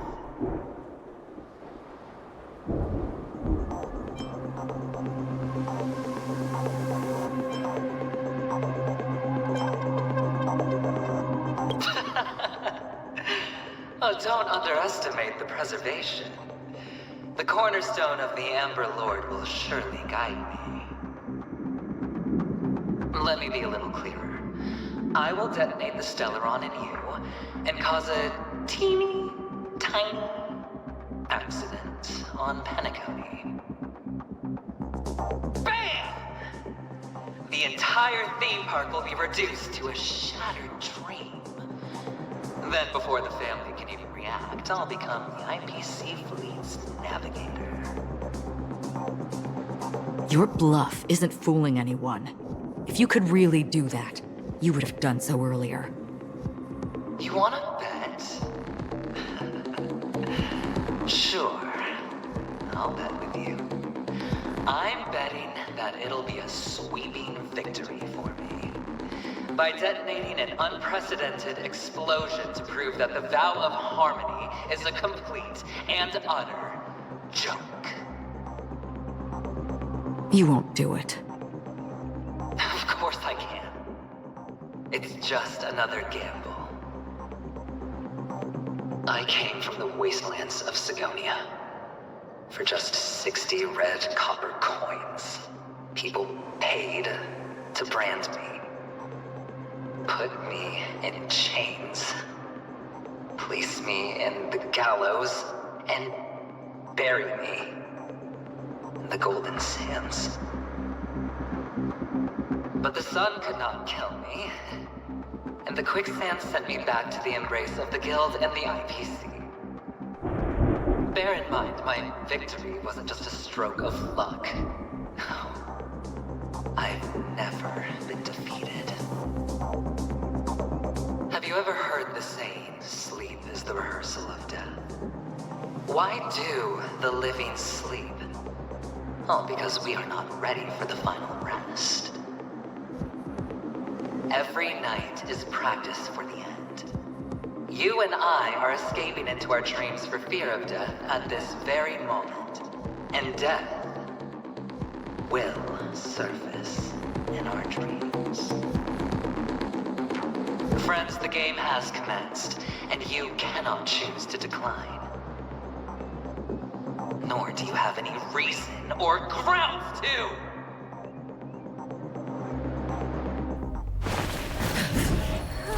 The dice are cast. Ladies and gentlemen, ready to unveil your cards? The architect's flawed stone. Of no value at all. I'm putting down the bet. I'm taking the gamble. I'm claiming the win. I'll invade spin the wheel, a daring gamble. Walking the brink of death for rebirth. Oh, for the Ember Lord! All right. Let's see who has the last laugh. Let the game begin!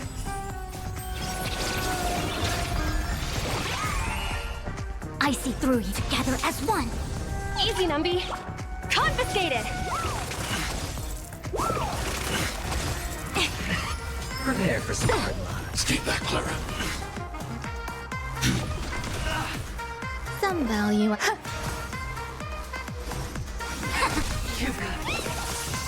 Let the valuation be go Numby! You've got it. Going all in. Take everything I've got.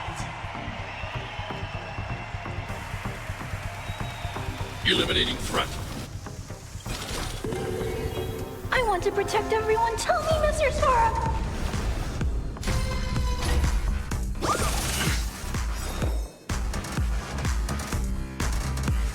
Every petal, all will be swept away by the wind.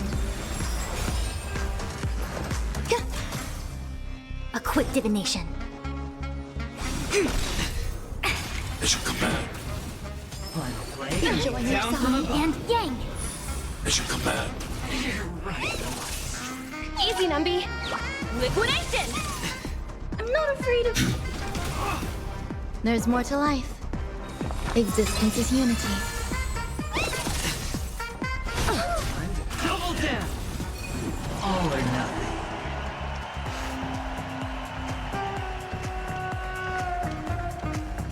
Eliminating threat.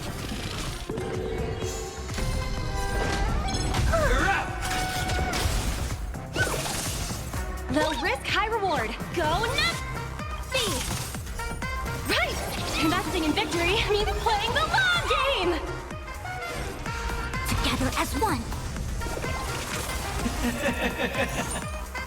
Even on a losing streak, as long as people still have hope, they'll keep throwing money on the table. The chance, no matter how small, the potential is what you hang on to. That's what justifies the gamble.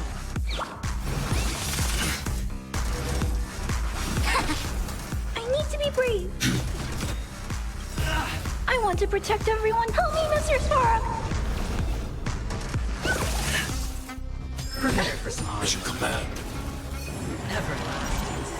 There's more to life.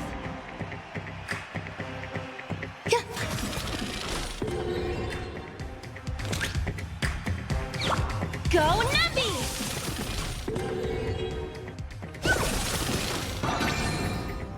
I see through you.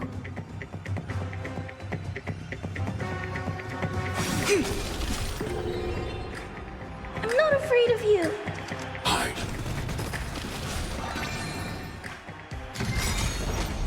It's all or nothing! It's your command. I want to protect everyone too. Help me, Mr. Spark! The market is unpredictable. Right! Investing in victory means playing the long game! Are you wrong? I'm okay. Let the valuation begin. Confiscated!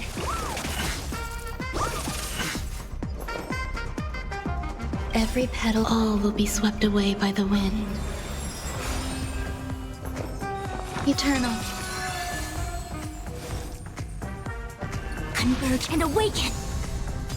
Play comes down from above. Everybody's like that. Down to the last player. So why can't I be happy too? Why can't I feel that free?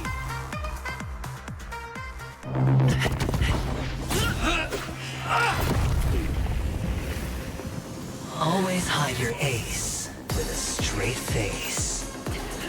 I'm starting to get a little impatient with you all.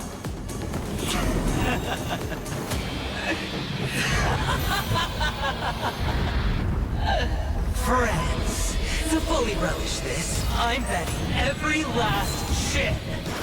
Only by casting aside reason does one truly gamble.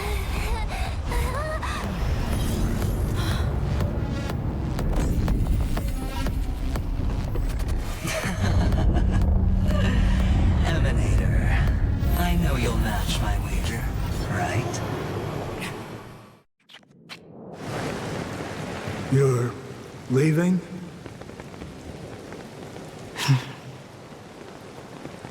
Perhaps. I might pass through the place you mentioned. Penacony. What do you hope to find within a dream? I'm not looking for anything. They aren't in a dream.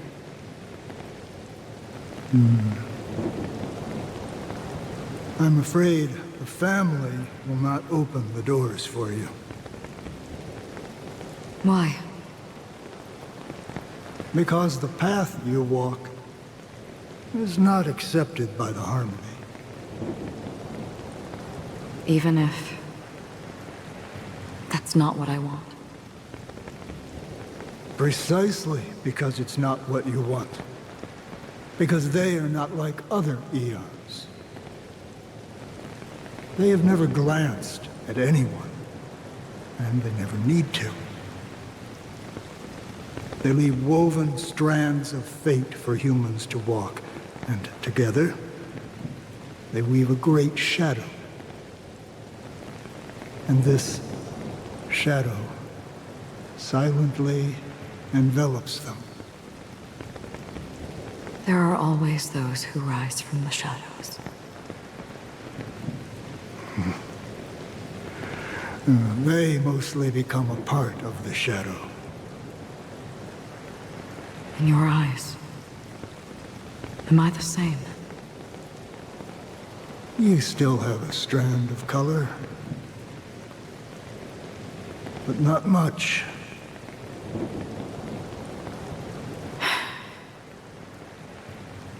That is enough.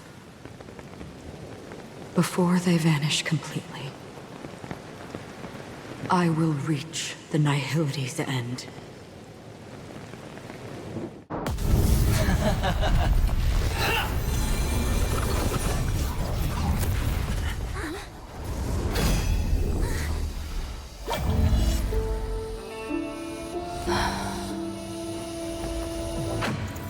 I wish to mourn the departed, weeping like rain, to swell the crossing stream.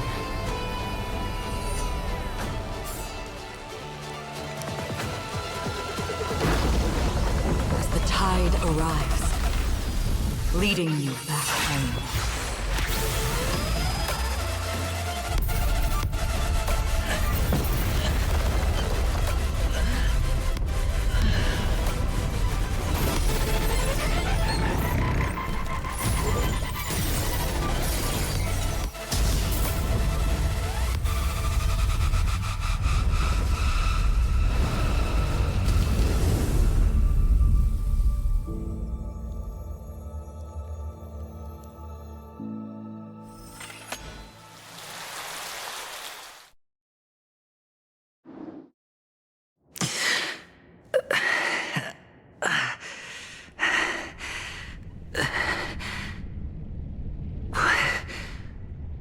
What is this place? A gigantic black hole. And see? Have I succeeded?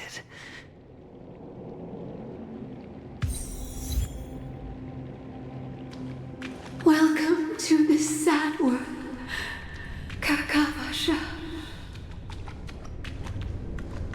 Your good luck is the most precious wealth we, all Avgin, have. You came out alive after 2 days. It proves that you are the real deal. Wealth, status, power. The IPC will give you whatever you want. As for us, we will reunite in Kakava's next Aurora. It's a pity this is not the place you were expecting.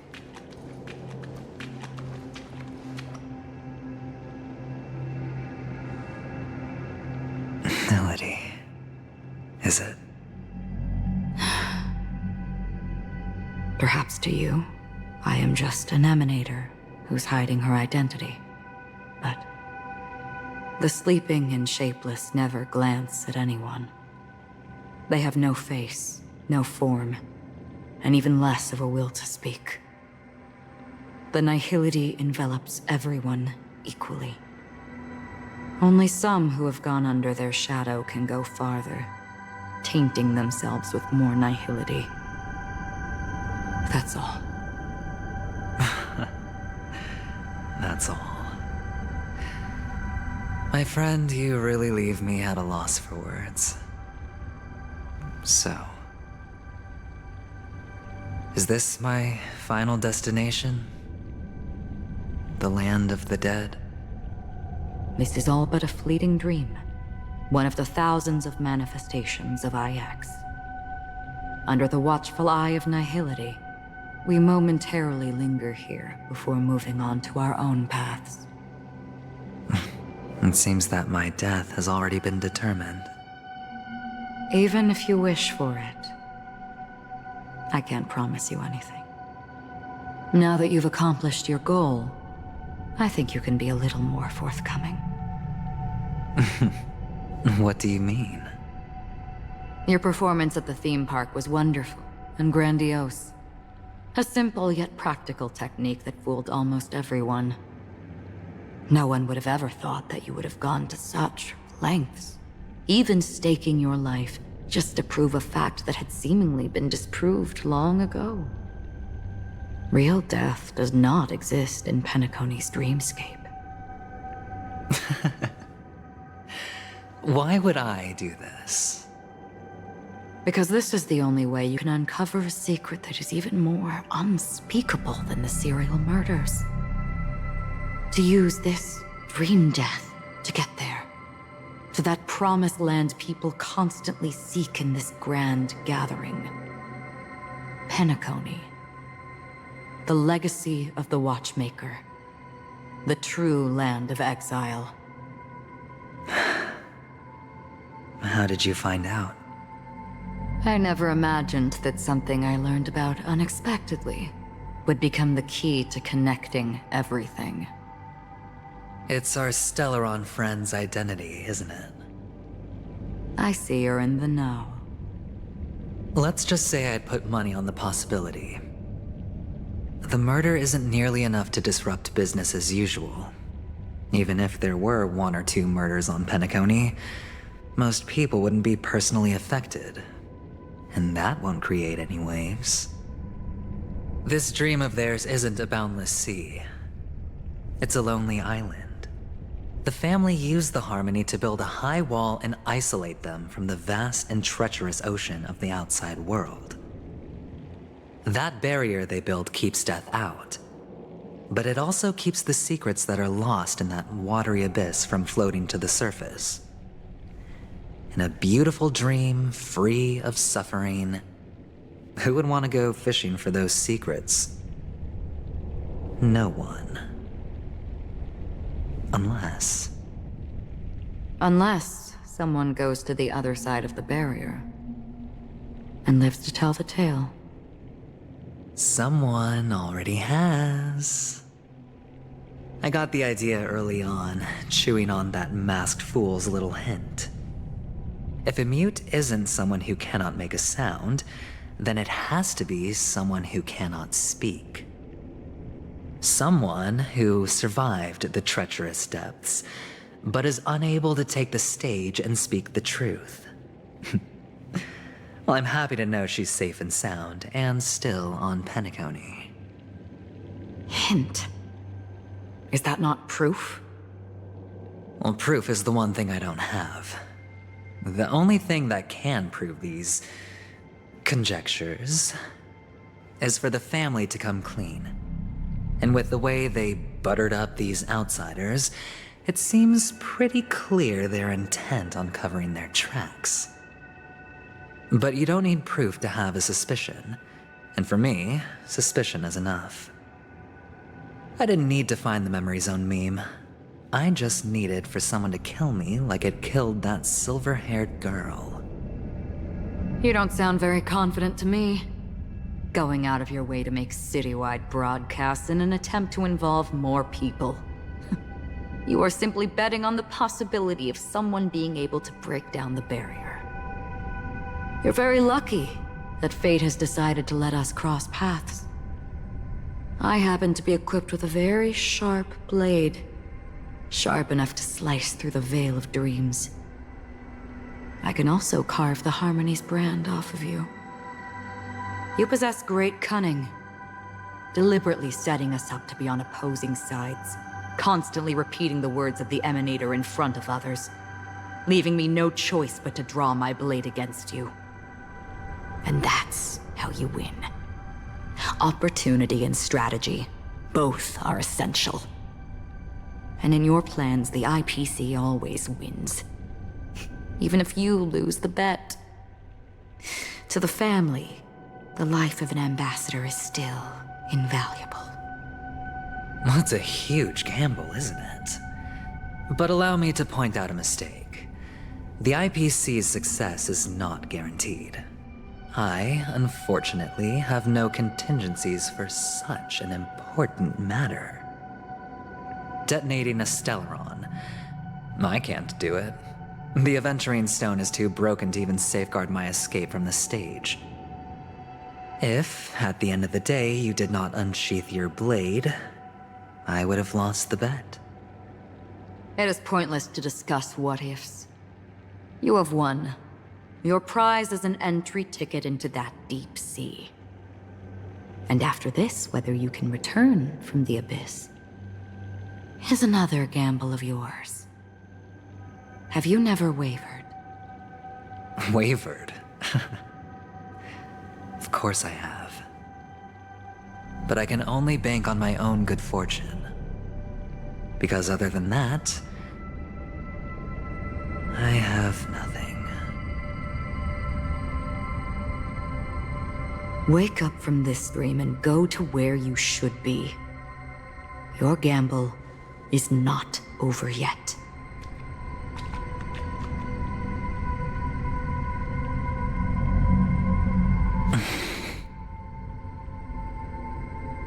Before we part, can you answer one more question?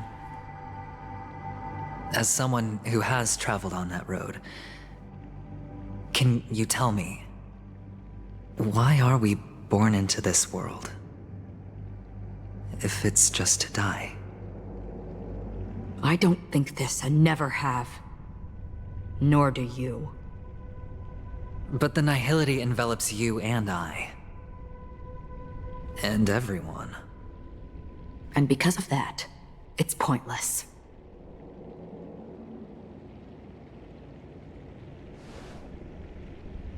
But it is still there. If the dice of fate are always weighted, then that is our destiny. Why, then, do we struggle against it? My answer might not be able to resolve your confusion, because it has been with you throughout your journey and is already a part of your life. But you said, sleep is the rehearsal of death. So why does life sleep? Because we are not ready to welcome death. So you can definitely understand why we want to be prepared. Even if the ending has been predetermined, that's fine. There are countless things that humans cannot change. But before the end, there are many things that humans can do while on their journey. And because of this, the end will thus reveal a completely different meaning. Take a good look at your pocket. Your friend has already given you the answer. Good luck.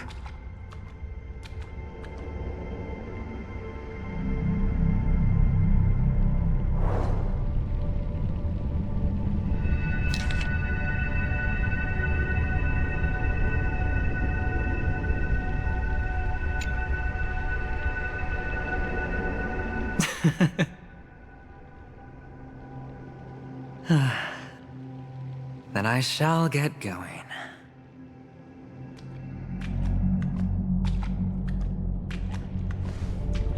Mister?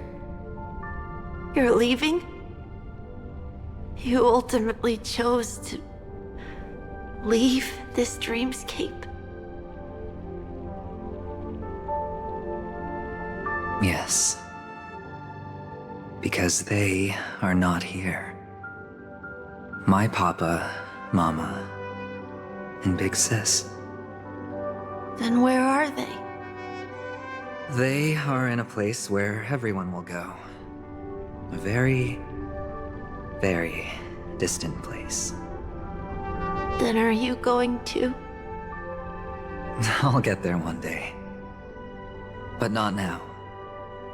There will come a day when the sky will drizzle, and I will hear the call of Gaiathra Triclops, and know that it is time for me to go, and be reunited with my family. So, until that time comes, I should be preparing. Preparing for what? Well, preparing to face them, Kakavasha, and to make them proud. I know you'll be able to do it. Good luck. Well, of course. For I am a child who received the blessing of Gaiathra Triclops.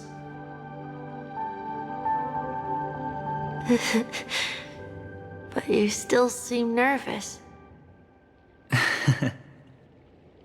Well, I seem that way because I am nervous. You know what? Maybe you can help. What do you say? One last time? Put our palms together?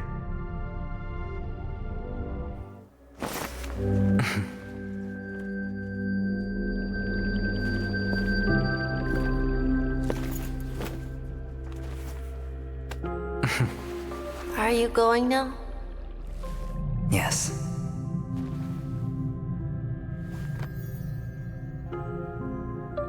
May the Mother Goddess thrice close her eyes for you, keeping your blood eternally pulsing. May your journey be forever peaceful, and your schemes forever concealed. Our paths will cross again beneath Kakava's shimmering auroras. Farewell, Kakavasha.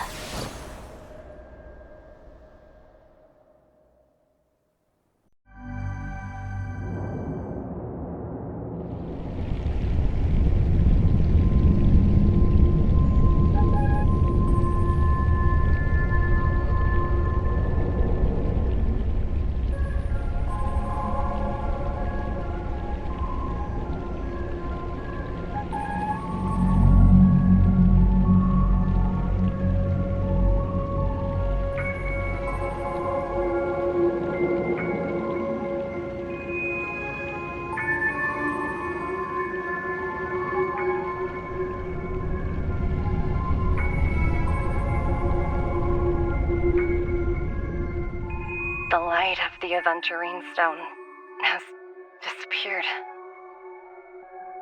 This only represents one outcome. He kept his promise and got what he wanted. As planned, your cornerstone has been successfully sent to the family's territory. Then, Let's fulfill our duty and start harvesting.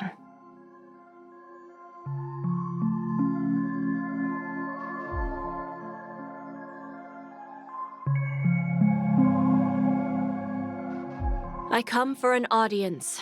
I come to fill wine, and I come to claim. I bestow poison in the guise of sweet dew. Come the toil of spring and yield a fall. I patiently wait for the branches to be heavy with withered fruits. All for the Amber Lord.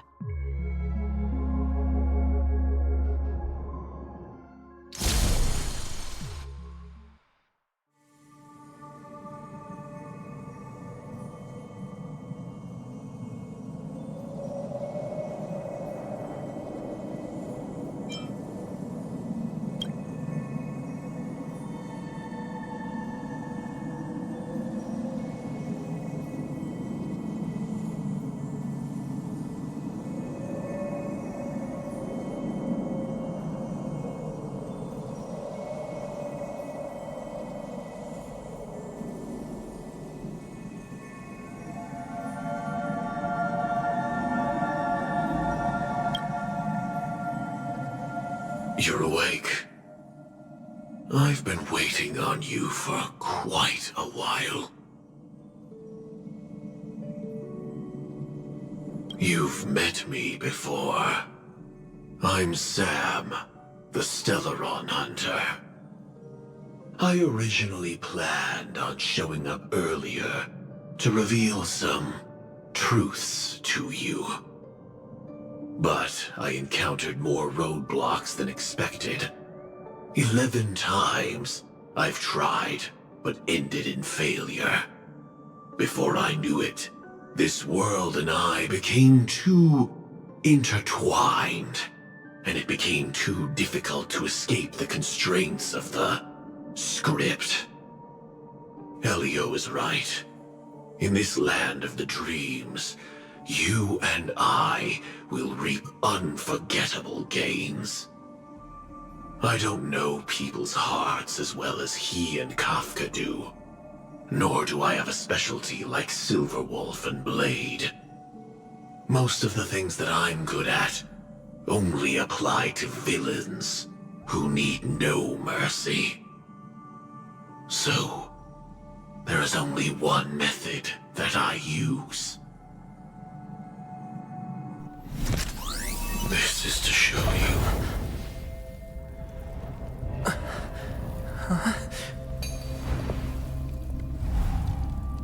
All that I am.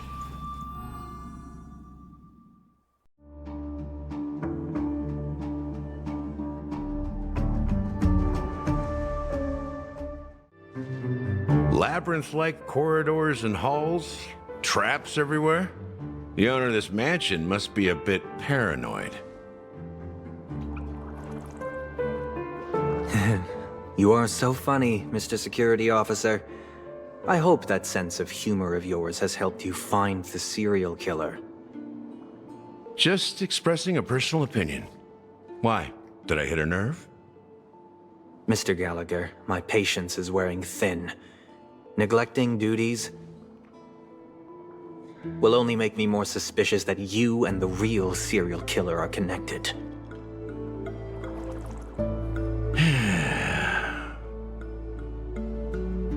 Scoundrel, punk, drunk, hooligan. I have heard this trash talk all too often.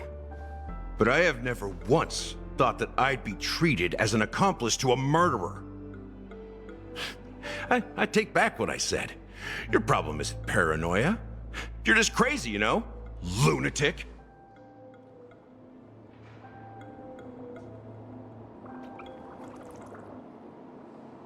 You, the family, you broke my spine and pulled out my fangs, and now you want to accuse me of murder? Ridiculous. Only idiots who've drunk too much Soul Glad will berate a stray dog in the streets. What exactly is making you say all this nonsense? You should be more concerned about the Outworld visitors who are making a scene in the theme park than me. I don't need you to remind me. Once that ambassador walks through the doors of the mansion, I will know what he wants. My servants see everything. His little magic tricks may have fooled me, but no matter. I'm happy to see how it's turned out. Why do you think that I just let him go? And why do you think I emptied the theme park stage? Because my target from the beginning has always been you, Hound. The more noise he makes, the more opportunities I have to make you and your true master pay in blood. If I were really the murderer, why would you need to be so secretive? Ha! I forgot. You also have a difficult master to serve, telling you to ignore the murder case and focus solely on that Charmony festival. Isn't that right, my brother? Looks like your disguise has helped you successfully understand every facet of the family. Disguise? You must be blind to be accusing me of being a fake. Open your eyes, take a good look.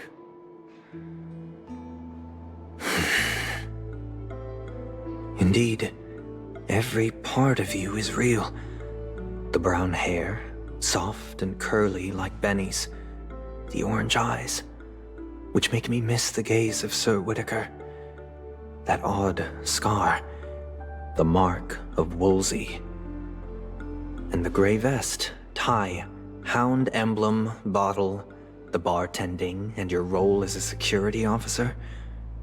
These are all true traits from all 52 loyal family members. When they are gathered, countless tiny truths are woven together into a lie. You collected a small piece of each of them and claimed them for yourself. Then you invented this facade, a complete Gallagher. Tell me I'm wrong.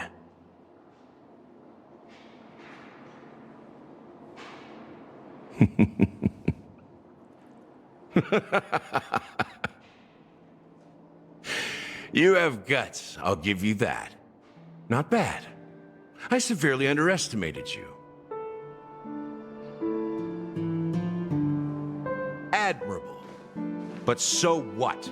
Can this prove that I murdered your sister and that stowaway?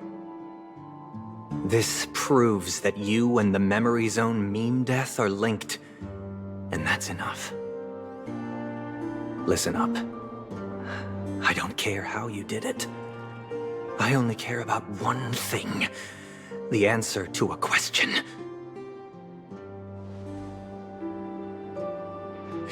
You devil. You wretched, despicable dog. Why did you kill her?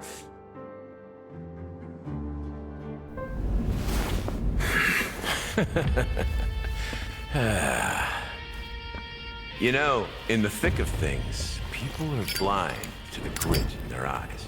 Yet they can always feel it scratch. Want the answer? I'll give it to you. The whole thing is just fate playing a cruel joke on us.